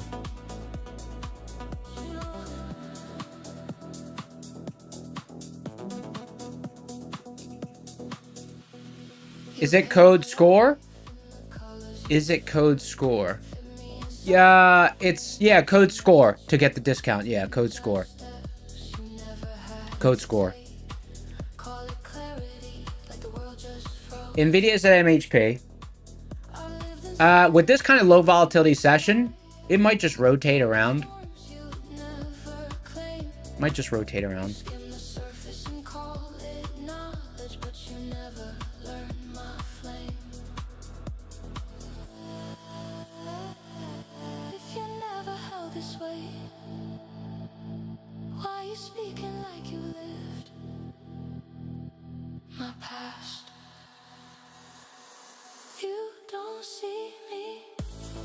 I think I really timed. I mean, even though I'm still had good reads, even though my reads have still been good, I think I timed easing up on risk this week well.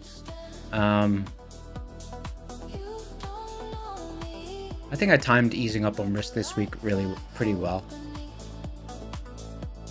We'll do another giveaway in a little while. Leslie's saying, peacing out. Take it easy, brother.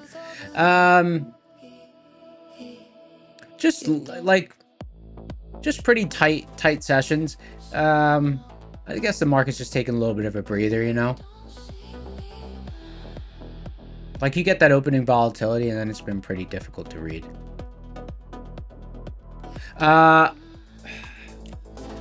I did not take the... I don't know if you were here on... I think it was Wednesday or Thursday. I was eyeing a swing in Microsoft. I didn't take it, and it's been... I didn't take it. I don't know. I didn't take it, and the setup worked. I didn't take it. The setup worked. I was a little bit hesitant whether my time, like, the setup was fine, but I was like, it might take too long to trigger, and then the next day it triggered and makes this huge 50-point rip up over the course of 3 days. So I don't know. I forget what day I was talking about it and brought it up last week. I don't know if it was Wednesday or Thursday. It was one of these 2 days. It was May 27th or May 26th. I'd have to go back and look at the stream because I don't remember. But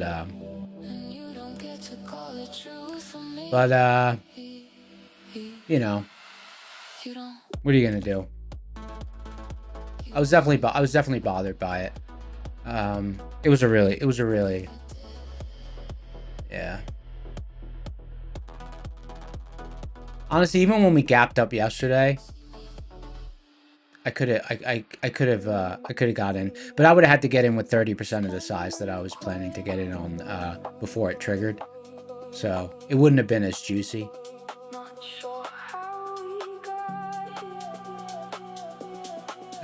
What are you gonna do? I think a combination with just like, I was just a little trigger shy because I was thinking the market was wanting to have a breather.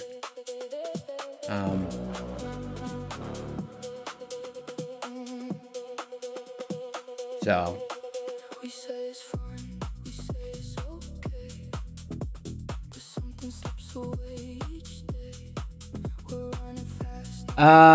Liquidity 2, you were looking at Apple yesterday. Yeah, but Apple's just having kind of an isolated, I think just a single day move. It's not really like that move could be day traded. You know, because I don't know if it wasn't really set up on the daily, I don't think. Like, you could have day traded this.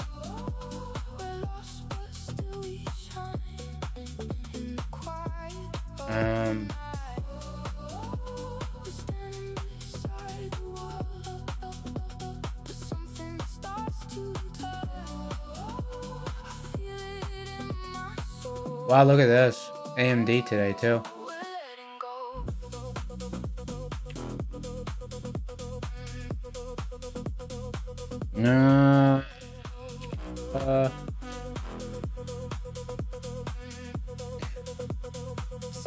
Did Matt talk about when the Ninja Trader thing is getting released? Because I know it was getting close, and I didn't know if it's released. I know there's a screenshot of it on Twitter.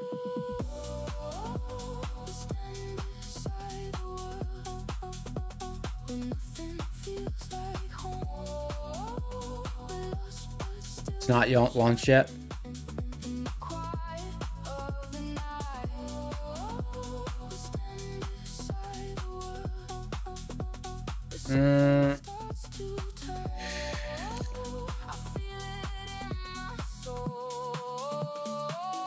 Yeah, things are kind of all over the place today. Today's a day where I'm sure a lot of people are getting totally wrecked, because I think today's a day where if you didn't manage to get on the right side, today's a kind of day where if you just because of the kind of tug of war that was this session, if you were on the wrong side of a move and then you were on the wrong side of a move, you know, even with these little gyrations in your red, it's very hard to get back to green on a session like today. I'm sure some people are out there getting chopped up on a session like today. I didn't have any significant trade ideas today. I was just scalping. Because it was liquid. It was liquid, but I don't think I got more than 30 points on anything.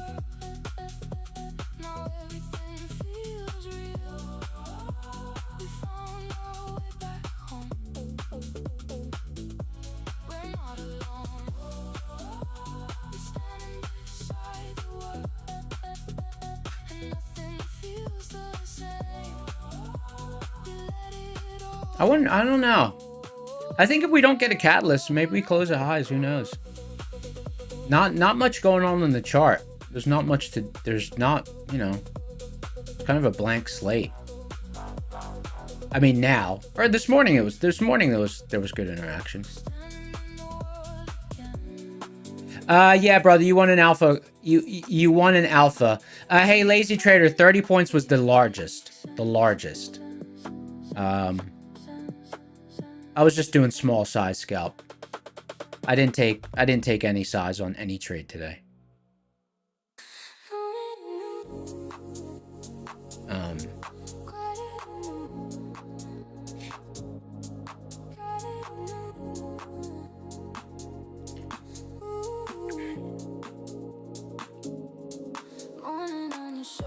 I don't think there's any scheduled catalysts. Let me just double check if there's any afternoon scheduled catalysts. What's today? Tuesday? Tuesday. No scheduled catalysts. Someone said, who is WW Rocket Scooter? I don't know.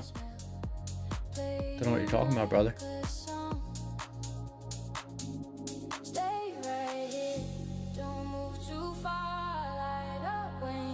Capil, reset your eval 8 times. Hopefully it was an alpha with the discount, because that's a lot of times to reset an eval in one day.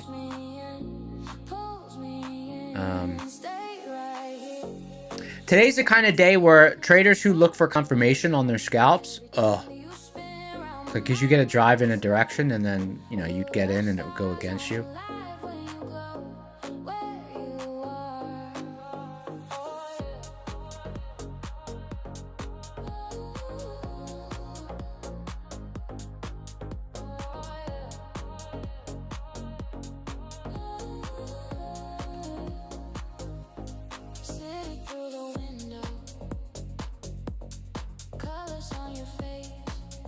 Let's check the song submission channel, see if there's anything, because the chart is not, it's not a great chart right now. But if we get a catalyst, it could turn around.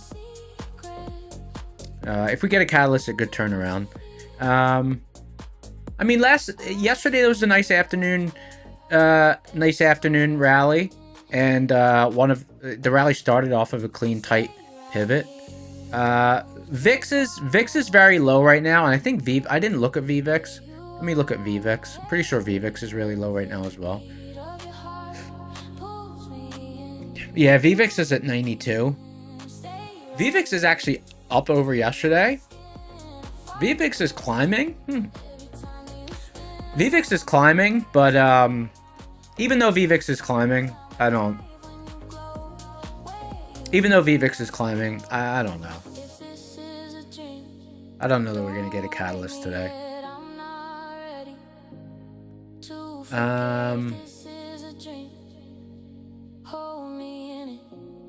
Okay. What I would like to see actually is like, I don't know. I feel like if we get a catalyst and we sell off, I think it's gonna be viable.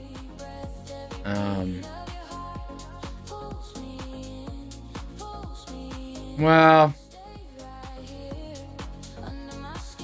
I don't know. It kind of feels like we're going to close in the middle of the range or the top of the range. Yeah, I don't know. The juice is kind of... The easy juice has been squeezed, but we'll see. What was I going to do? Oh, check if there's any song submissions. Let's check. You call me late when the room goes still. Every word gives me a different Song submission. different thrill. I try to focus, but I lose my way. Every time your voice pulls me back again, I think you're stuck inside my thoughts now. I need to find another route out. Cause you're spinning round, spinning round. You keep spinning round, spinning round. You keep spinning round, spinning round. You keep spinning round, spinning. Oh, this is way scrolled up. Let me jump to present.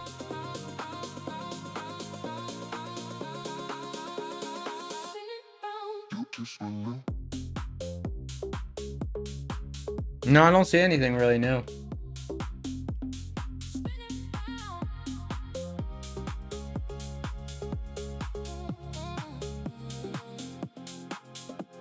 Trade for Keeps said, everything I'm saying is exactly how you're feeling. Yeah, sometimes you just got to, like, there's smooth days where the tug of war is kind of, the swings are bigger, the moves are smoother, but there's days where, like, there's a tug of war at every single little move, and it was kind of how today was, outside of the opening drive.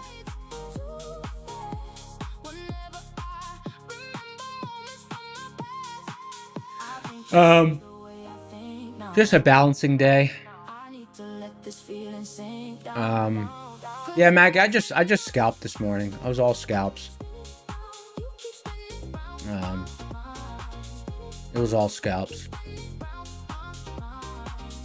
Total chicken pox.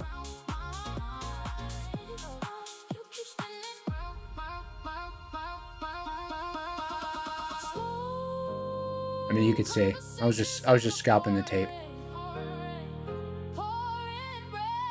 Scalping the tape with tiny size. It was just that kind of day.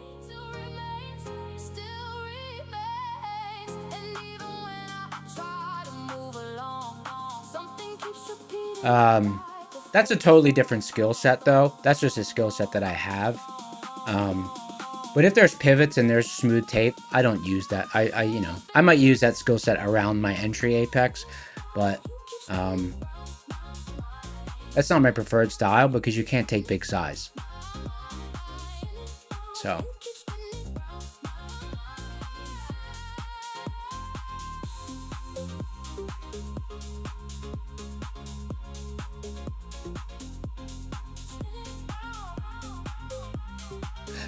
Even Trade said, how that work reading the tape? Yeah, reading the tape. Just reading the tape and reading the tempo.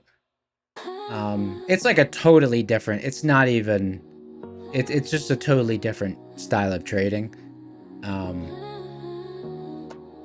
Like, you know, I would just, if I didn't have that skill set, I would have sat out pretty much the whole morning.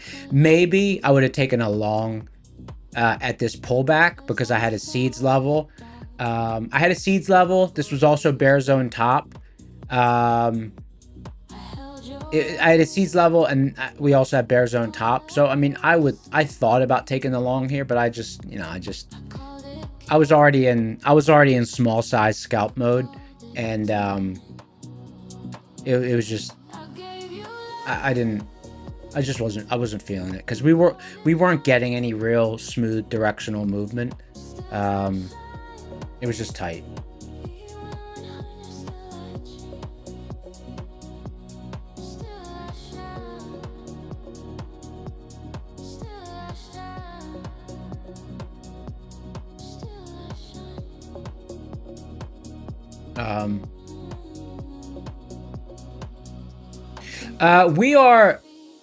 We're liquid. We're liquid. This is not illiquid action. This is very liquid action.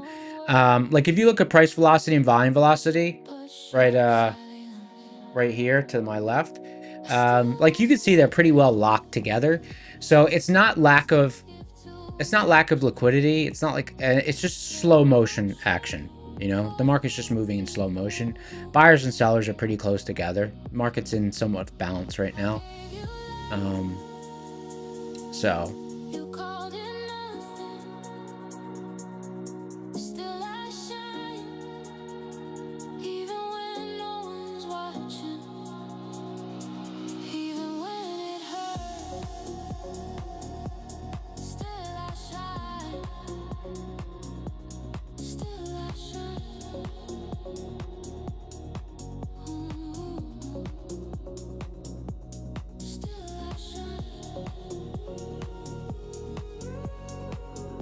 Yeah, we'll see.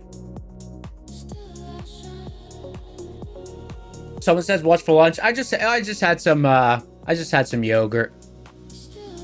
I just had some yogurt.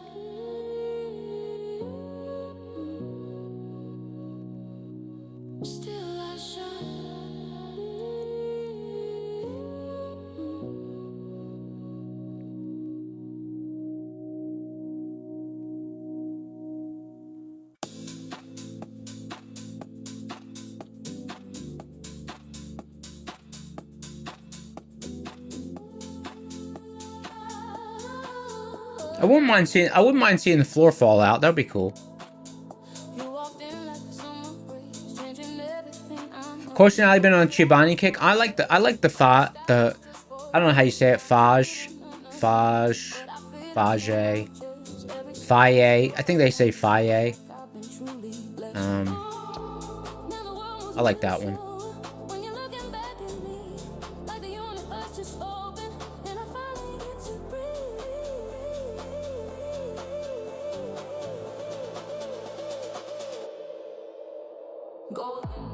Faye, yeah, Faye.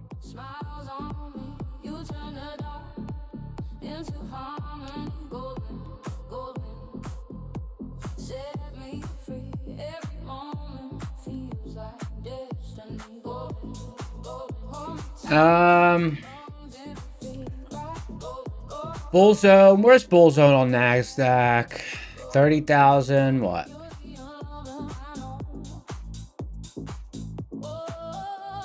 37,580.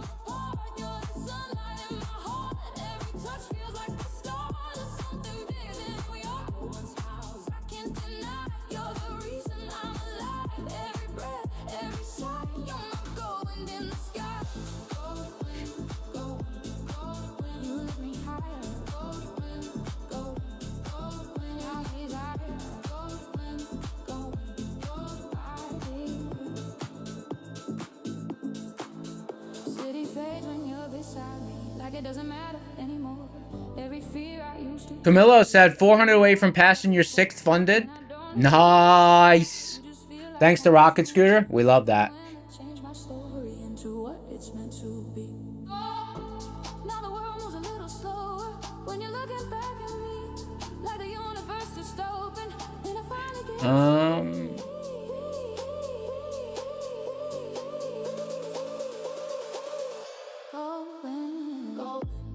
$11 minutes. We'll do we'll start a giveaway in 11 minutes. Another giveaway. Just watching this market grind away.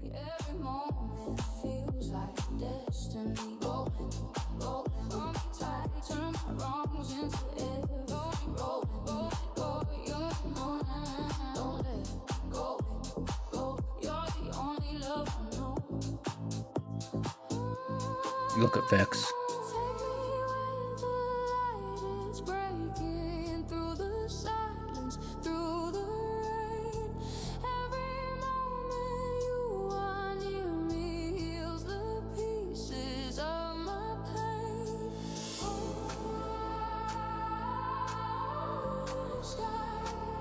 Yeah, Vix is just pegged. Vix is in a tiny little range.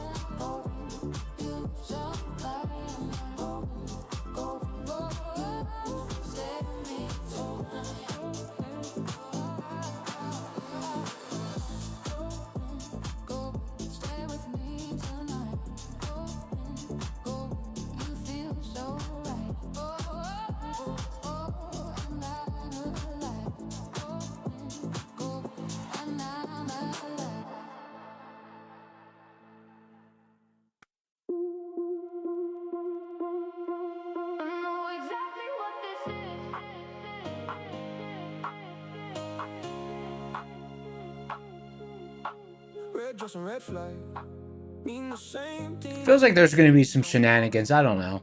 But I still leave a key under the It's like eerily slow. Eerily slow. every single time.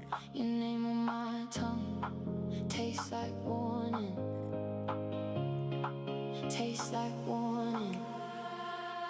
Bad faith. I see the exit and I walk the other way.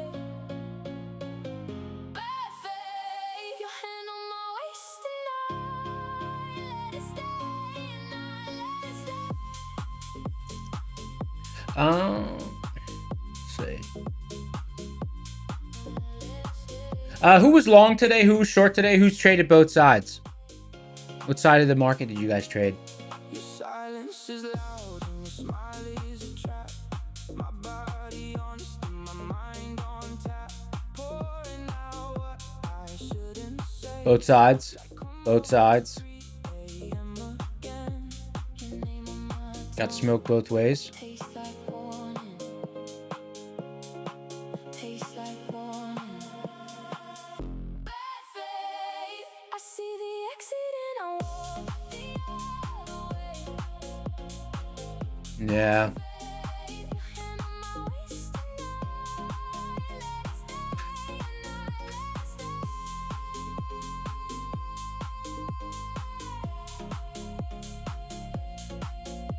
It's just kind of just like random rotation at this point. You love the chase. You don't love me, love me, love me, love me, love me.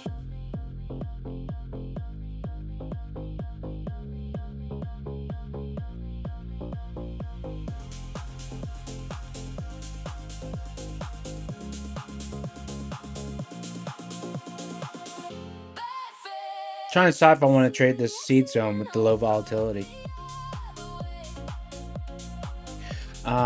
On one account.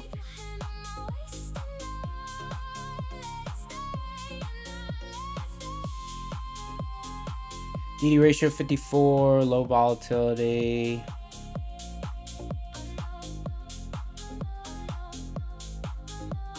I'll end up even on the day.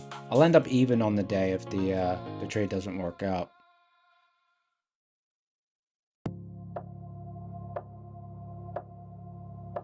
Let's see.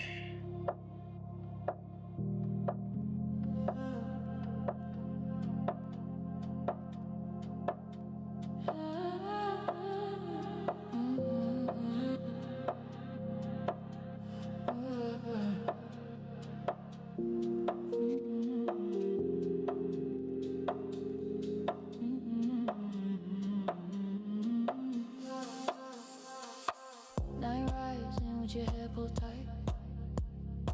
You walk slow, like you're pacing the night.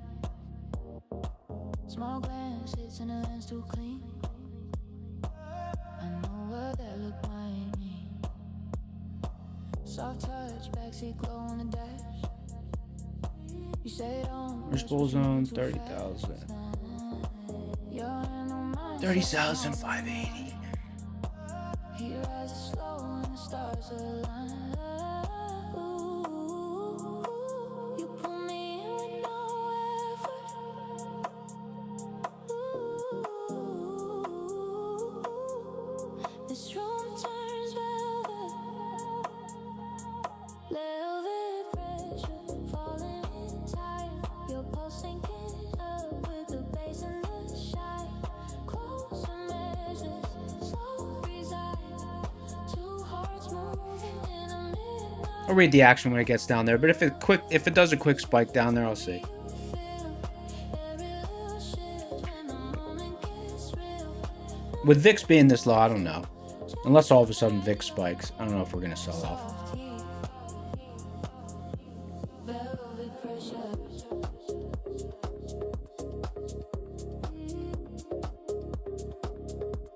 Velvet pressure.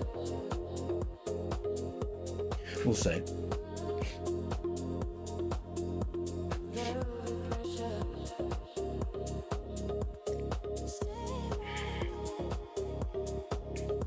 Velvet pressure.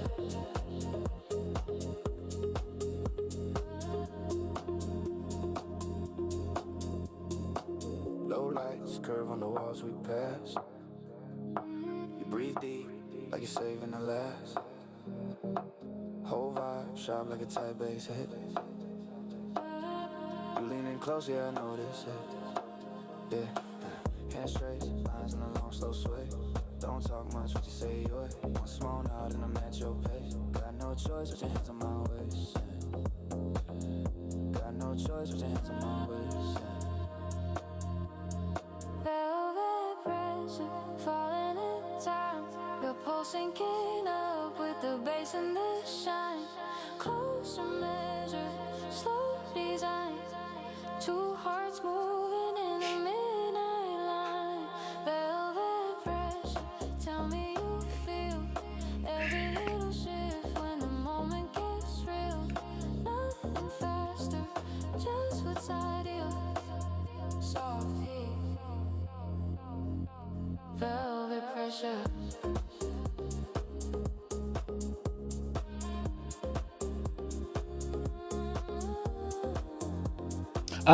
Guys, let's do a giveaway. Let's do another one of the same account. Let's do an alpha account. Alpha futures 25k 0.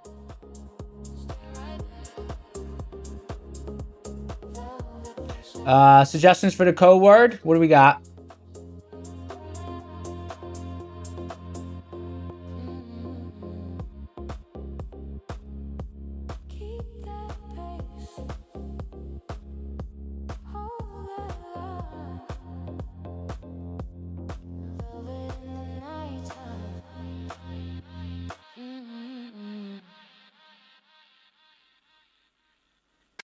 No noise. Reset tool. Eva coming in with the code word. No noise. Code word's no noise.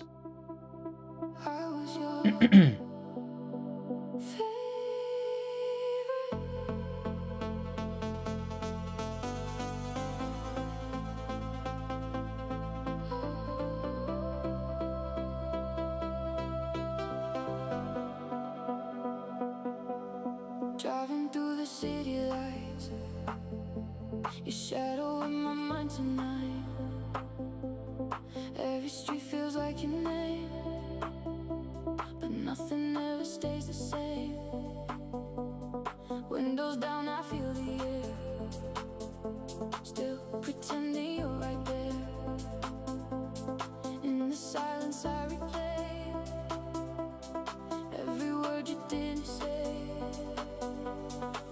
Slow fade, you disappear, but I still feel you here.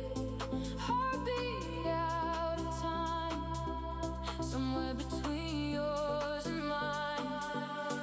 I was your favorite, wasn't I, baby? No noise. You let me go so slowly.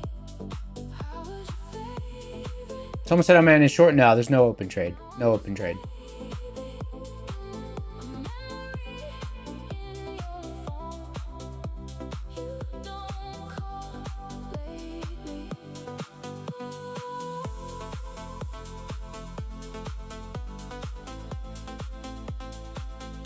If you're just joining, we're doing a giveaway. Code word is no noise. Welcome to the room. The room shows up. Or just let it rain. If I stayed, would it be enough? Or No noise. just everything? I was yours. You don't have to, you could, if you want, you could just type, it's up to you. But you could just type it once if you'd like. You don't have to type it a lot. Totally your call. Alpha futures 25k 0. Same account once again. 25k. Echoes I can't replace, falling out of phase, lost inside your tray.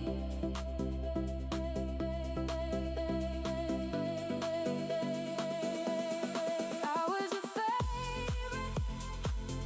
Tell me I'm not crazy.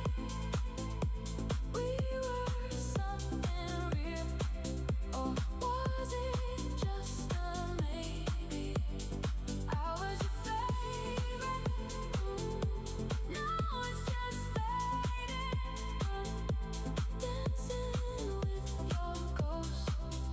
Matoski in the house. Matoski said, hide your kids, hide your wives. Hide your kids, hide your wives.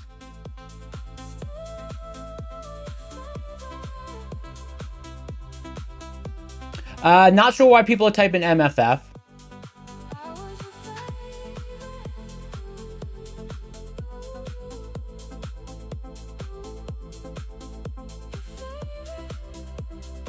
My funded futures. No noise. Here we go. 3 minutes. 3 minutes till the drawing. 3 minutes till the drawing. Let me bring it up on screen so people can see what the code word is. No noise. There it is. No noise.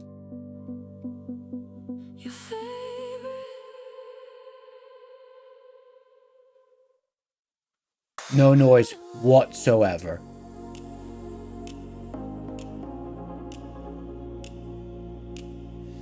Here, let's catch a bot. What's this? Alpha. Giving away an alpha account. Alpha. Alpha, alpha. Who types alpha? Whoever types alpha. Bot. Alpha account.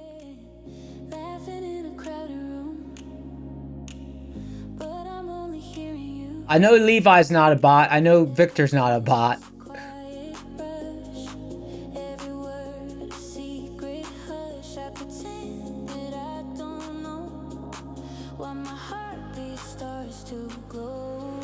Alright, 2 minutes. 2 minutes, fam. Hide your kids, hide your wives. Bourbon, Verbin. Typing in alpha.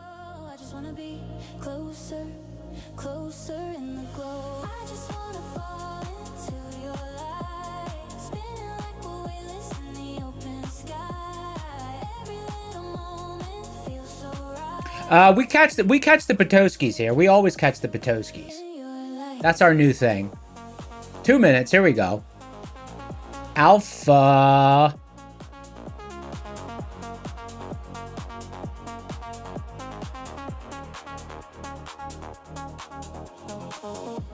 Nice rating on prop score for this account. Propscore.co. Let's see what we got. I mean, I brought it up. I'll bring it up again for you guys.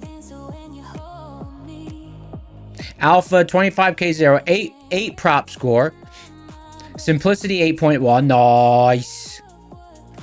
10% off right now, code score. Don't you forget it, boy. Code score. Alright. Get your entries in, scoundrels. It's gonna be a fast. Make sure your stream is updated. I'm gonna keep a tight leash on this one, on the countdown.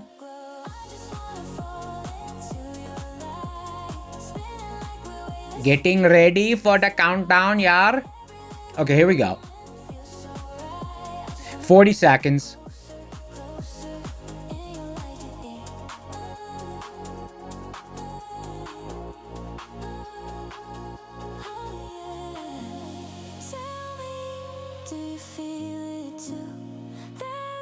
Update your stream. 7, 6. Oh no, hold on. Still 18 seconds. Sorry. I got excited. I almost jumped the gun.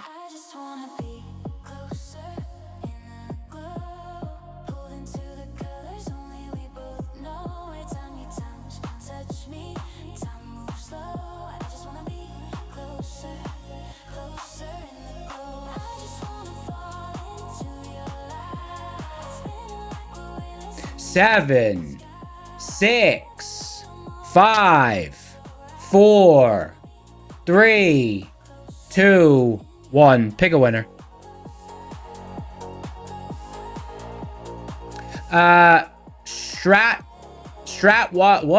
What is this name? Whatever this person's name is. 10. Claim your prize. 10, 9, 8, 7, 6. Don't do it to us. 5, 4, 3.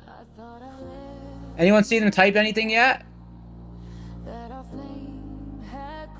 2, 1.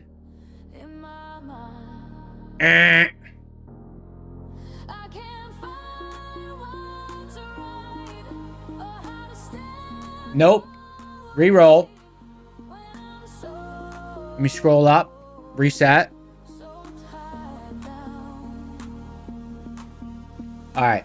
Each time I try, 7, feels like I'm more 6, 5, 4, 3, 2, 1. Pick a winner.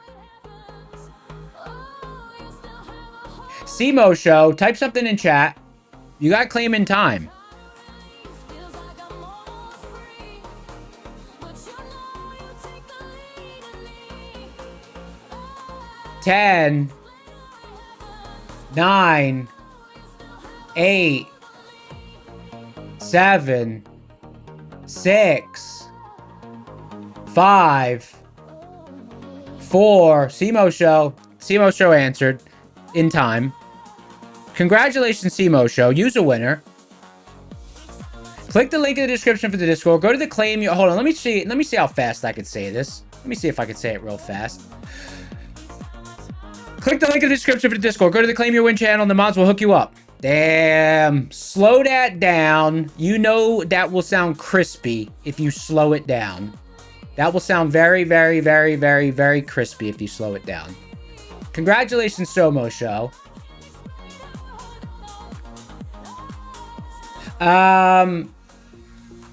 Bring out the sparks now. Someone said the previous person answered. I'll check the. I'll write their name down. I'll check the. I'll check the action camera replay.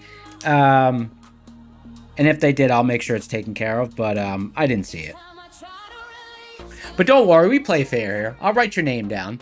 If you did claim in time, I got you. That would have been the first time that's happened though. But you never know. You never know. What's his name? Strawwatt Joyman? Let me write it down. Straw S. Straw. You know what? I'm just gonna take a screenshot. Let me just take a screenshot of this scoundrel. Strawwatt Joyman. Okay, I got a screenshot of you. Congratulations. If you answered in time, we got you. Don't you worry about it. We keep things fair here.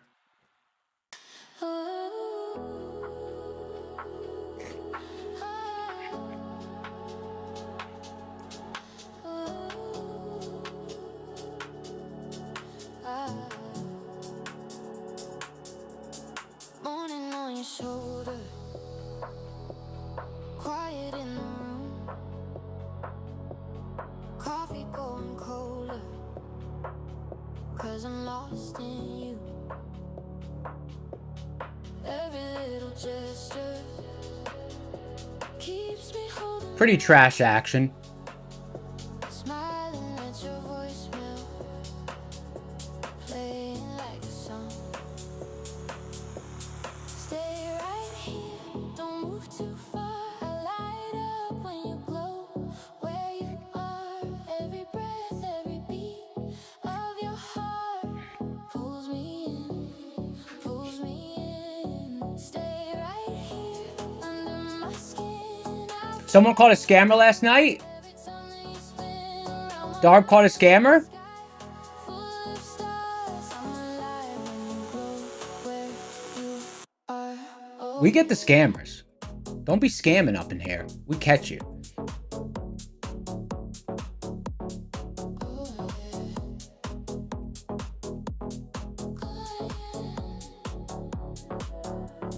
City through the window. The way I do it, like I'll cut it and then I give a little buffer time. I give a little buffer time. Drift out into space. Tell me all your secrets. Tell me But I'll check the action replay for that other person. Don't worry. I just want your laughter. You know what I'm gonna do? I'm gonna research the remember you guys said about the duck race thing?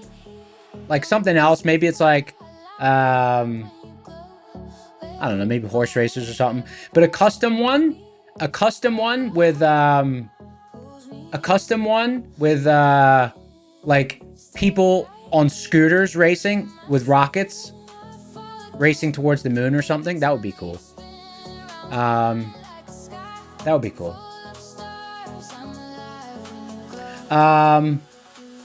Nice little reaction at the top of the seed zone there. Didn't really get a chance to scale in at all.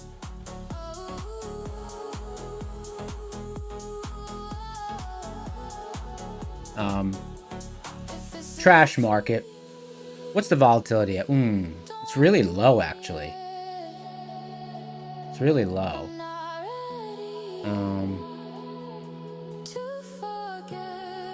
Really low. If this is a dream, hold me in it. One more, Someone said they made a custom one that looks like stock charts. one more minute. Hey, stay right. Someone emailed me one. I did try it, but I was trying to practice with it in the evening, but it wasn't working. Every breath, every beat Um, of your heart pulls me. Stay right here under my skin. I fall again. code word should be trash chart. On my mind like a sky full of stars. I'm alive when you go where you are. I'm alive when you T-Rash. where Trash. are. Let me see what Vix is doing.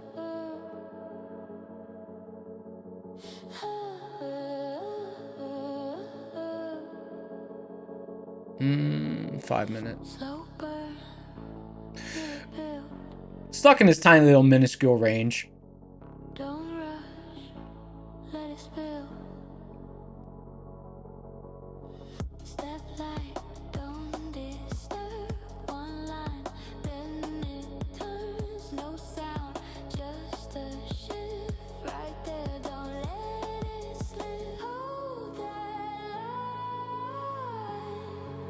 Stay right here, feel it right. Crystal clear, brick by brick.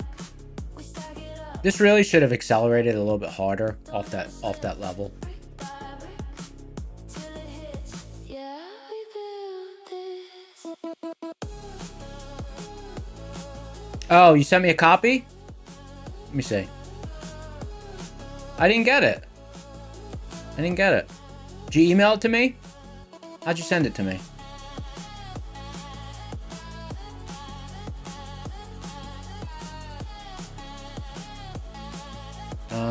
How'd you send it to me? Close in, tighten grip. No break. Oh, Discord? Discord. Discord doesn't send me alerts. Let me look. Right edge, Slacks. twist one more, then live. Hold that line. Stay right here, feel it right. Direct message. DM? You're in my DMs? We stack it up, You're in my DMs? brick by brick. Man, it's such low volatility. Yeah, we This is whack. right before. Absolute scoundrel market. Don't move now, let it Brick by brick. I don't see this. Oh, message requests. I have to accept the DM? Wow, how official. brick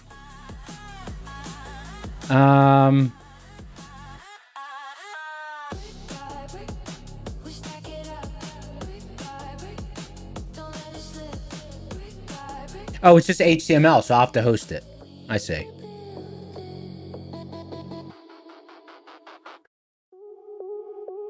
That's cool.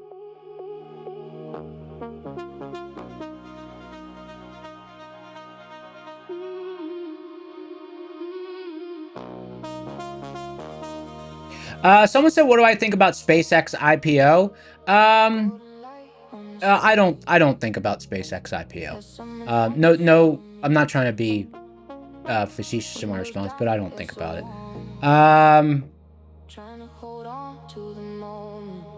Sitting about 3 points from the target here with this low volatility. With this low volatility.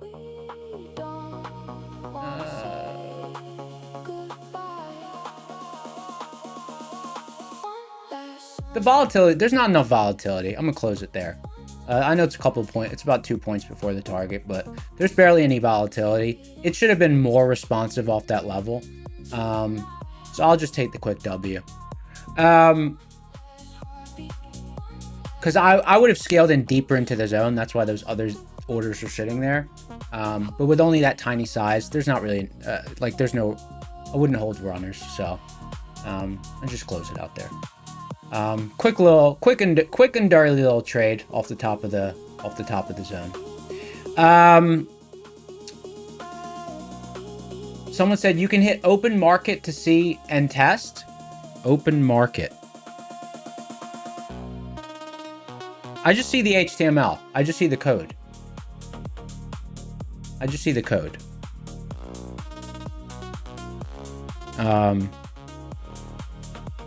I just see the HTML code, which is fine. I mean, I could use the code, but that's just more work. Oh, anyways, so going back to the IPO thing. So typically when there's something that everyone's talking about, that's when I just don't want to, like, if all eyes are on something, I tend to take my eyes off of it. Do you know what I mean? Like we were talking about it with swing trades. Like the reason I had been looking at that Microsoft for a swing trade on Wednesday, whatever day it was, Wednesday or Thursday, was because like it was like off everyone's radar. You know, it was sitting in consolidation. It was tight. It was a nice setup. When everyone's talking about something and all the attention's on it, usually, you know, it's like I don't want to be late to the party sort of thing. I want to be a founder.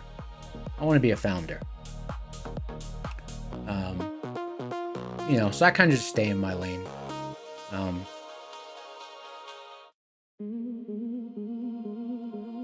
That's just how I do it.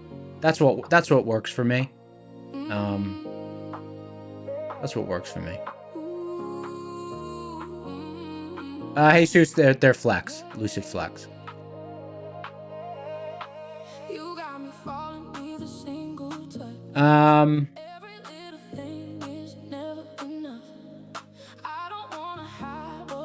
Damn, I don't know. I mean, that was the only setup I really saw. That was the only high probability. I mean, that wasn't 7. That was like 64% probability. Nothing crazy. That was the only clean thing I really saw.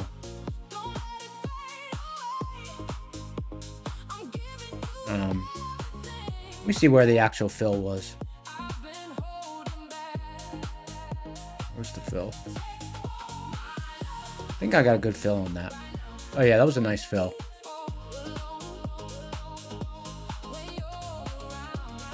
That was good.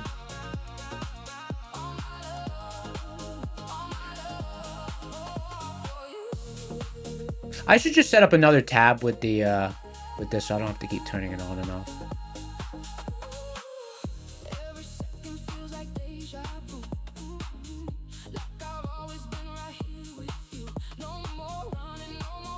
The volatility is really low right now. VIX is very stable. VVIX is very stable. Buyers and participants are pretty close. Participants are close. It's tight action. This is not it's not necessarily like it's lower volume, but it's also lower volatility. So it's just healthy. It's just healthy, slower action. It's healthy, slower action.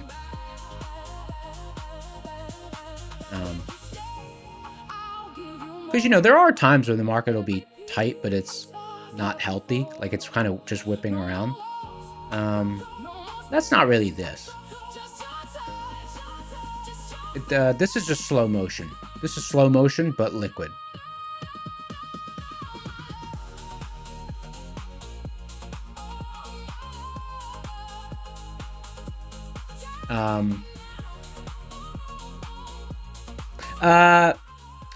There's been a lot of clean movement during London session. There will be times. The last time I did it was March 2025, I think, where I will wake up every day at 3:15 a.m. and I'll trade London session. But then I got to go to bed at like 6:30 or 7 p.m. But last year, I want to say mid-February through the end of March, I did that because it was just good. It was just really clean action overnight, and I wanted to capitalize. Like, I'll always keep an eye on what's going on overnight. Like, obviously I'm looking at it after the fact, but you know, with price velocity and volume velocity, I can kind of judge what the moves were like whether they were healthy, whether they would have been good to participate in. And sometimes you just get periods where there's just really clean action outside of the New York session, where I don't know, it pays to switch up the routine a little bit.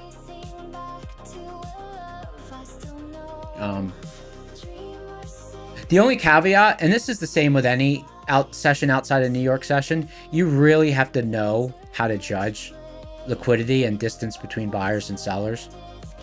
Like, you can't just look at the spread and decide whether you want to trade. You really got to understand mechanics. But if you understand the mechanics of what makes it safe to say, what makes like a safe, clean move versus a messy, hollow move, if you can kind of understand those mechanics, then you know, then sometimes there's times where it pays to do that.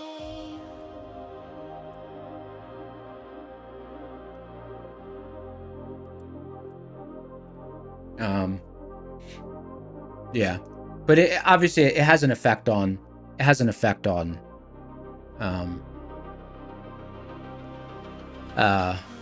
life, you know. Like, I already go to bed early, going to bed even earlier. Kind of crazy. My girl definitely didn't like that, but that's the game.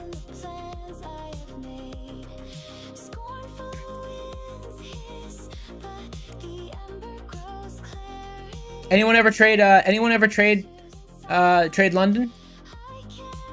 Anyone out there ever trade London?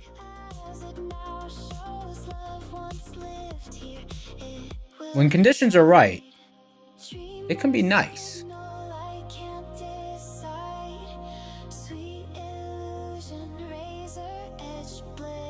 Lux said, am I in any trade? No, I just closed out. Just closed out a long.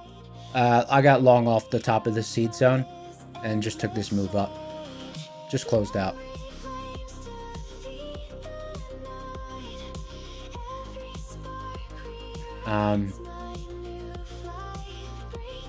Like, just as an example, like last night, look at this. Look at this short. This was London Open. This short, really clean. Really clean, really healthy, really healthy move.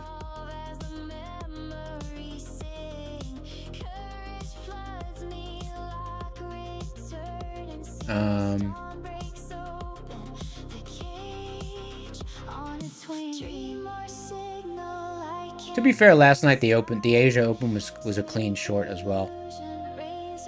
Open right below this pivot. It was clean.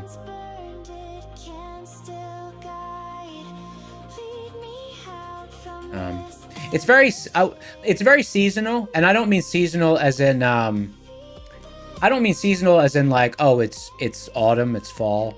It's I don't mean like by months. I mean it's very seasonal as in like all of a sudden the personality of that session, of a particular session, the Asia session, the London session, all of a sudden, the personality of that session will just change, and it might last a while. It's kind of a weird thing. You know, I don't really know why, but I just observe it. So I always keep an eye on it. Always keep an eye on it. I know exactly what this is.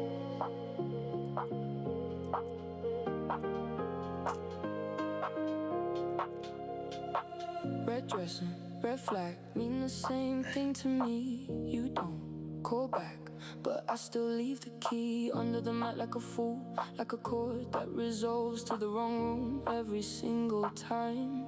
Your name on my tongue.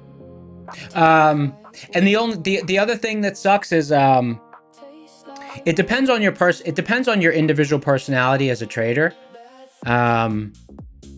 My individual personality as a trader, I mean, I think it's like I said it before, I'm very routine. I don't like to miss an open.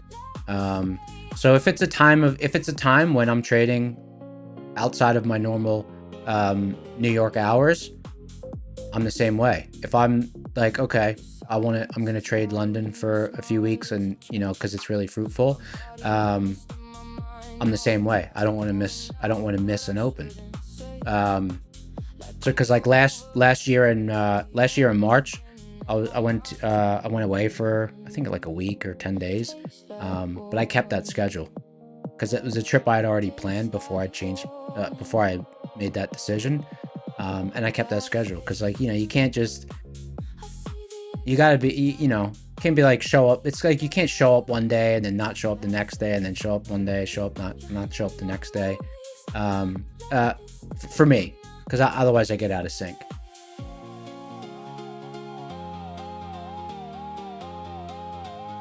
I wish I wasn't like that. But my little spectrum brain, you know, I know how that thing's wired, and I know what it likes, and you know, I kind of got to feed it what it likes, otherwise I get spun around. Trader University said, can I explain the bottom indicators? The bottom indicators below, you mean resilience? You mean resilience, or do you mean volume velocity and price velocity? I mean, I can obviously explain all of them, but Trade A in the house. What's up, G? Trader University, just let me know. I can do either. Both? Okay, cool. All right, so first let's do rocket scooters resilience. All right, so resilience is actually really helpful in multiple ways. Okay, I mean similar ways, but there's two different kinds of resiliences.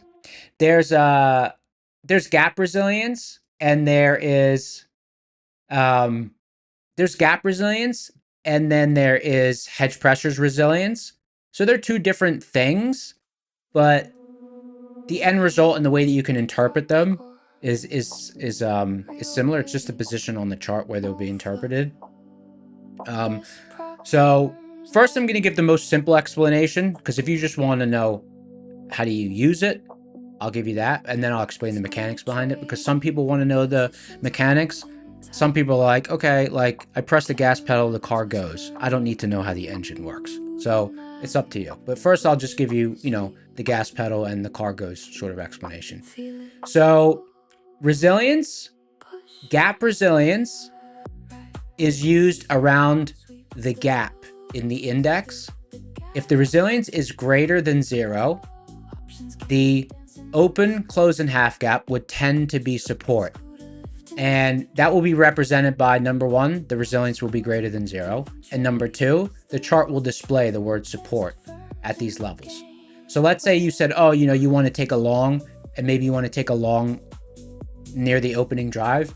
You could be positioning your long inside this, we call it the redistribution zone, the area between the open, close, and half gap.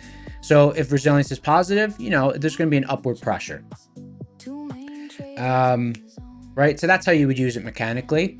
And then the actual mechanics of how it works, if you care to know, is that What it's doing is it looks at all of the underlying stocks in the index, and on a market cap weighted, resilience is used as a tiebreaker. How is it used as a tiebreaker?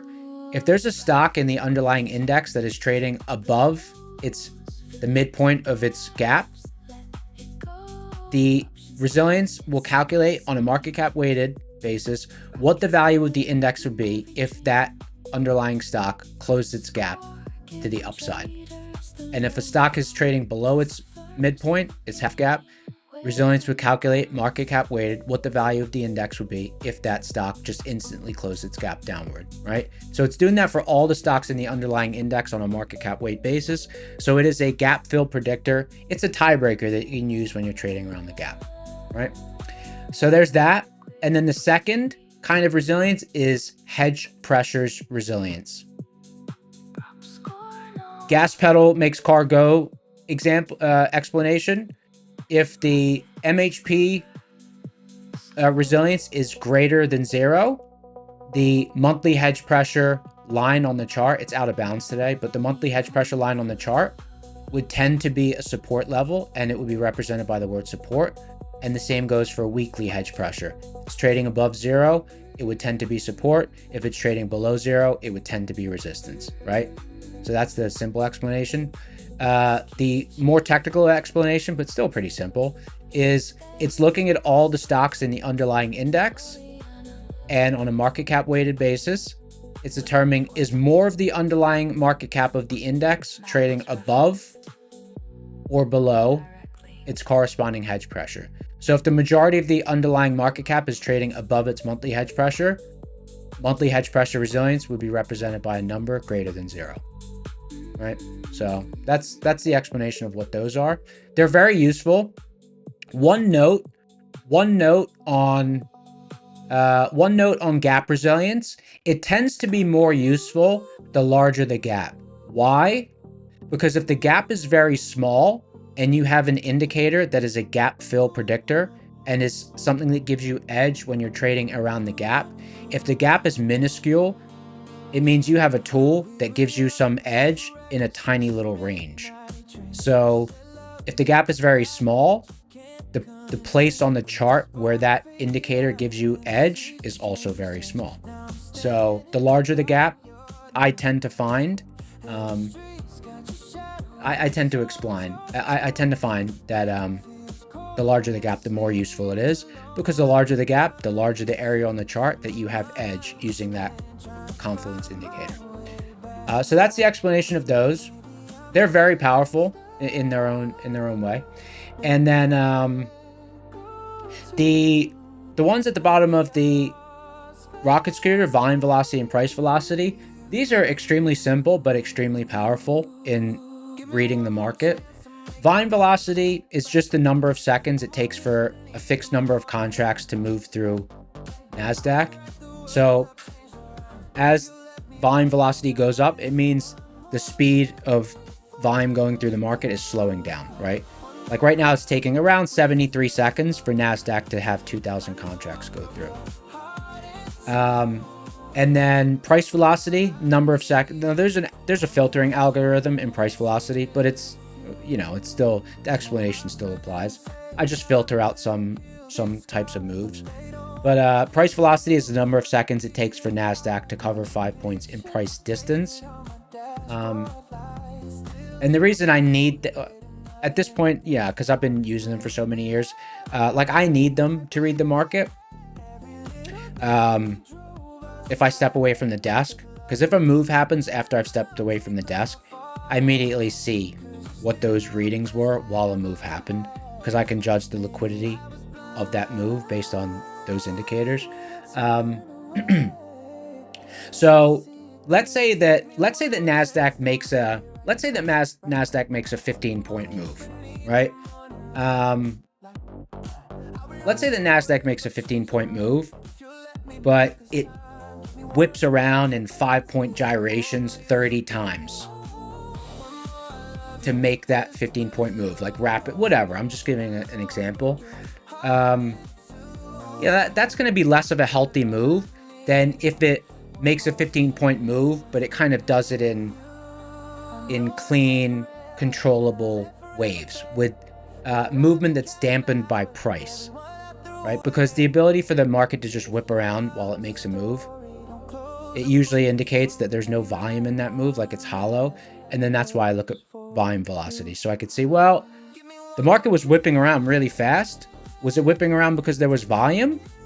And it was kind of like an equal amount of volume for the amount of price movement that there was? Or was it hollow? So I could tell based on looking at those indicators. And just to give you a contrasting example, let me bring up this little diagram.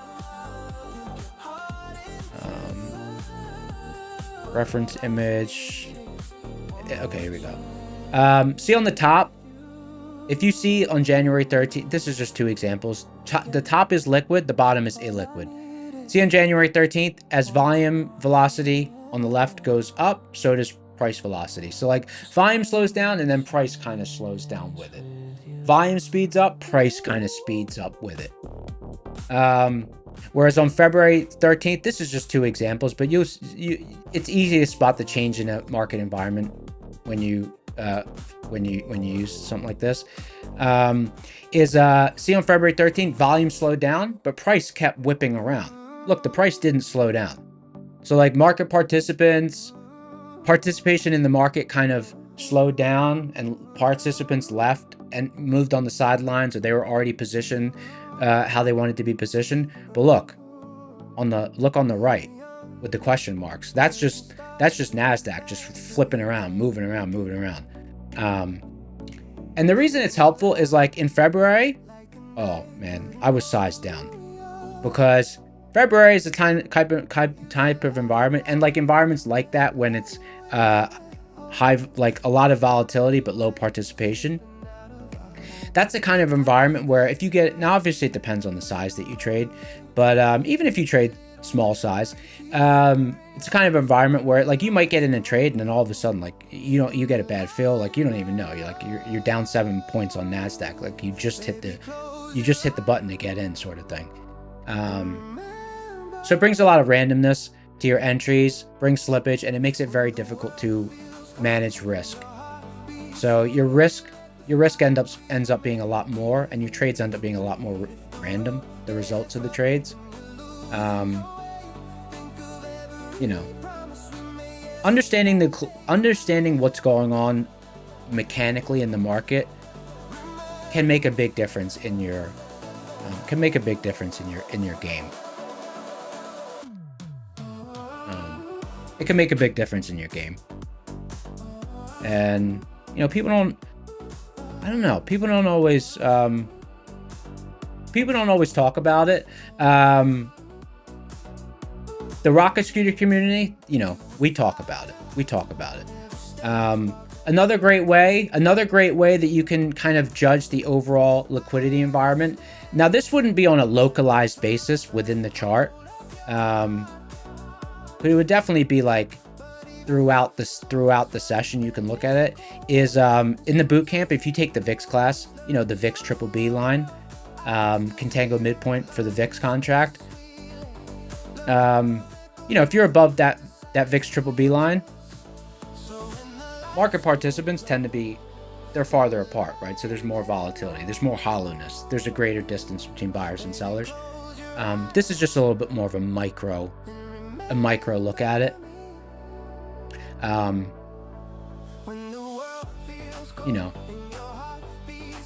Like I use it, I look at it now even when I'm at the desk, but my first reason for creating it was if I left the desk and a move happened, I would find it hard to reconstruct what happened in that move mechanically. Because like if I'm at the desk and I'm observing the tape and I'm watching the price movement and I'm watching a move occur, I can kind of, I can draw some conclusions about the liquidity of the move based on the way the price is moving. But if I leave the desk and a move happens and I return to the desk, and I don't really have a way of knowing mechanically what the environment was like through that move. So that's why I initially created those tools. So I wasn't, So I wasn't afraid to go make a couple of eggs in the middle of the morning session to return having seen a move unfold, and I don't know what kind of move it was health-wise. You know, it was basically out of necessity for me to be able to leave the desk and feel like I wasn't missing information. But yeah, so that's an explanation. That was a long explanation, but I don't know. It's kind of, you need the full answer, otherwise it's kind of meaningless. But hopefully that helps.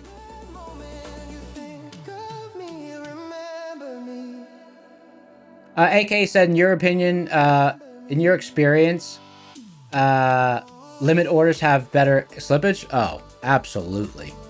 Absolutely. Yeah, limit orders, you get filled at your limit.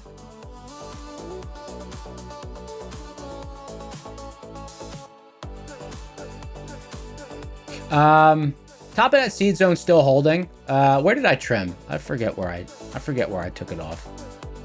I think I took it off for 30 points. How much did it bounce? Oh, look at this. Bounce 48 points. Driving me insane, boy. Can't keep my mind off of you. Don't know what to say, boy. And I'm lost without you. Hey, AJ's, I think you can get stock data for NinjaTrader. I don't have it. But I think you can get stock data for NinjaTrader. You can buy a stock data feed for NinjaTrader.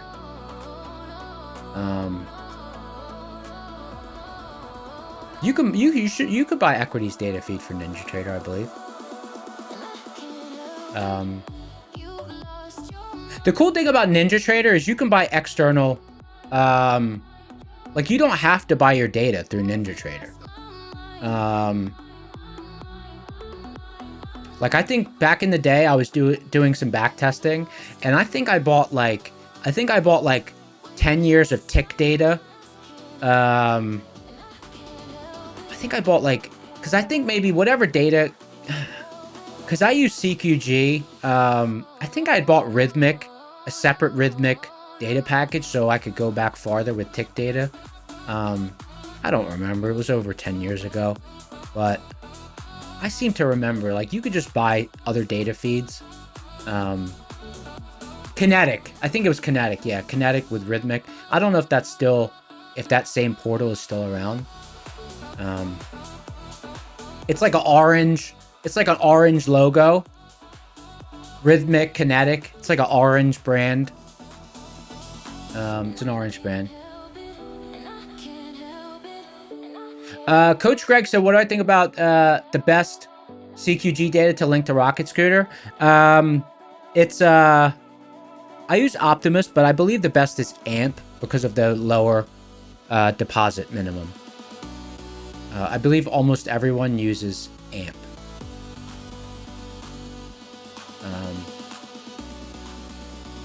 Yeah. It's kind of annoying. You can't use AJ said Connect $75 a month. Yeah, but I mean, you know, if you're trading, like that doesn't, you know, that's just cost of business. $75 a month, you know.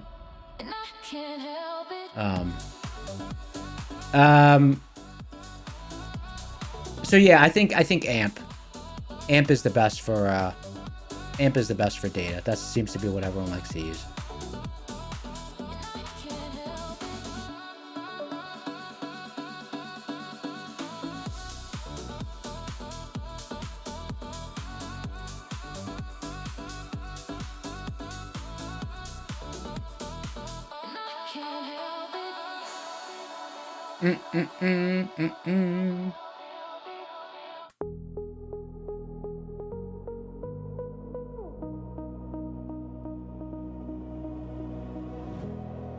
I've been stuck inside my old life stream, chasing highs that never stay with me. The sea to sea dripping through my broken seams, but it never fixed the parts I couldn't see.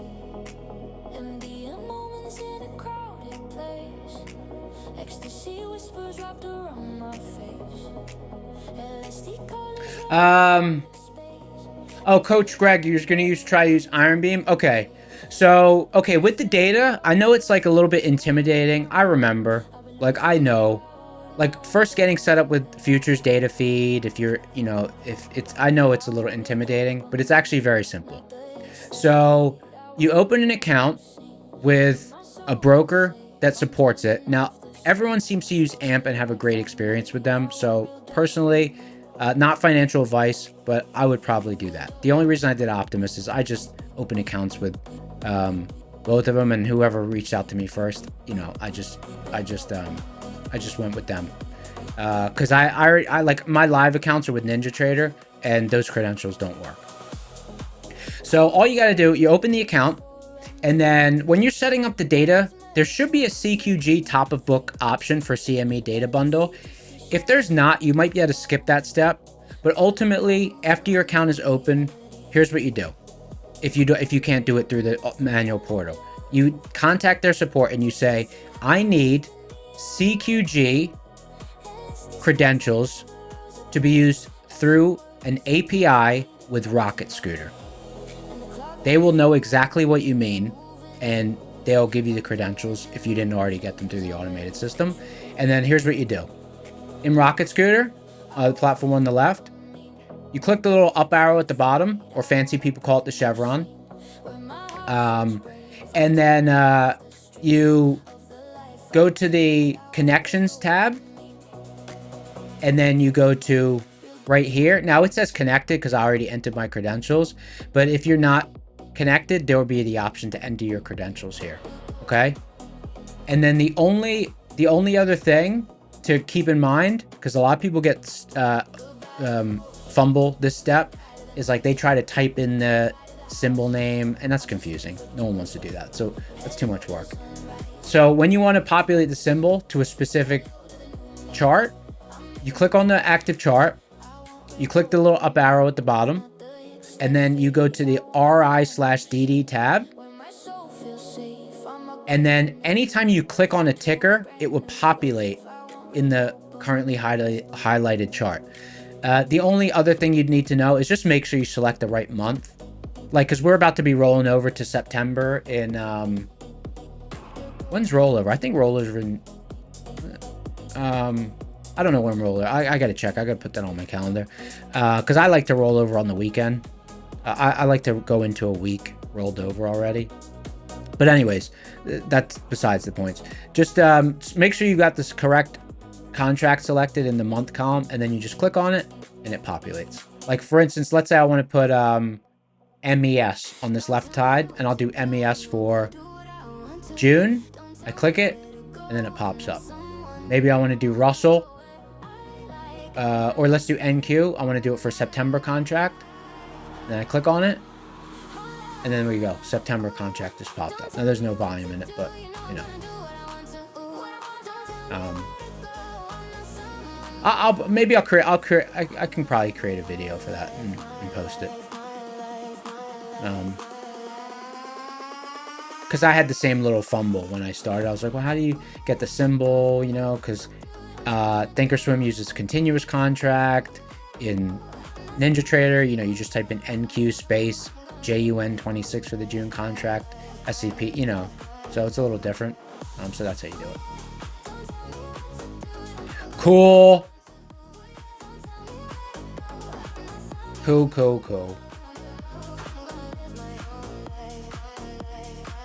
Coach Rex said, great advice. Hey, yeah, good. Because I know the whole data thing, when you're first starting out with futures, I know it's a little intimidating.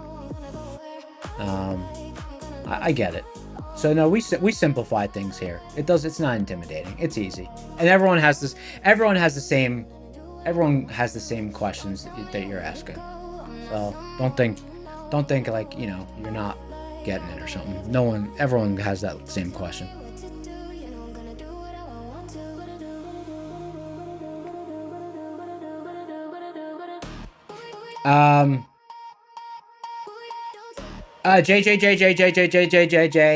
KJJ asks, who do you ask? You would just email your broker. So like for instance with Optimus, I think it was like, you know, support, or maybe like when I opened the account, they assigned a broker to me and I emailed them. But you just say, hi, I need CQG API credentials to be used with Rocket Scooter, and they will know exactly what you mean. They'll know. They'll know.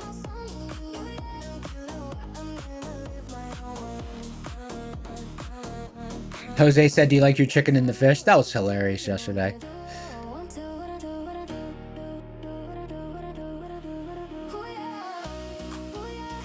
Okay, like for instance here, oh yeah, I emailed my broker directly at, I emailed my broker directly, but here's what they had sent me back in last year when I had, got the connection through them. They emailed me back and they said, hi, hope all is well. Thanks for your patience. Please see below for your live CQG trading credentials that will be used within Rocket Scooter. You know, that's what they emailed me back. Like they knew exactly what I meant.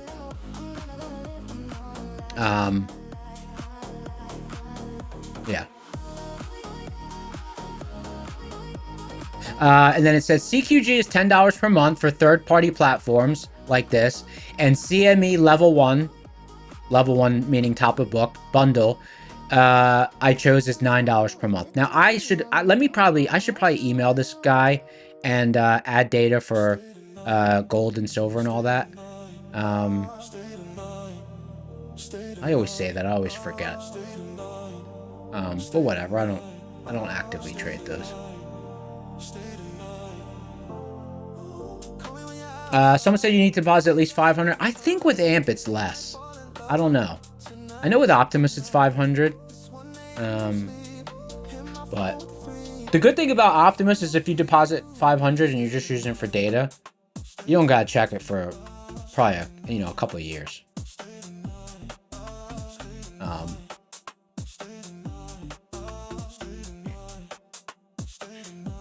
Yeah, AMP's 100. Someone just responded.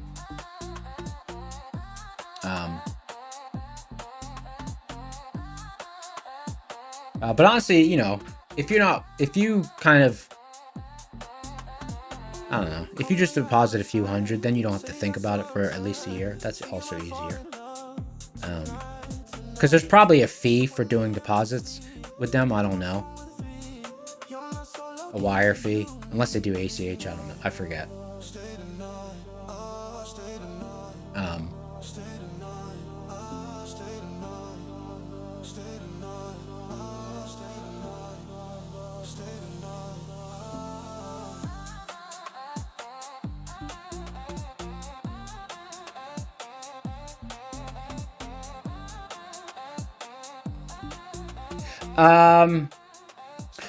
Sound C said, any trade outlooks? I took a long this afternoon. I took a small long. It didn't get very deep into the zone, so there was no scaling in. Took a small long. It resolved to the upside, closed it out, and now I'm just kind of sitting.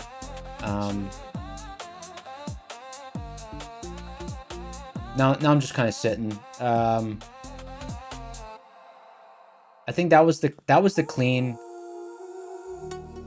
To me, I don't know. I don't think there's any 65% plus probability opportunities that I'm seeing forming. That was the only one that I saw.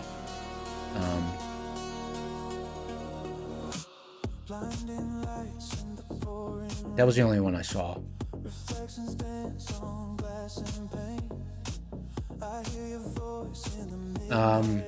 Now I do know, obviously, bull zone bottom with positive DD ratio, if we got down there, would be an acceptable long. But the problem is, when we were at bull zone bottom this morning, which is bull zone bottom is right around the gap, so resilience, would tend to come into play in that area. Resilience is now lower than it was. Gap resilience is now lower than it was this morning. And I think DD ratio might be lower as well. I usually hide the DD ratio, the thing that tracks DD ratio throughout the session, but let me see. DD ratio. Where's it at? DD, here we go. DD. No, it looks like DD's been stable, so DD hasn't moved. But I don't know. I don't like the bull zone. If we got down the bull zone bottom, with res being lower than it was this morning, and being negative, I don't like that. I don't like that. I don't like that. I don't like that anymore. I don't like that anymore.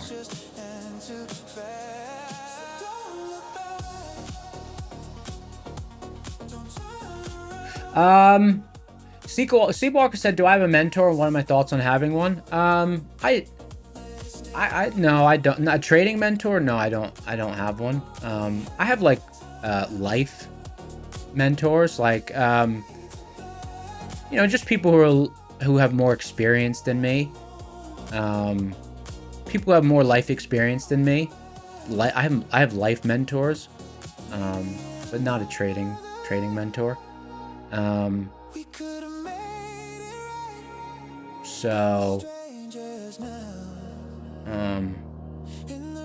But I think that I think having a trading, I don't know. I think when you're in a community like Rocket Scooter, and you have the boot camp, and you have the streams and everything, I don't know, because I guess you're kind of hanging out with like-minded people right now. Yeah, but I think life mentors are good. People who have been through more experience than you, more business experience, more life experience. They can. I think that they're good. Karen Desai said, "How many trades do I take a day roughly?" 1 to 3 trade ideas usually, and sometimes it might be 1 trade idea, sometimes it might be 5 trade ideas. Yesterday I had, I think, 4 trade ideas, 3 in the morning, 1 in the afternoon. Today I had basically 2 ideas. The morning I just scalped with small size. And then this afternoon I had 1 trade idea. Yeah. How would I say the win rate is now with Rocket Scooter? Usually high 60s, low 70s. About 3 to 5% better than before Rocket Scooter. Rocket Scooter is really, really solid.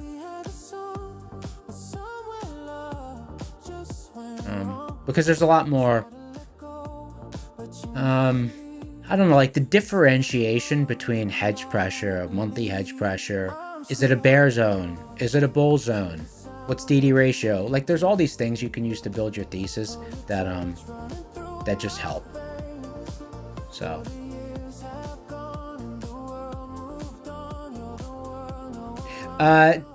Day Trader Gaming said, "Am I looking to sell at SPY resistance?" No, because now there's conflicting thesis.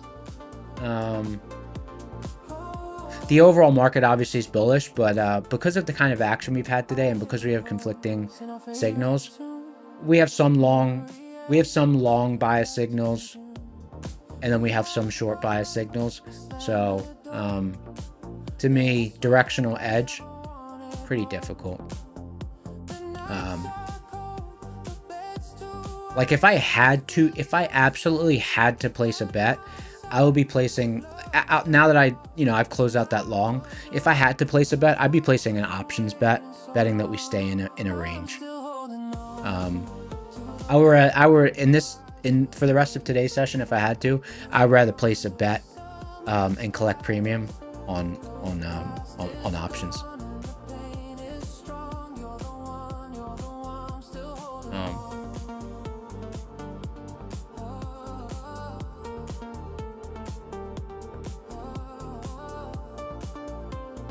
Bearded Trader said the pivots are powerful. Yeah, the pivots are dope.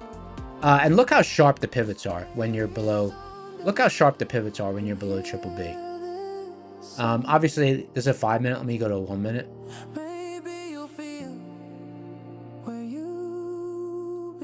Like, these are some pretty sharp actions, you know. Now, obviously there was overshoot from Bullzone here, but you know, the strategy dictates that you'd want to be scaling it anyways.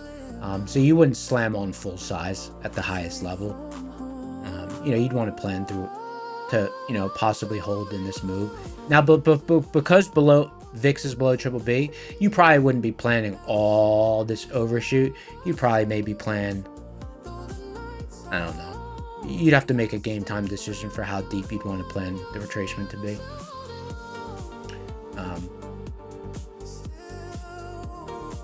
But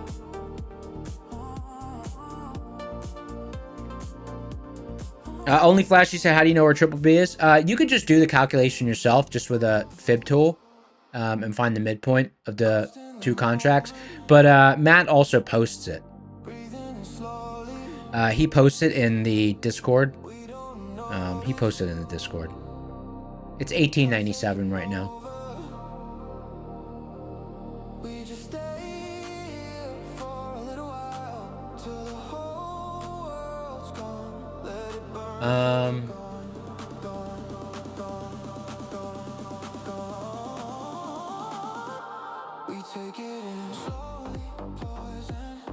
Good questions, guys. 235. Let's do a giveaway in 15 minutes as well. We got 4 more accounts to give away.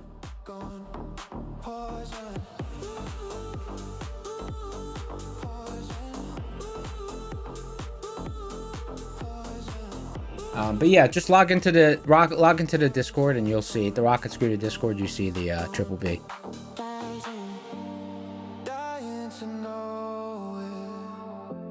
But you can also just ask me on stream, and I'll always tell you. Same with Matt. But it's 18. I have mine at 1896. And I think Matt posted his 18, you know, basically 1895. Let me see what Matt's number is. 1897. Yeah, 1 penny off. We take it in slowly, poison, till it's all in our veins, poison. I know it will take us poison. Let it burn till yeah, 1897.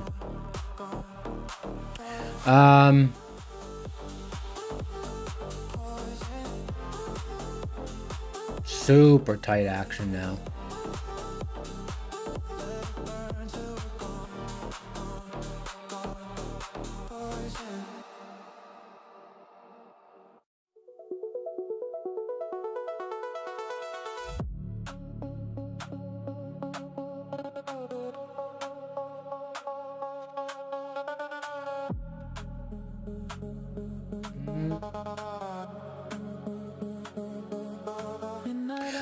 J-Ham, yeah, Rocket Scooter's a monthly fee, but number one, if you want to just test it, there's a discount for the first month. I think it's $100, and then I think it goes to $160, but per month. But they also have a lifetime, which is on sale right now for $2,500.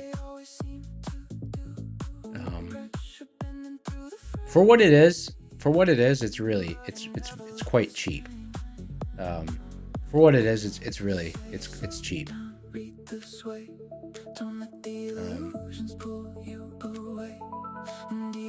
Right, for how actionable it is, it's really cheap.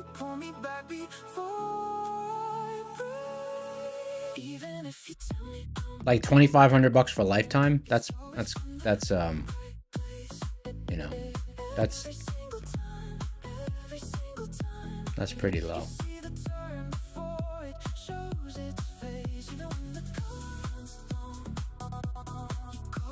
Someone said, would you be able to use that on wealth charts? Are you talking about marking a triple B line? Triple B is just a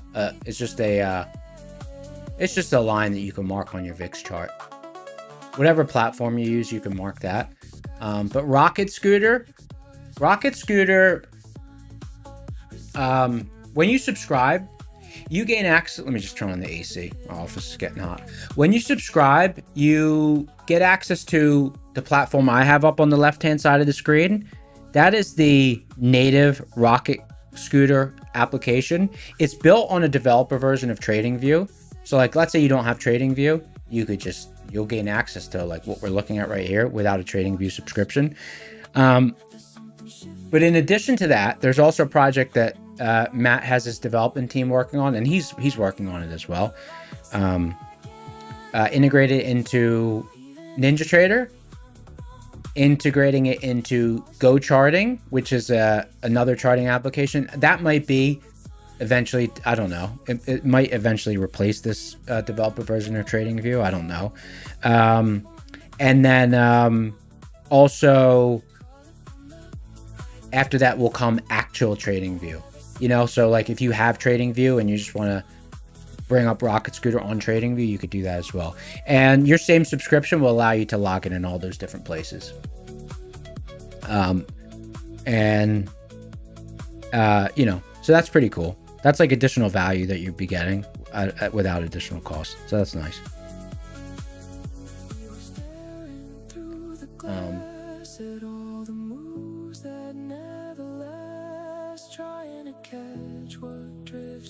Only Flash, you said, do I trade Asia session? Sometimes, usually no. It's kind of the same as with the London session. If there's just all of a sudden clean action and it's just sustaining session after session after session, I will. Or sometimes, because I'm trading the New York session and obviously Asia session follows immediately, if the New York session chart is set up in a certain way, like there's been times at the end of the stream, like Asia, like this chart's kind of set up. Might be an interesting Asia session, you know, so it's a little bit easier to judge that because I'm present right at the end of the session that comes right before Asia. Whereas like, you know, unless I actively make a decision to change my schedule and go to bed early and wake up 45 minutes before the London Open, I don't know what the chart layout is going into that open. So unless I'm present for it every day, you know, I'm not going to be able to be like, yeah, it looks good. Okay, doesn't look good. I'll sit out, you know, I won't, sort of thing. But like sitting out of the Asia session won't get me out of rhythm. Like I can sit out for 2 weeks and then see that the chart's set up a certain way at the end of the New York session, be like, okay, I could sit in on the Asia Open and maybe trade the Asia first couple of hours of Asia session.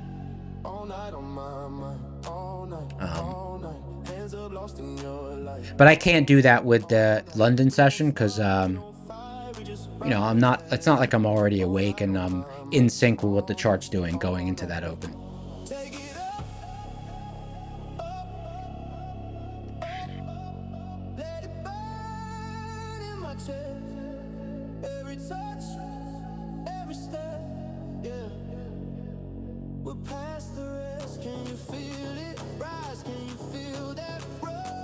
Only Flesh, you said, how do I tell it's gonna be a banger overnight session? Do I sniff the wicks? No, you can never tell. You can never know for sure. It's just if the chart's set up a certain way. It's just if the chart's set up a certain way.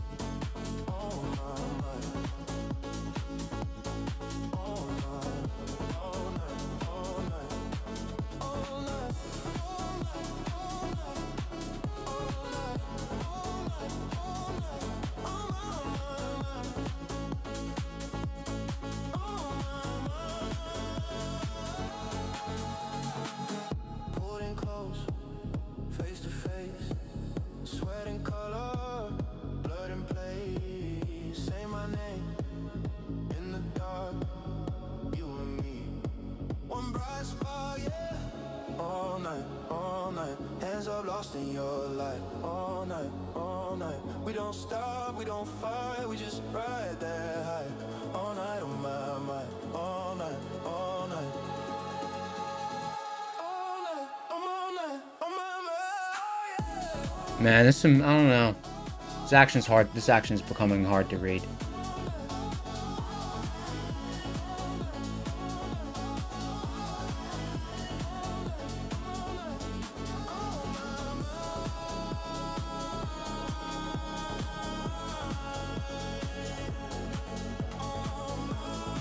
Let's see. 9 minutes? Let's do another giveaway in 9.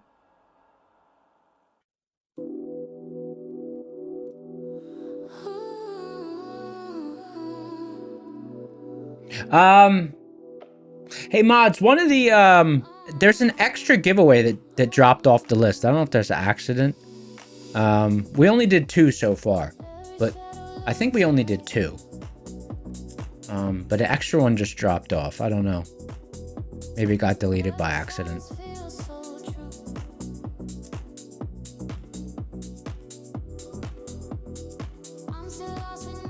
Anyone know?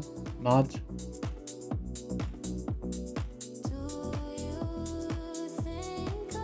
Because we didn't do any funded next giveaway yet.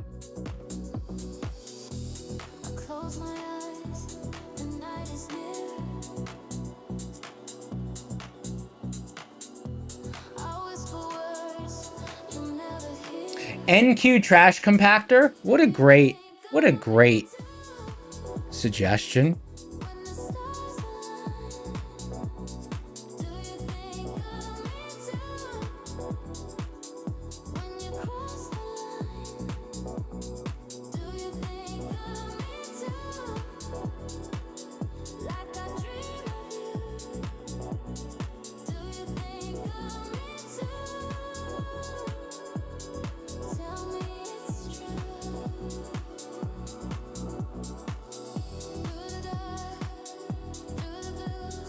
Ken Diary said you're in shorts. Hey man, I don't know. You might be alright. It's a little coin flippy. DD ratio is 51. DD ratio dropped.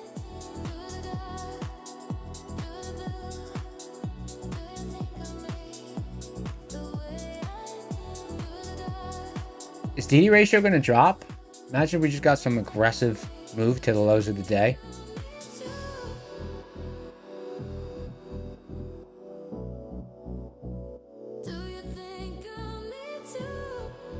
Oh, it dipped below on May 21st? What was May 21st session like?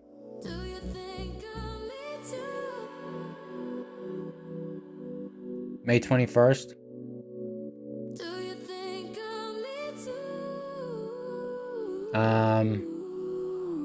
May 21st. Was it at the end of the day? Anyone know what time it happened? Was it in the afternoon around 2 o'clock? 1:45, 2 o'clock.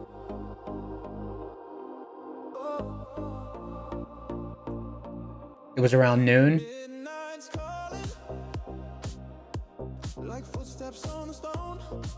We had a massive squeeze afternoon, so.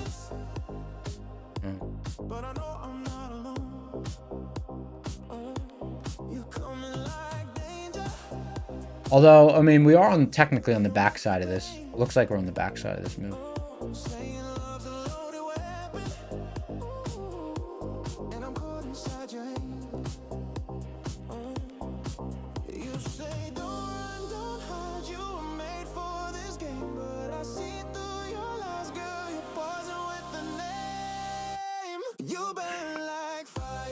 No, just dropped to 0.5.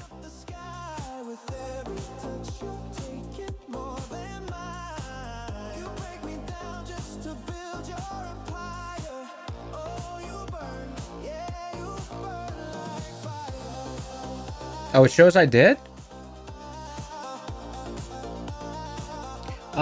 Maybe it's that person who said that they responded in time. Is this Strawwatt Joyman? Was Strawwatt Joyman on there?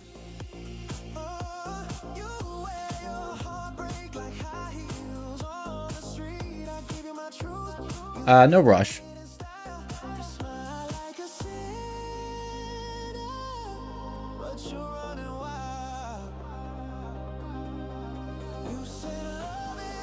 Oh, Straw Hat's on there? Okay. So I guess it went to Straw Hat. I guess someone looked at the action replay. If let me see. Let me see if I got any messages. Maybe Slack's messaging me. Oh, here we go.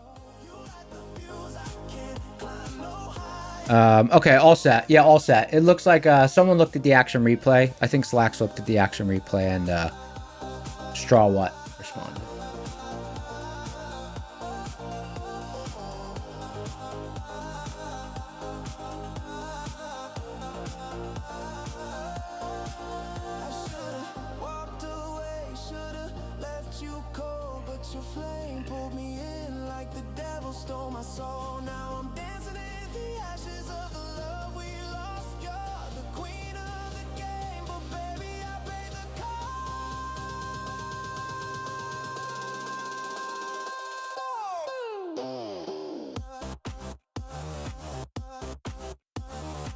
I mean, I don't have experience.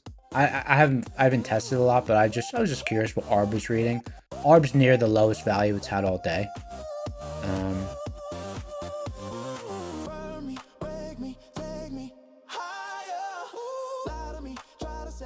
I'd say if someone was short bias, shorting the next top would probably be their entry.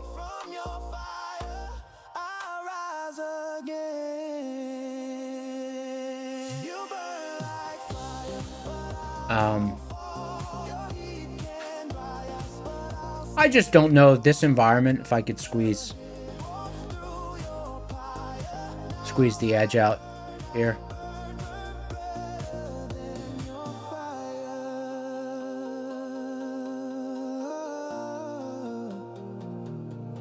I don't think I'd be any more than 60% confident in anything.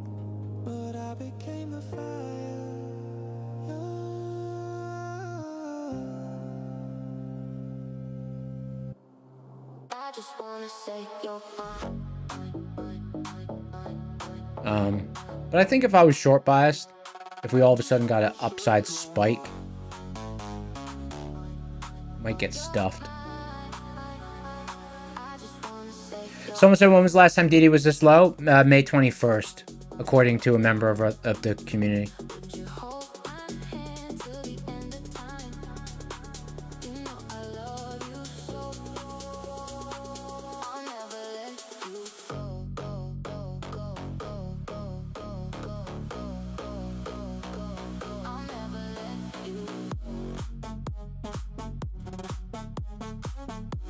Zuby said, do I think up or down from now? Neutral. My read is neutral. My read is pretty neutral. I had a good read. What time was it? Well, I put the orders out around 1:20, and then it got filled at 1:38. Yeah. So it's been over an hour since it was an easy read.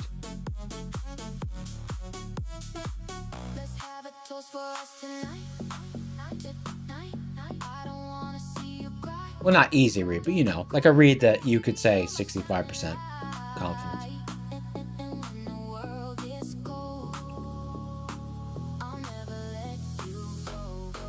All right, guys. Code word is NQ trash compactor. NQ trash compactor. Type it in chat.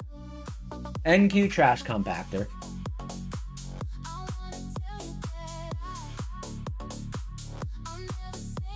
Someone suggested, I forget who suggested it, but that stood out. I'll be back in 2 minutes. I'm gonna go get a spoonful of honey. I'll be right back.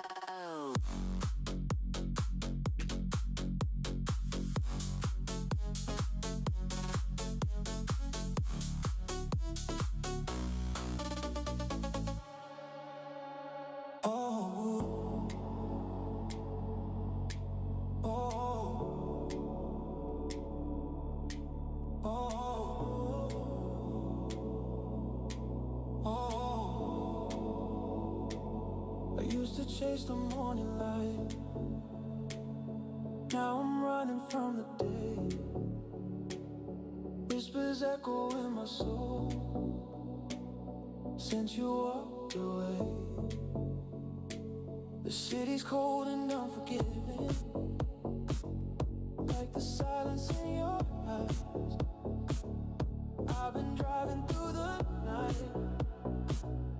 under unforgiving skies.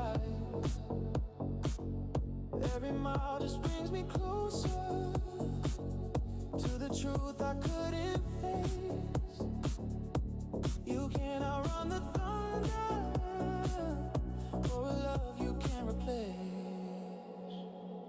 Dark skies raining on my heart. Where did all the colors go? I'm lost in the shadows of a life I used to know. Dark skies hanging over me like the weight of all my sins. If I could hold you once again, would the light come back?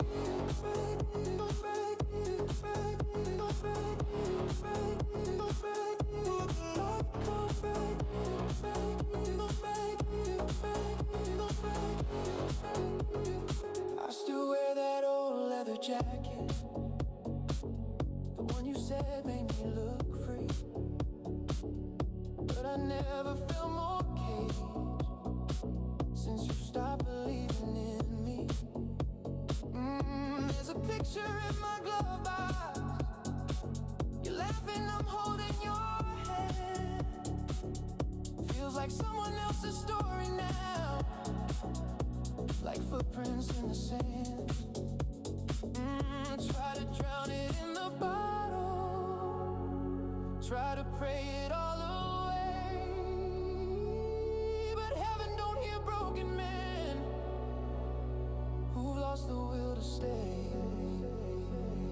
Dark skies raining on my heart. Where did all the colors go? I'm lost in the shadows of a life I used to know. Dark skies hanging over me like the weight of all my sins. If I could hold you once again, would the light come back?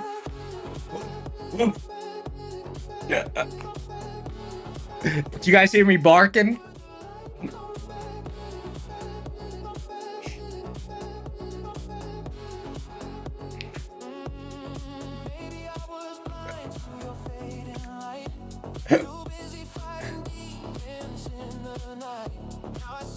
I got Mike H. I got someone. I got someone. NQ trash compactor. NQ trash compactor. Type it in chat.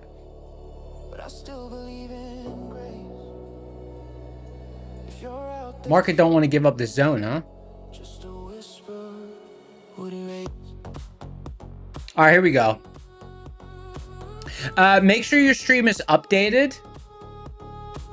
Make sure your stream is updated because it's going to be a fast countdown. I just had a spoonful of honey, okay? Now I've got a sugar rush. Obviously, it's going to be a fast countdown.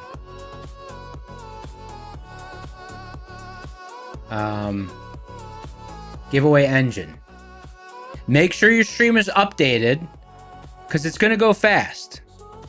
7, 6, 5, 4, 3, 2, 1. Pick a winner.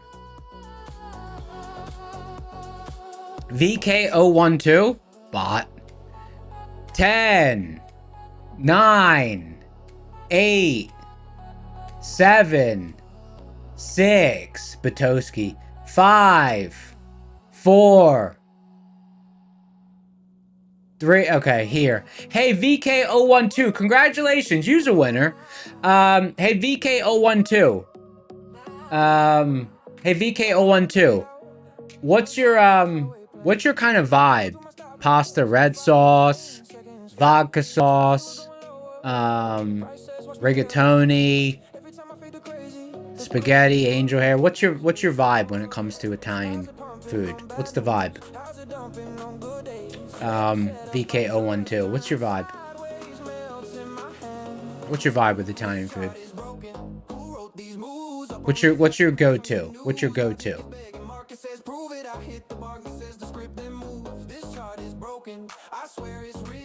VK012. What's your go-to? What's your go-to on pasta night? Like, you know, like your...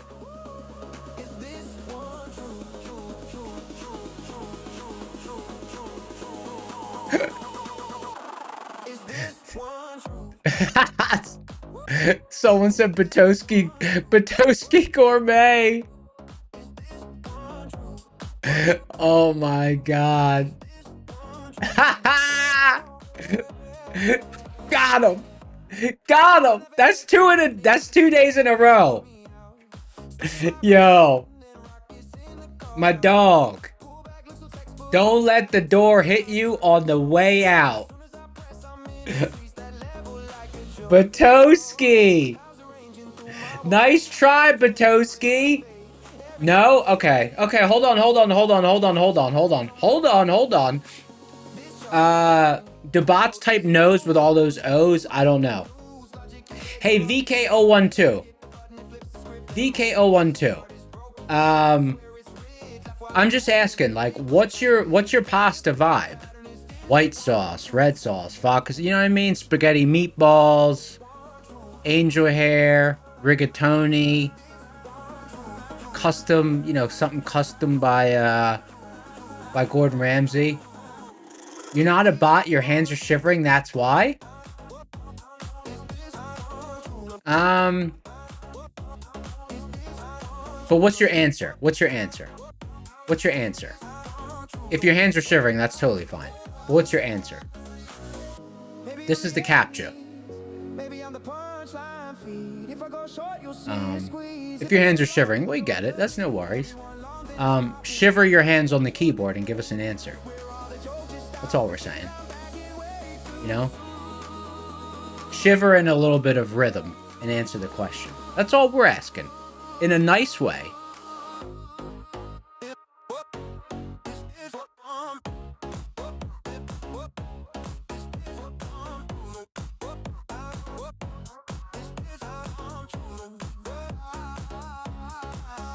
This is, guys, I think we've done it again. I think we might have done it again.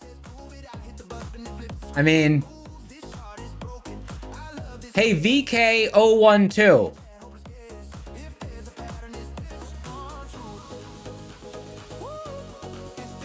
Got like another, you don't know anything about these? Okay. Hey, VK012. Where do you, like, where are you from? VK012. Might be a country without pasta. VK012, where are you from?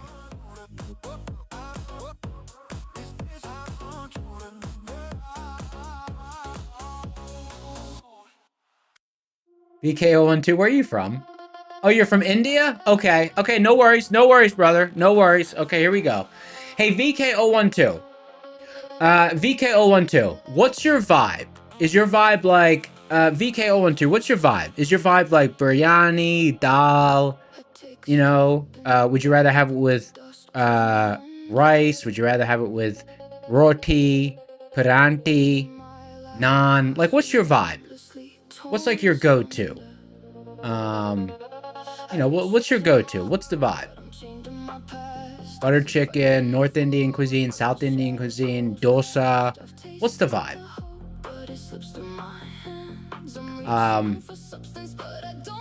Now don't pull you don't know what I'm talking about now. But I'm giving you a second chance because, you know, my grandpa don't know about pasta, but he definitely knows about dal.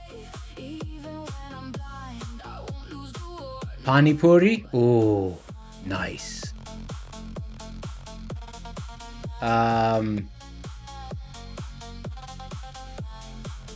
VK012, what is your vibe, Betty? Huh? Meri Betty, what is your vibe? Parota and beef? Dog. It ain't looking good for you, dog. Like, I'm Indian. It ain't looking good for you, my dog.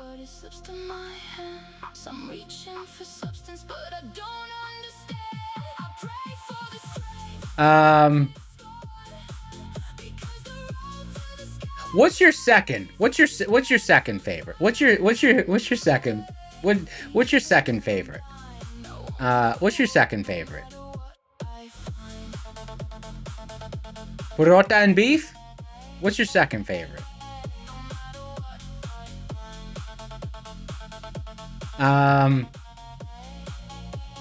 This is the last captcha. Right now it's 70. I want to let you guys know. Right now it's 70% not bot.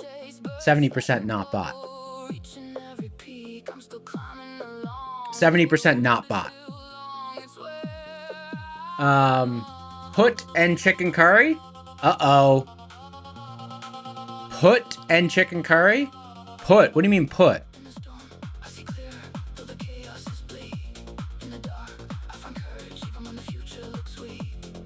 What do you mean put?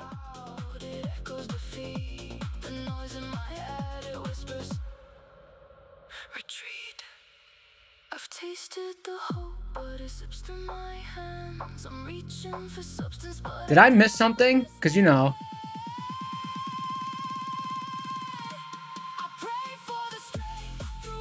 Oh, Puttu Kerala dish? Alright, you know what?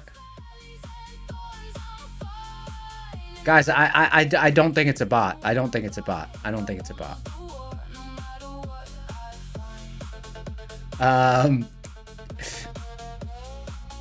I don't think it's a bot. It's legit. It's legit.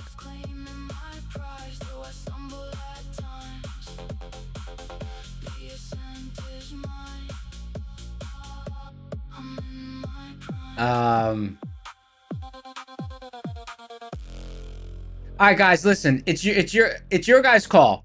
It's your guys' call. I don't think it's a bot. I can ask one more question, or I could just reward it. I'm saying reward it. Not bot, right? Not bot. Yeah, not bot. I didn't think bot. Because that seemed like a legit answer. Hey, congratulations.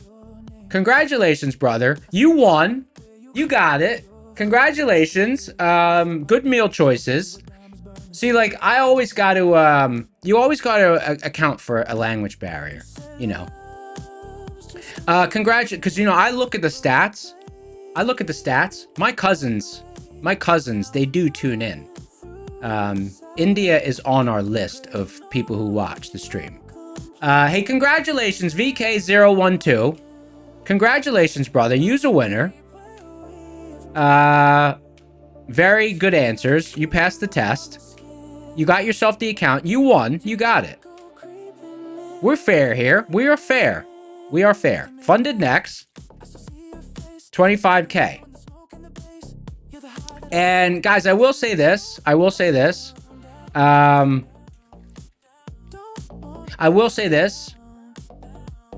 You know, we do the bot test sometimes because we obviously don't want to give the accounts to scammers.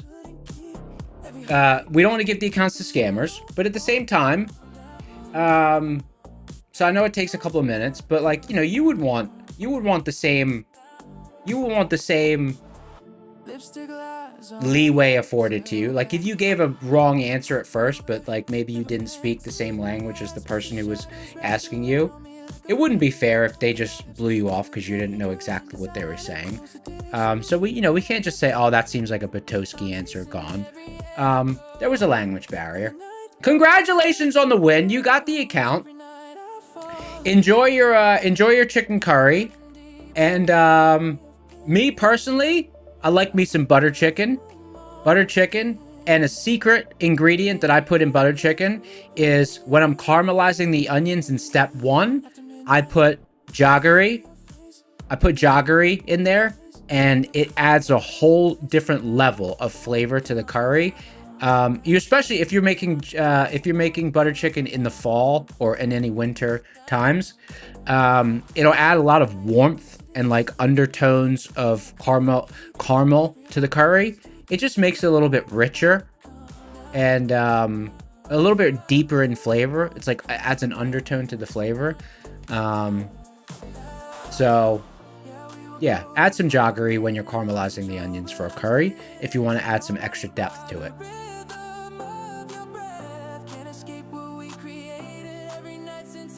Someone said jaggery sugar's intense, very nutty. Yeah, it's very nutty. It's it's good. Look at this zone. Just this thing won't break, huh? This thing said, nope, I ain't breaking. How do I like filet mignon? I wouldn't say filet would be my #1 choice for steak. A little bit too, like, if I'm eating steak, I don't know. If I'm gonna eat steak, then I might as well eat a ribeye or something. Because filet is so lean. I'm like, I might as well just eat chicken.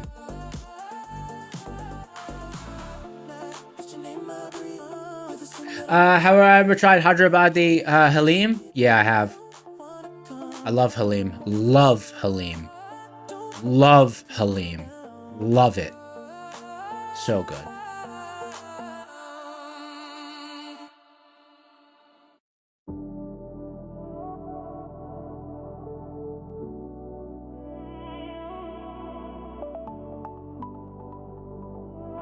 There's a member of the community who knows all about cows, and cuts of meat.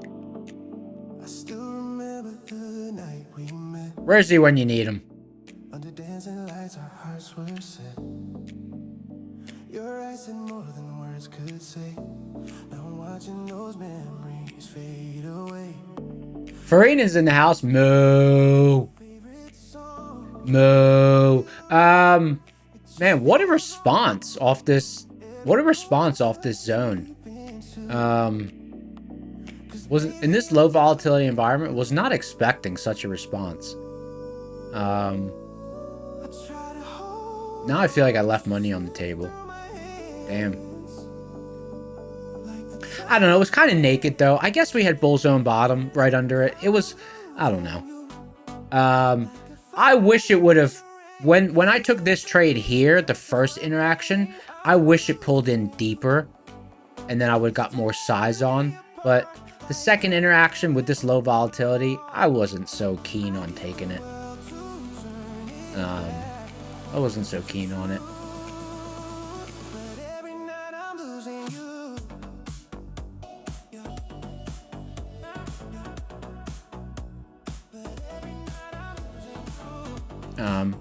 At least I got one trade out of it, but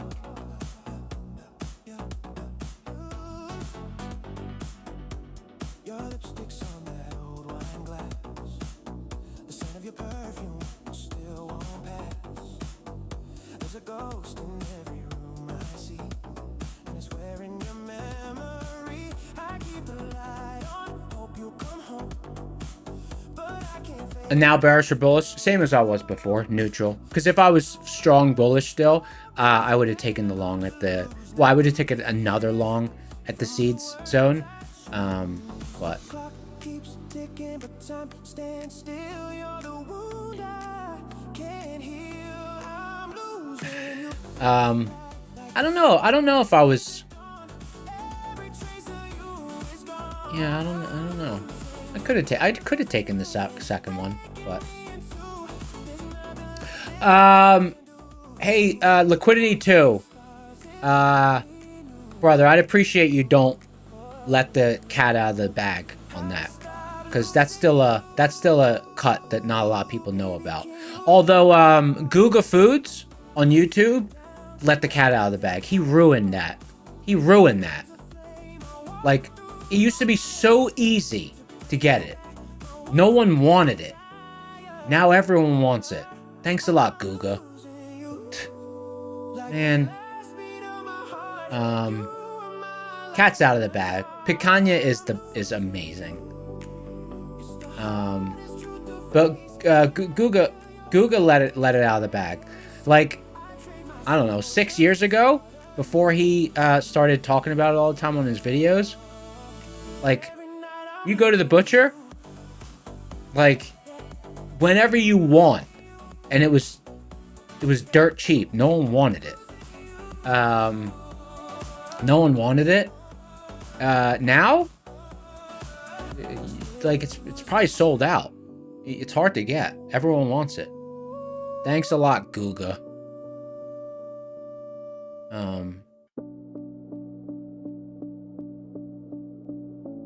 Kind of annoying, to be honest. Yeah, picanha's expensive now. It wasn't before. You can find it easily in Portugal. Yeah, so, hey, Duarte. So, Duarte 1987. Basically, in America, there's a really popular YouTuber who does a lot of food experiments, and there's a really popular YouTuber who does a lot of food experiments. Like, he's got millions and millions and millions of people that follow his channels, and he talks about it quite frequently.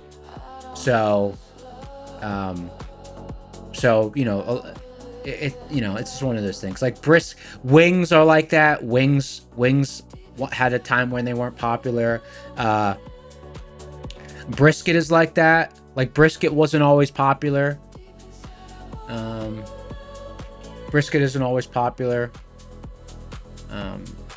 One thing I'm really good at nailing the cook on kind of pretty much any kind of protein. So I like to get thick tomahawk pork chops,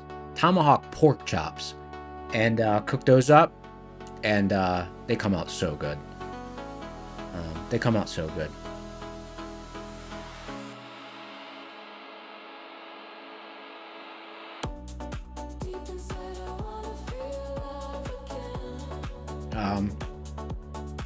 I just did the online order of some specialized fish fillets. They came in. Maybe I'll cook those this weekend.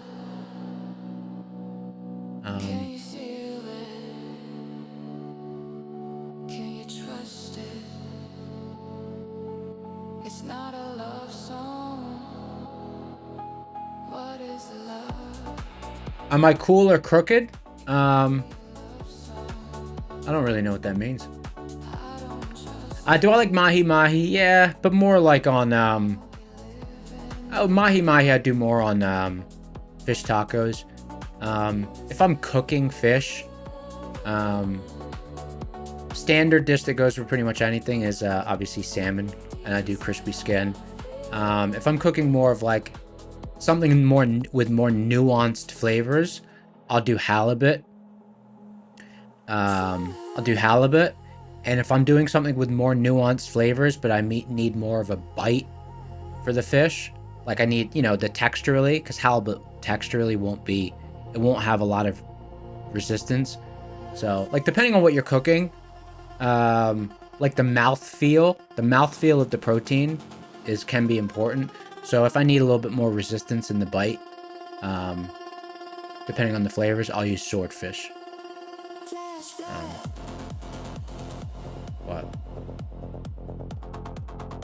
And then I do, you know, obviously I do seared ahi, sesame seed, seared ahi, you know, with a little bit of, you know, you could do some sort of sauce, but that's like an appetizer sort of thing. You basically make it blue.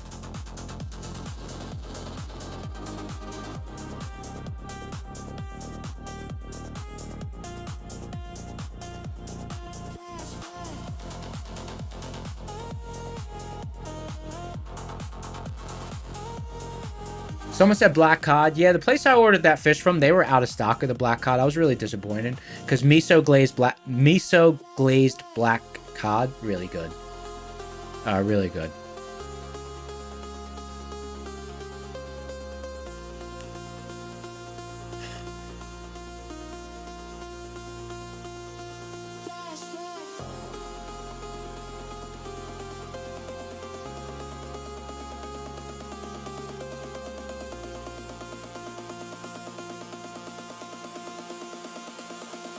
Furian said me so hungry. I can't believe the response. This zone's really holding now. I thought with this lower volatility, I don't know.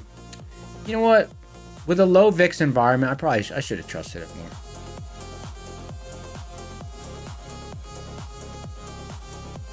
more. Camilla said, would I say today's AM session was textbook setups?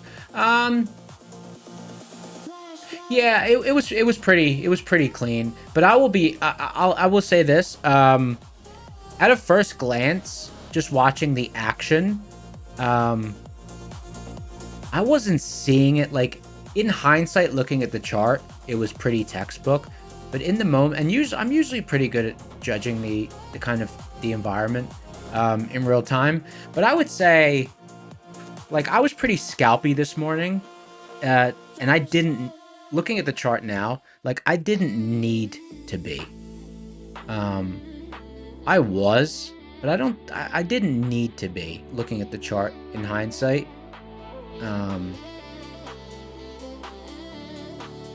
I didn't I didn't need to be. I mean, I said it yesterday that I was a little, that I don't know, but I feel like easing off risk this week. Maybe I should have just kept riding the wave. I mean, you know, it's been a solid couple of sessions, but I've just been a little bit, I've eased up on risk.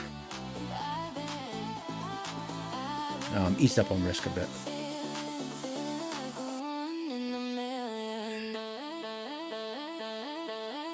RS Camilla said AM was kind of weird, not gonna lie. Yeah, it was, I don't know. I don't know what it was. I just felt like, you know, we had good pivot interaction. Maybe it was just because the gap was so tight and we had that aggressive. Oh, actually, you know what? Sorry. No. I know. I'm reconstructing it in my head. I know why. Why was I scalpy? I know why. I was scalpy because I talked about this earlier. I was scalpy because I had a short bias going into the open, and I thought about putting on a short going into the open. But then, oh yeah, because I remember we talked about this, and I said, you know, I didn't, because I was like, okay, either it's going to resolve and it'd be a nice clean trade, or because we're in such a bullish environment, if it doesn't resolve in my favor, it's going to be really hard to manage risk, especially if it's an illiquid open, and I could get absolutely smoked to start the day. So I didn't put on that short, and then it did resolve really nice. Like I was gonna short into the open, and I went through that thought process, and I didn't, and then it resolved, and that just kind of put me on the defense a little bit, because, you know, like, we were pivoting to the long side, but going into the open, I was looking for a drive downward, which happened, but then I don't know. I didn't want to get caught on the wrong side of things. So that's why I was scalpy. Like, had I not had that thesis going into the open, and I just kind of like saw how the things played out, maybe I was neutral going into the open and I saw how things played out, then I think I would have been more aggressive, just pivot trading rather than scalping the way that I did.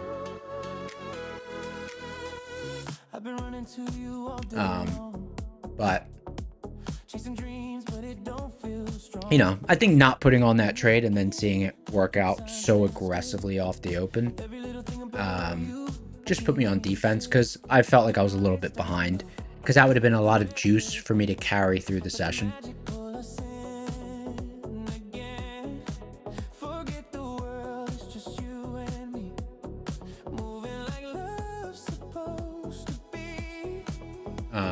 But you know,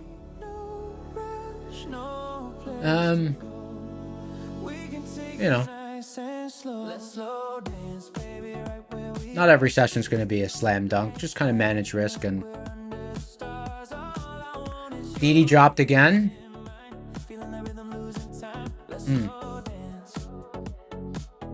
Wish there was a pivot to trade off of.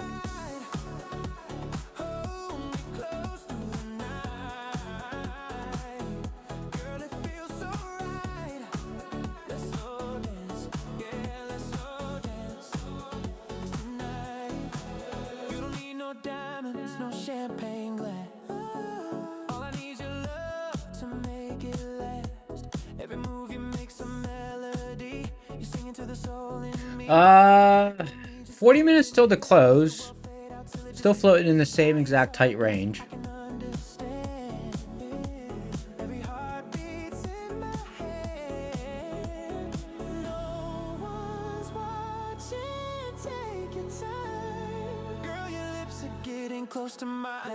So dance.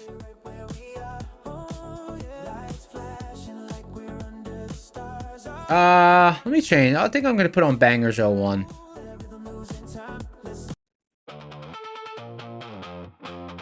Change the playlist.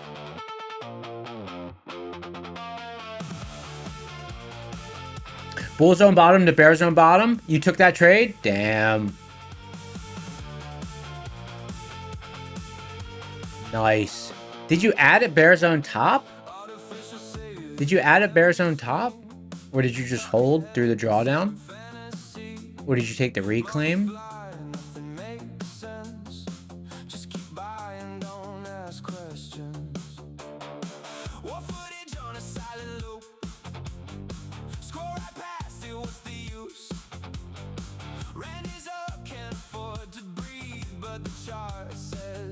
I don't know. I don't know if we're gonna close at highs.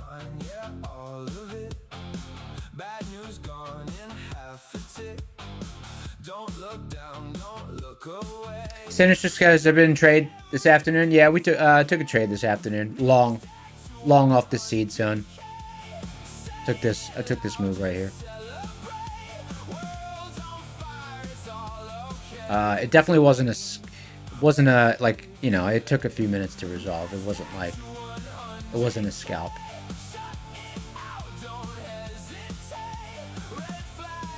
Mihil said short opportunity here. Not for me. DD ratio is 50, where there's no real pivot to trade off of. It would just be a blind. It would just be a blind trade.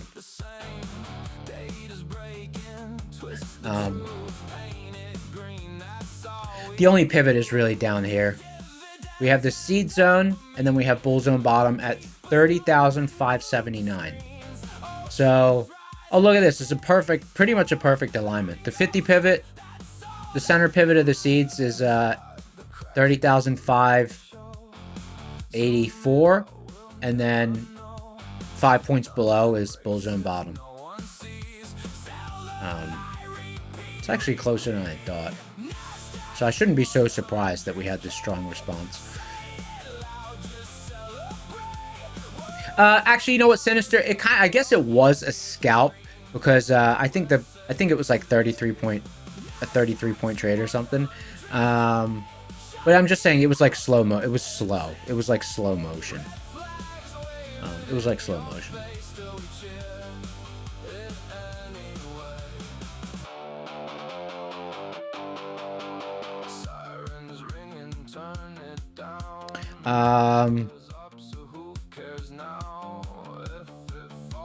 VIX has been just absolutely flat today.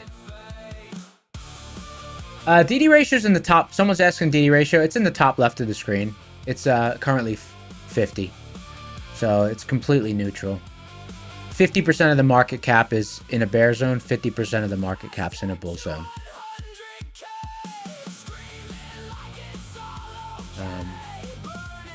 50-50.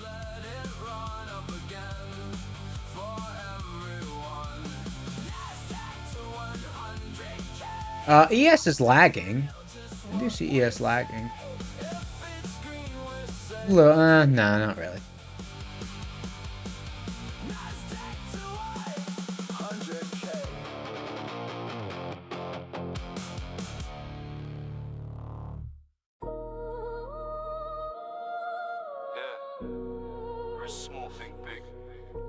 Fibonacci. I calculate. Dondo mode. Trader's life. Wake up early, London open, charts moving fast, my plan still golden. Hands off the mouse, emotion frozen, discipline strong, account stay loaded. Look at this move. Steady my palm, I don't chase green, I follow zones, risk to reward, I protect my throne. Yeah, stop loss and take profit. Lock it in before you lose it. No fear, no hope, just logic. Bag your bread, then move like a prophet. Don't stop loss and take profit. Stack your wins, don't force the market. Plan a trade, then trade the target. Stay sharp, don't break your logic. Stop loss, take profit. Stop loss, take profit. J-Ham said any experience with alpha? No, but we have traders in the room that have tried them. Montreal vibe, all my traders worldwide. Risk 1%, never 5. Discipline keeps dreams alive. No greed, no fear, just math in my head. I sleep good cause I manage my bread. Fake gurus talk, but they all misled. Real ones know it's risk that fit. Don't stop, listen, take profit. Say your plan before you drop it. Don't trust luck, trust logic. Smart money moves, that's toxic. Like stop, loss and take profit. Let it run. AJ, the bands they're just something on forward testing. It's just half a risk interval and one risk interval up from average price paid for the session. I usually use the opening print, but I'm just testing using this instead. I just use it as an altimeter.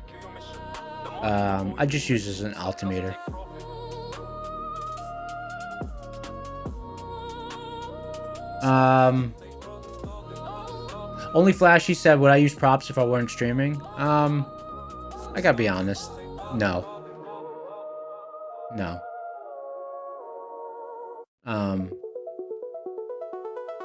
No, there would be no reason to. But it's cool. Like, it's cool to learn about something new. It's like it's fun. Midnight on the dashboard glow, silver lines and aftertones, something moving underneath, quiet as a pulse within me. Because, like, if you're capitalized, it's just another... There's all these rules and stuff, and it's like, well... Like, we did a poll about, like, why people use them, and everyone said it's because there's no risk or low risk. But, if you're pretty seasoned and you're capitalized, then, that wouldn't really... You'd be like, well, I don't know. It wouldn't make sense. Even if you tell me I'm wrong, it's always from the right place. Only Flashy said, but they're smaller risk. Yeah, they're smaller risk, but if you've got a long established track record and you know your stats and stuff, that's not really... You're playing the game a little bit differently.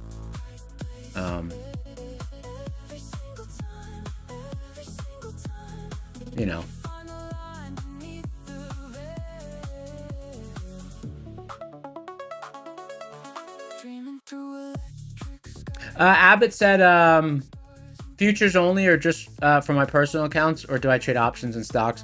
So I have stock accounts still, but those are mainly just sentimental. I have a Lightspeed account, and I have a Cobra account for equities. They're at minimum balance. I don't trade them. Those are just because I just keep them open because I've had them for so many years.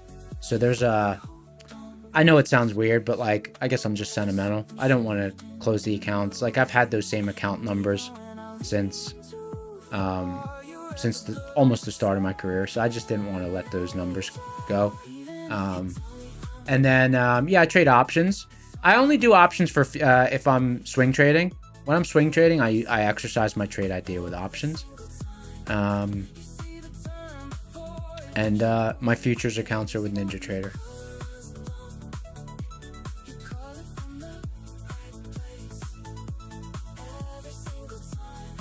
Course said you pulled 88 points. Yeah, you could be happy with that. Nothing wrong with that.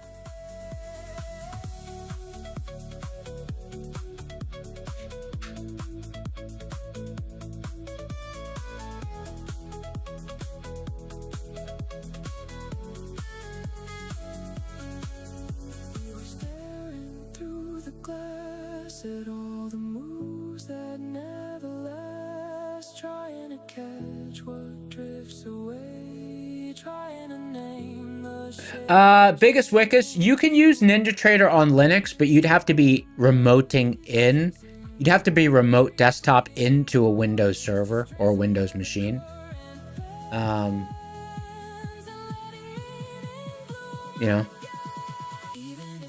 Only Flashy said, would I take as many trades? Would I basically trade the same? Yeah, I trade the same as my my live account. Like, I don't really like that. That has to do with my personality type. I'm not really like, I don't YOLO the props. I just trade them like they're normal.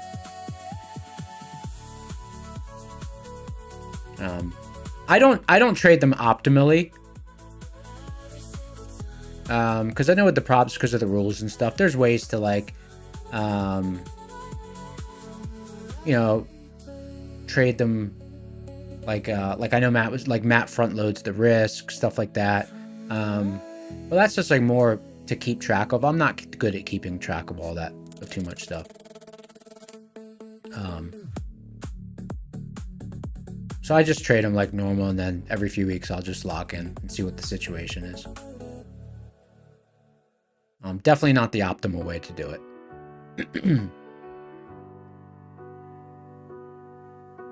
But that just has to do with a weakness of mine, which is managing too much administrative stuff. I get spun around.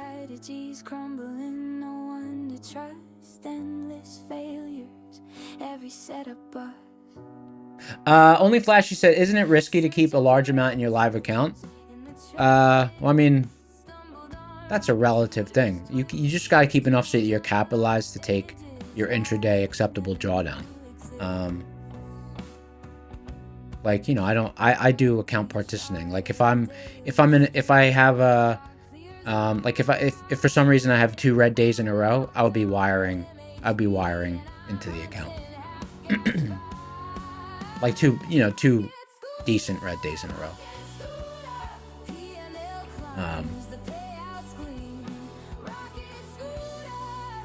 And I also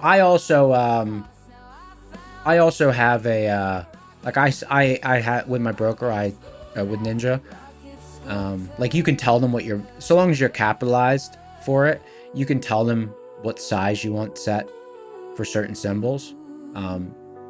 You know, so I set a max size with the broker as well. You know, because just like, you know, let's say like you're trading up the balance and you don't wire out for, like if I don't wire out for a couple weeks and the balance kind of balloons up a bit, you know, you don't want to be taking more size because you built up additional, you know, more additional balance and you just haven't wired out. So that's why I set a size, max size. Jay Black said, when's the last time I had 2 to 3 red days in a row? January. January I had a real rough streak. I think I had 3 I had like 7 losing trades in a row. I think it was 3 days. It was 3 days, yeah. But I don't know, it was just tricky. Liquidity environment was really bad, and it was like transitional, like between liquid and illiquid, and I don't know. And plus, sometimes it's just variance, you know. It's just gonna happen. It's just gonna happen. You know, probably depending on your stats, but it's gonna happen once or twice a year. It's gonna happen once or twice a year, or you know, could be less, could be more. It just depends on the year.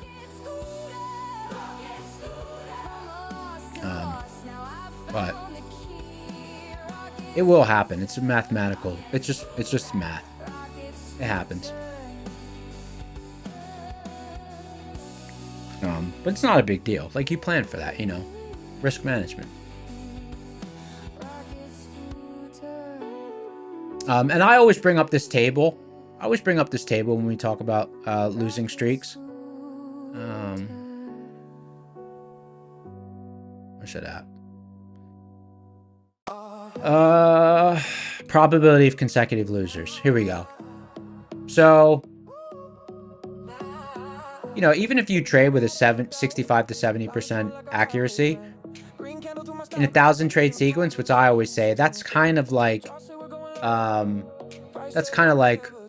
a year if you take 1 to 3 to 4 trade ideas a session. 1,000 sequence, you know, it's about a year.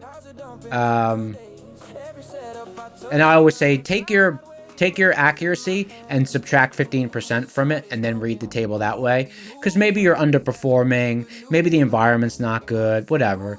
Maybe you're off your game, but then take it, and you could see, like, the probability of having 6 consecutive bad reads, or bad overall, you know, just wrong reads, it's pretty inevitable mathematically, even if you trade with a specific hit rate. So that's how you kind of make routine out of something that's not routine. you know, when it happens, I don't lose my mind. I just kind of say, well, it's the numbers realizing themselves. And I keep a printed copy. I have a printed copy of it on my desk. I always keep a printed copy of it on my desk. You know, it's just as a reminder. Like, it doesn't bother me now, but like earlier in my career, it would always bother me when I would hit a string of bad reads. Because when you're not as confident in your edge and you have a string of just reads that are off, if you don't have a long established record, you might think that, like, am I making bad reads, or is it just numbers realizing themselves? So I had started doing that, and then, you know, I just kind of, it's just a habit now that it's always on my desk.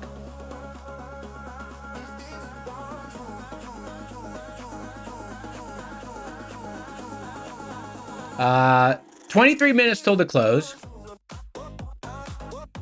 Market's still moving towards the highs.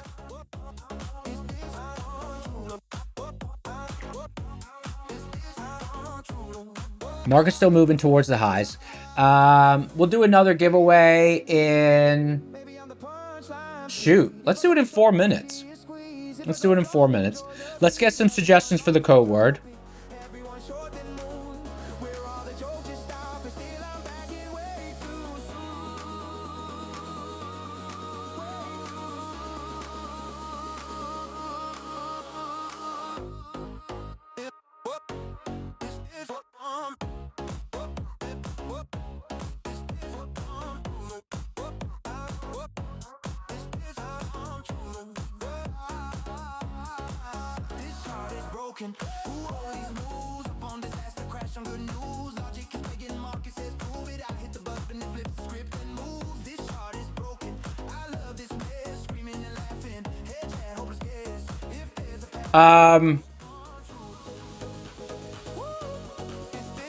Code word is, now I don't know if maybe you were trying to type, I don't know if maybe you were trying to type black cod and then you just added an E by accident, but the code word is black code.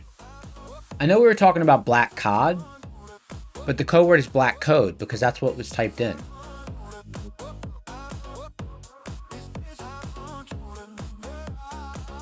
Black code.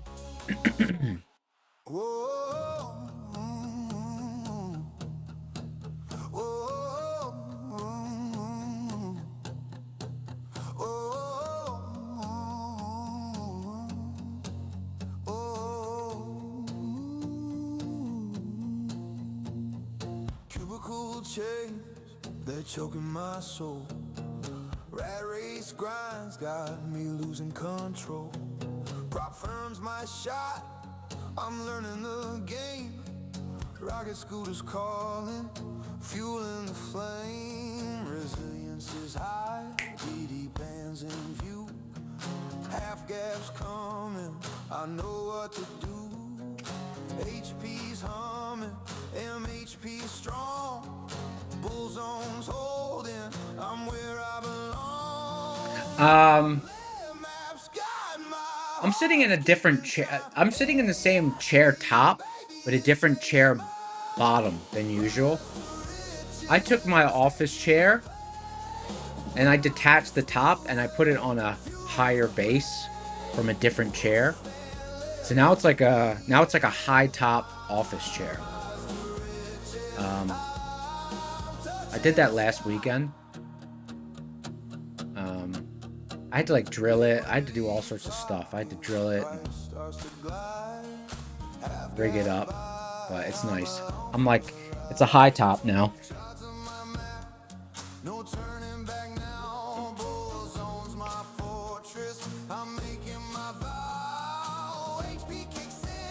But it doesn't turn. It doesn't turn. But it's super because this chair top is super comfortable, but I want it to be higher because I have a walking pad, and I'd have to move the walking pad out of the way and slide the office chair in. Because before streaming, I would stand all day. Before streaming, I would never sit down in my office. I would always stand. So I have it set up so that I can switch it. And technically the camera's mounted to the desk, so I could stand up right now and adjust the desk height. It's an electric desk. Here, watch. See? You can see it go up and down.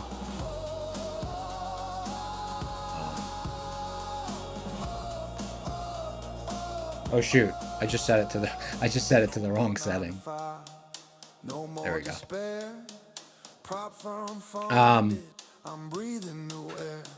But anyways, yeah. So I wanted this chair set up so that it's easier to just take it and I could walk right on the pad, because the feet fit on the pad, so I don't have to move the pad out of the way.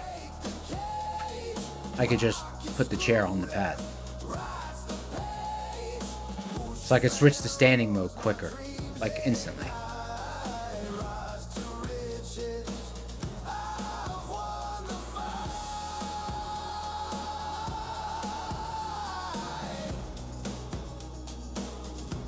EST every single time.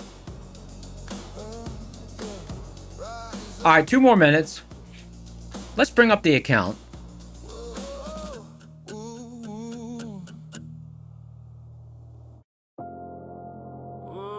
Full browser window.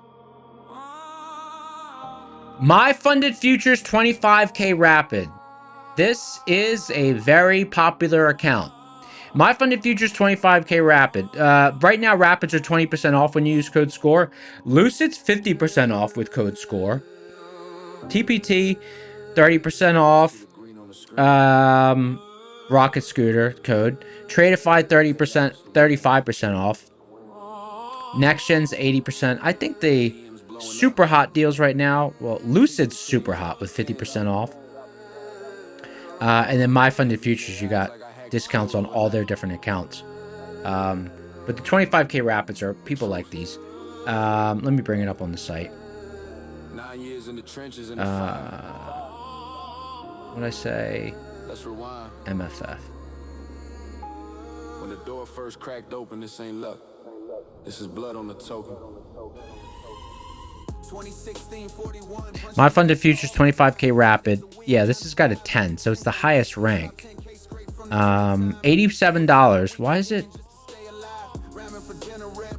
ranked? What makes it rank so high? Let's see. Just says best in class. Doesn't say the reasons. Okay, here we go. No DLL. Fewer days to profit. Oh, you could really slam these hard.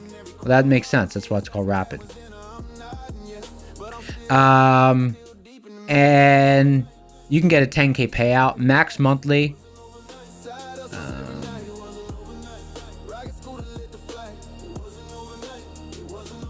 You can get 100K technically. That's what this says. I never tried this brand. I should try that brand. Okay. Here we go. If you're Bertowski, just leave the room. Okay? 7, 6, 5, 4, 3.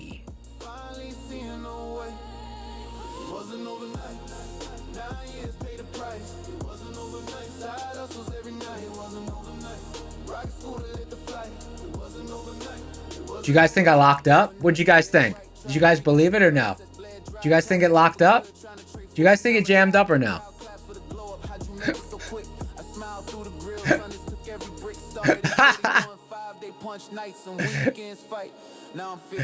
Pretty much no, but I got a couple of people. Pick a winner. Sleepwalker. Hey, Sleepwalker. I know this person's not a bot. Sleepwalker.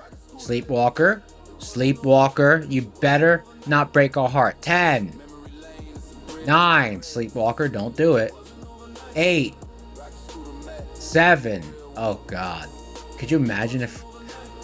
6. Sleepwalker, wake up. You're always here in chat. Now you're not here? This is when you're not here. 5. 4. Poor guy. 3. Sleepwalker? Are you kidding me? 2. They're gonna miss it. 1. Oh, okay. They responded. You're lucky. You almost missed it. You almost missed it. My Funded Futures 25k rapid. I don't know. Why'd you keep us on the edge of our seat?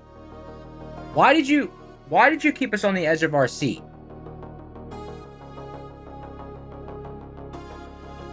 I'm sitting here waiting. Congratulations, you're a winner. Silent glow across the screen. I've got really good at saying it fast, right? Click the link. Oh, look. Right as I say I've got it good at saying it fast, the first time I've messed up on saying it fast in like 3 tries. I got too confident in being able to say it fast. Click the link in the description for the Discord. Go to the Claim Your Win channel and the mods will hook you up. Nah, the tempo was off. I could tell the tempo was off there. The tempo was off. Congratulations. ATH. Absolute savage launch. Absolute savage launch out of this zone.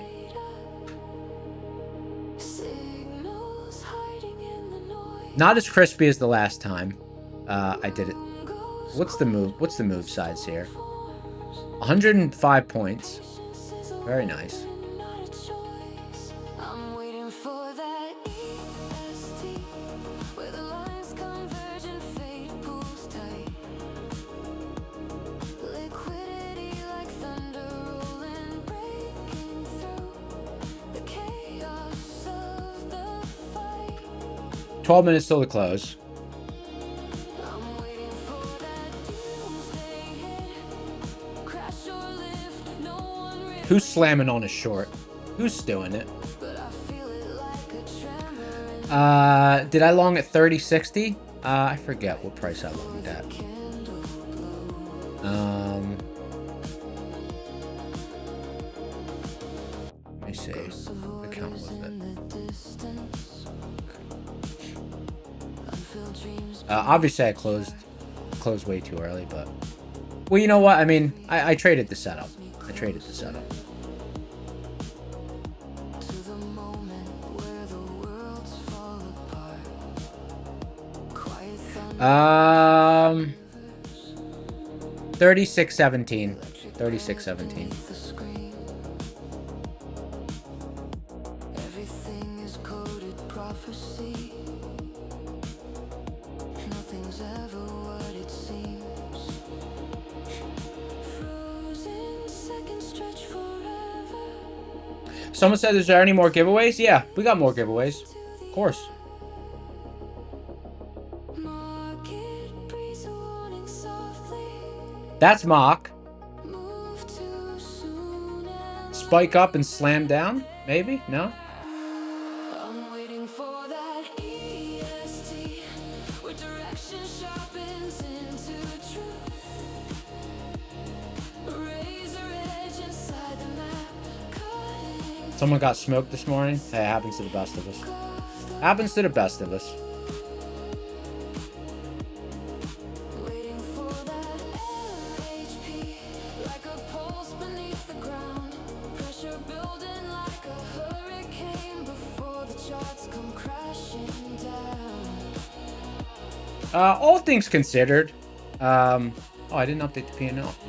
All things considered, it was a fine session. You know, it was fine. Break me wide awake. Sometimes faith is just the courage to hold steady. I wasn't complaining.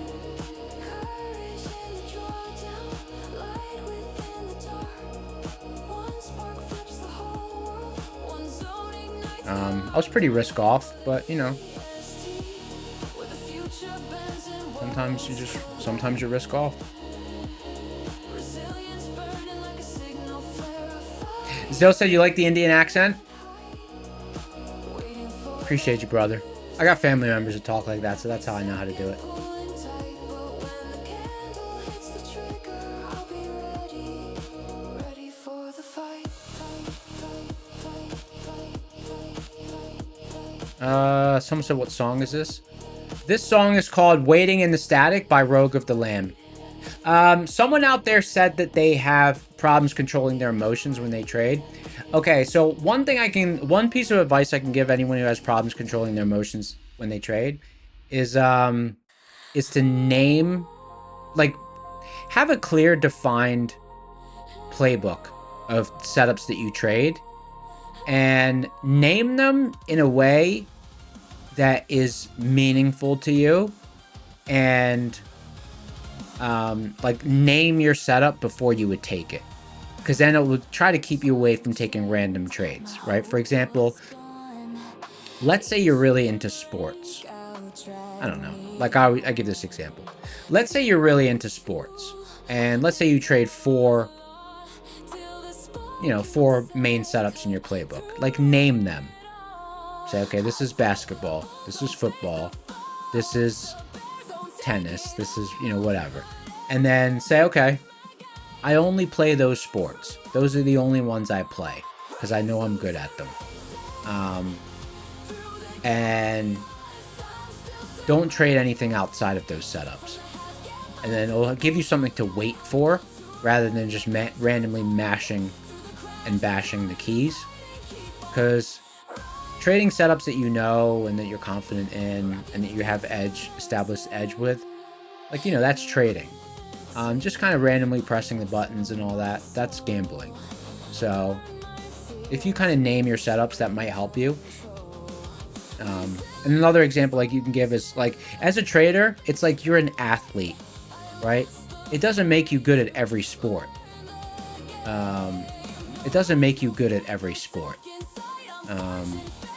Like LeBron James, incredible athlete.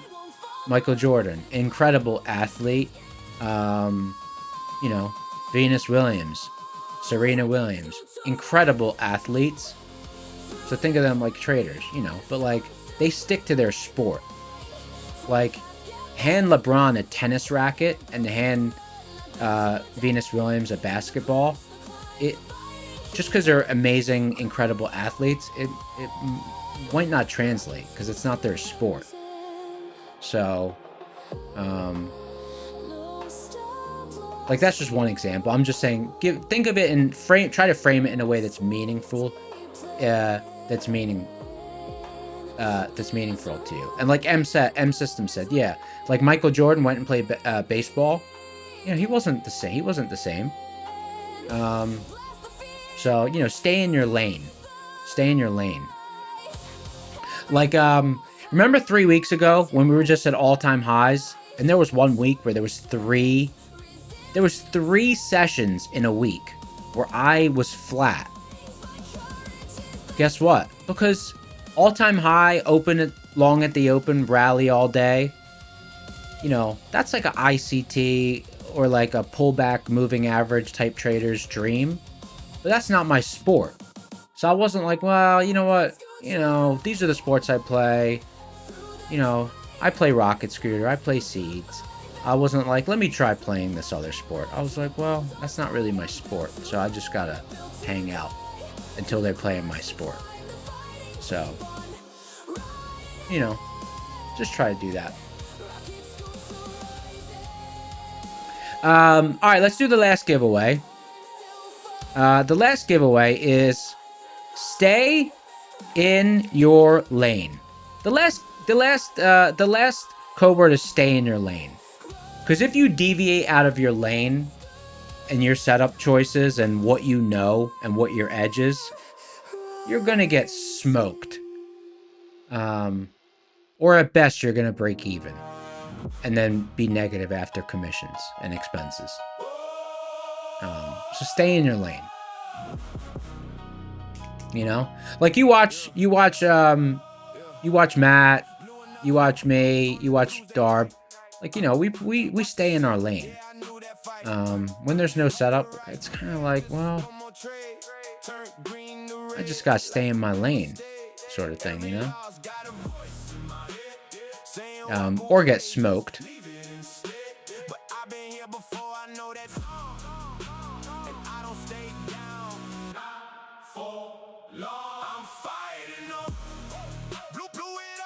Maybe like write it down and put it on your, put it like, you know, have your setups well defined.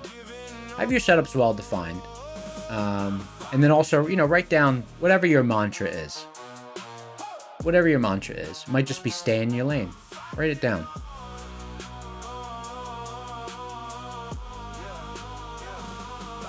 No one claps when you start again. No spotlight on the discipline. Just quiet battles nobody sees. Piece by piece, rebuilding me. Every doubt gotta see in my mind. Every failure just waits in line. But I've learned pain don't mean you're done. Sometimes it means you just begun. I'm fighting off. Blew it all, but I'm not gone. Break, reset, right the wrong. Never giving up. I'm fighting off.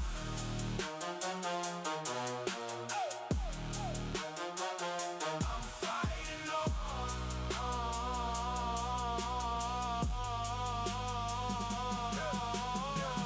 Every loss try to rewrite my Quotionality said, you do every and all strategy. If it's slow, you go learn how to trade slow market. If it's fast, you go learn how to trade volatility. Well, you know, you gotta do you. You gotta do you, brother.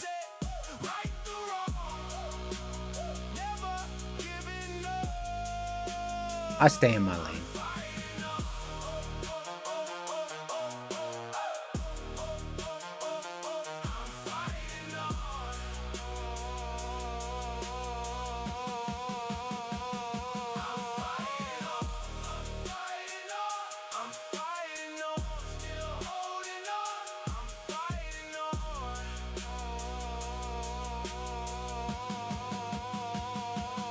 I'm fighting on. Quotionality said you trade your way and win. Hey, that's all that matters. As long as you got nice positive expectancy and, you know, smooth equity curve, go for it.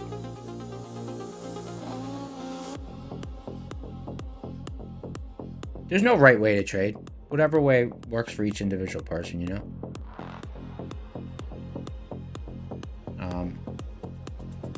I'm a little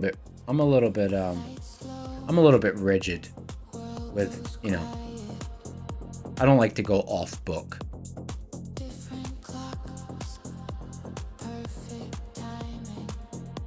I don't like to go off book.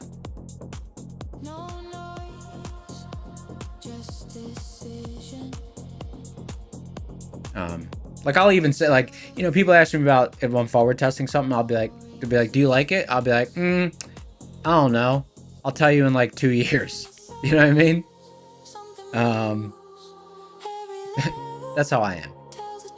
Because then I'll be able to confidently say.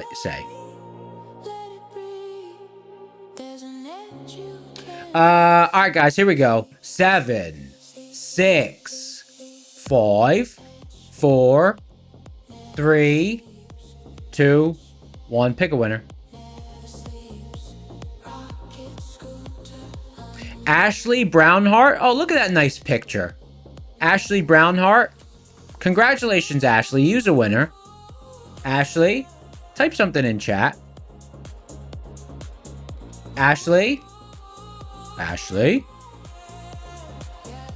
Ashley Brownhart, please report to the principal's office. Ashley Brownhart to the principal's office. Ashley, 10. Oh, there she is. Congratulations, Ashley. Should we give Ashley the Petoskey check? Hey, Ashley, what's your vibe pasta-wise? Spaghetti and meatballs, vodka sauce, angel hair, chicken cutlets. Ashley, what kind of pasta do you like? What's your pasta vibe? What's your go-to pasta dish? Ashley Brownhart. Bot check.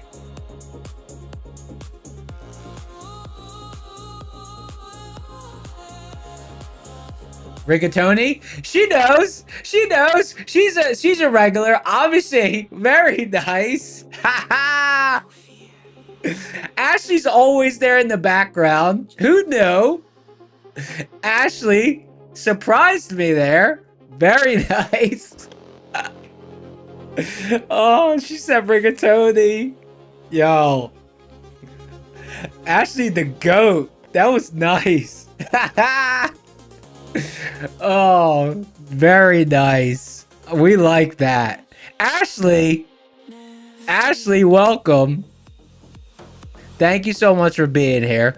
My Funded Futures 25K Rapid. Ashley's a regular, just hanging out in the background, but she was here the whole time. My Funded Futures 25K Rapid. That was awesome. Oh, and look with the dancing emojis. Hey Ashley, congratulations. Click the link in the description for the Discord. Go to the Claim Your Win channel, and the mods will hook you up. Ashley's a scoundrel. A regular old scoundrel. We love it. Someone said bot makers have coded rigatoni into the response. Oh, better not. That's the close. Let's see. What do we got? I think we're done, right? Yeah. Let me just make sure I copied everything. Yeah. Thank you so much, guys. It was a pleasure. We closed at highs with this low VIX. Not surprising. I could have been more aggressive on that long, but, you know, it didn't really get that deep into the zone. So, whatever. A fine afternoon. No complaints. Make sure you tune into Darb's stream tonight. Darb's got, let me see. Probably got a bunch of giveaways. Let me see. Darb's got a pretty stacked schedule of giveaways tonight, so make sure you show up there. Until tomorrow, I'm out. Make sure you see Matt in the morning as well. Until tomorrow, I'm out. Peace.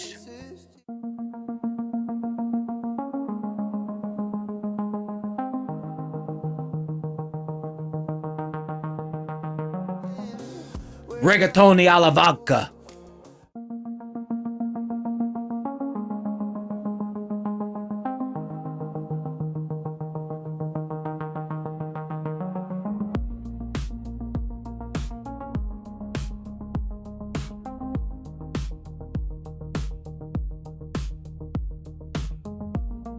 Screens glow like city lights, heartbeat caught in the candles rise. Ticks drift through the static haze, future whisper.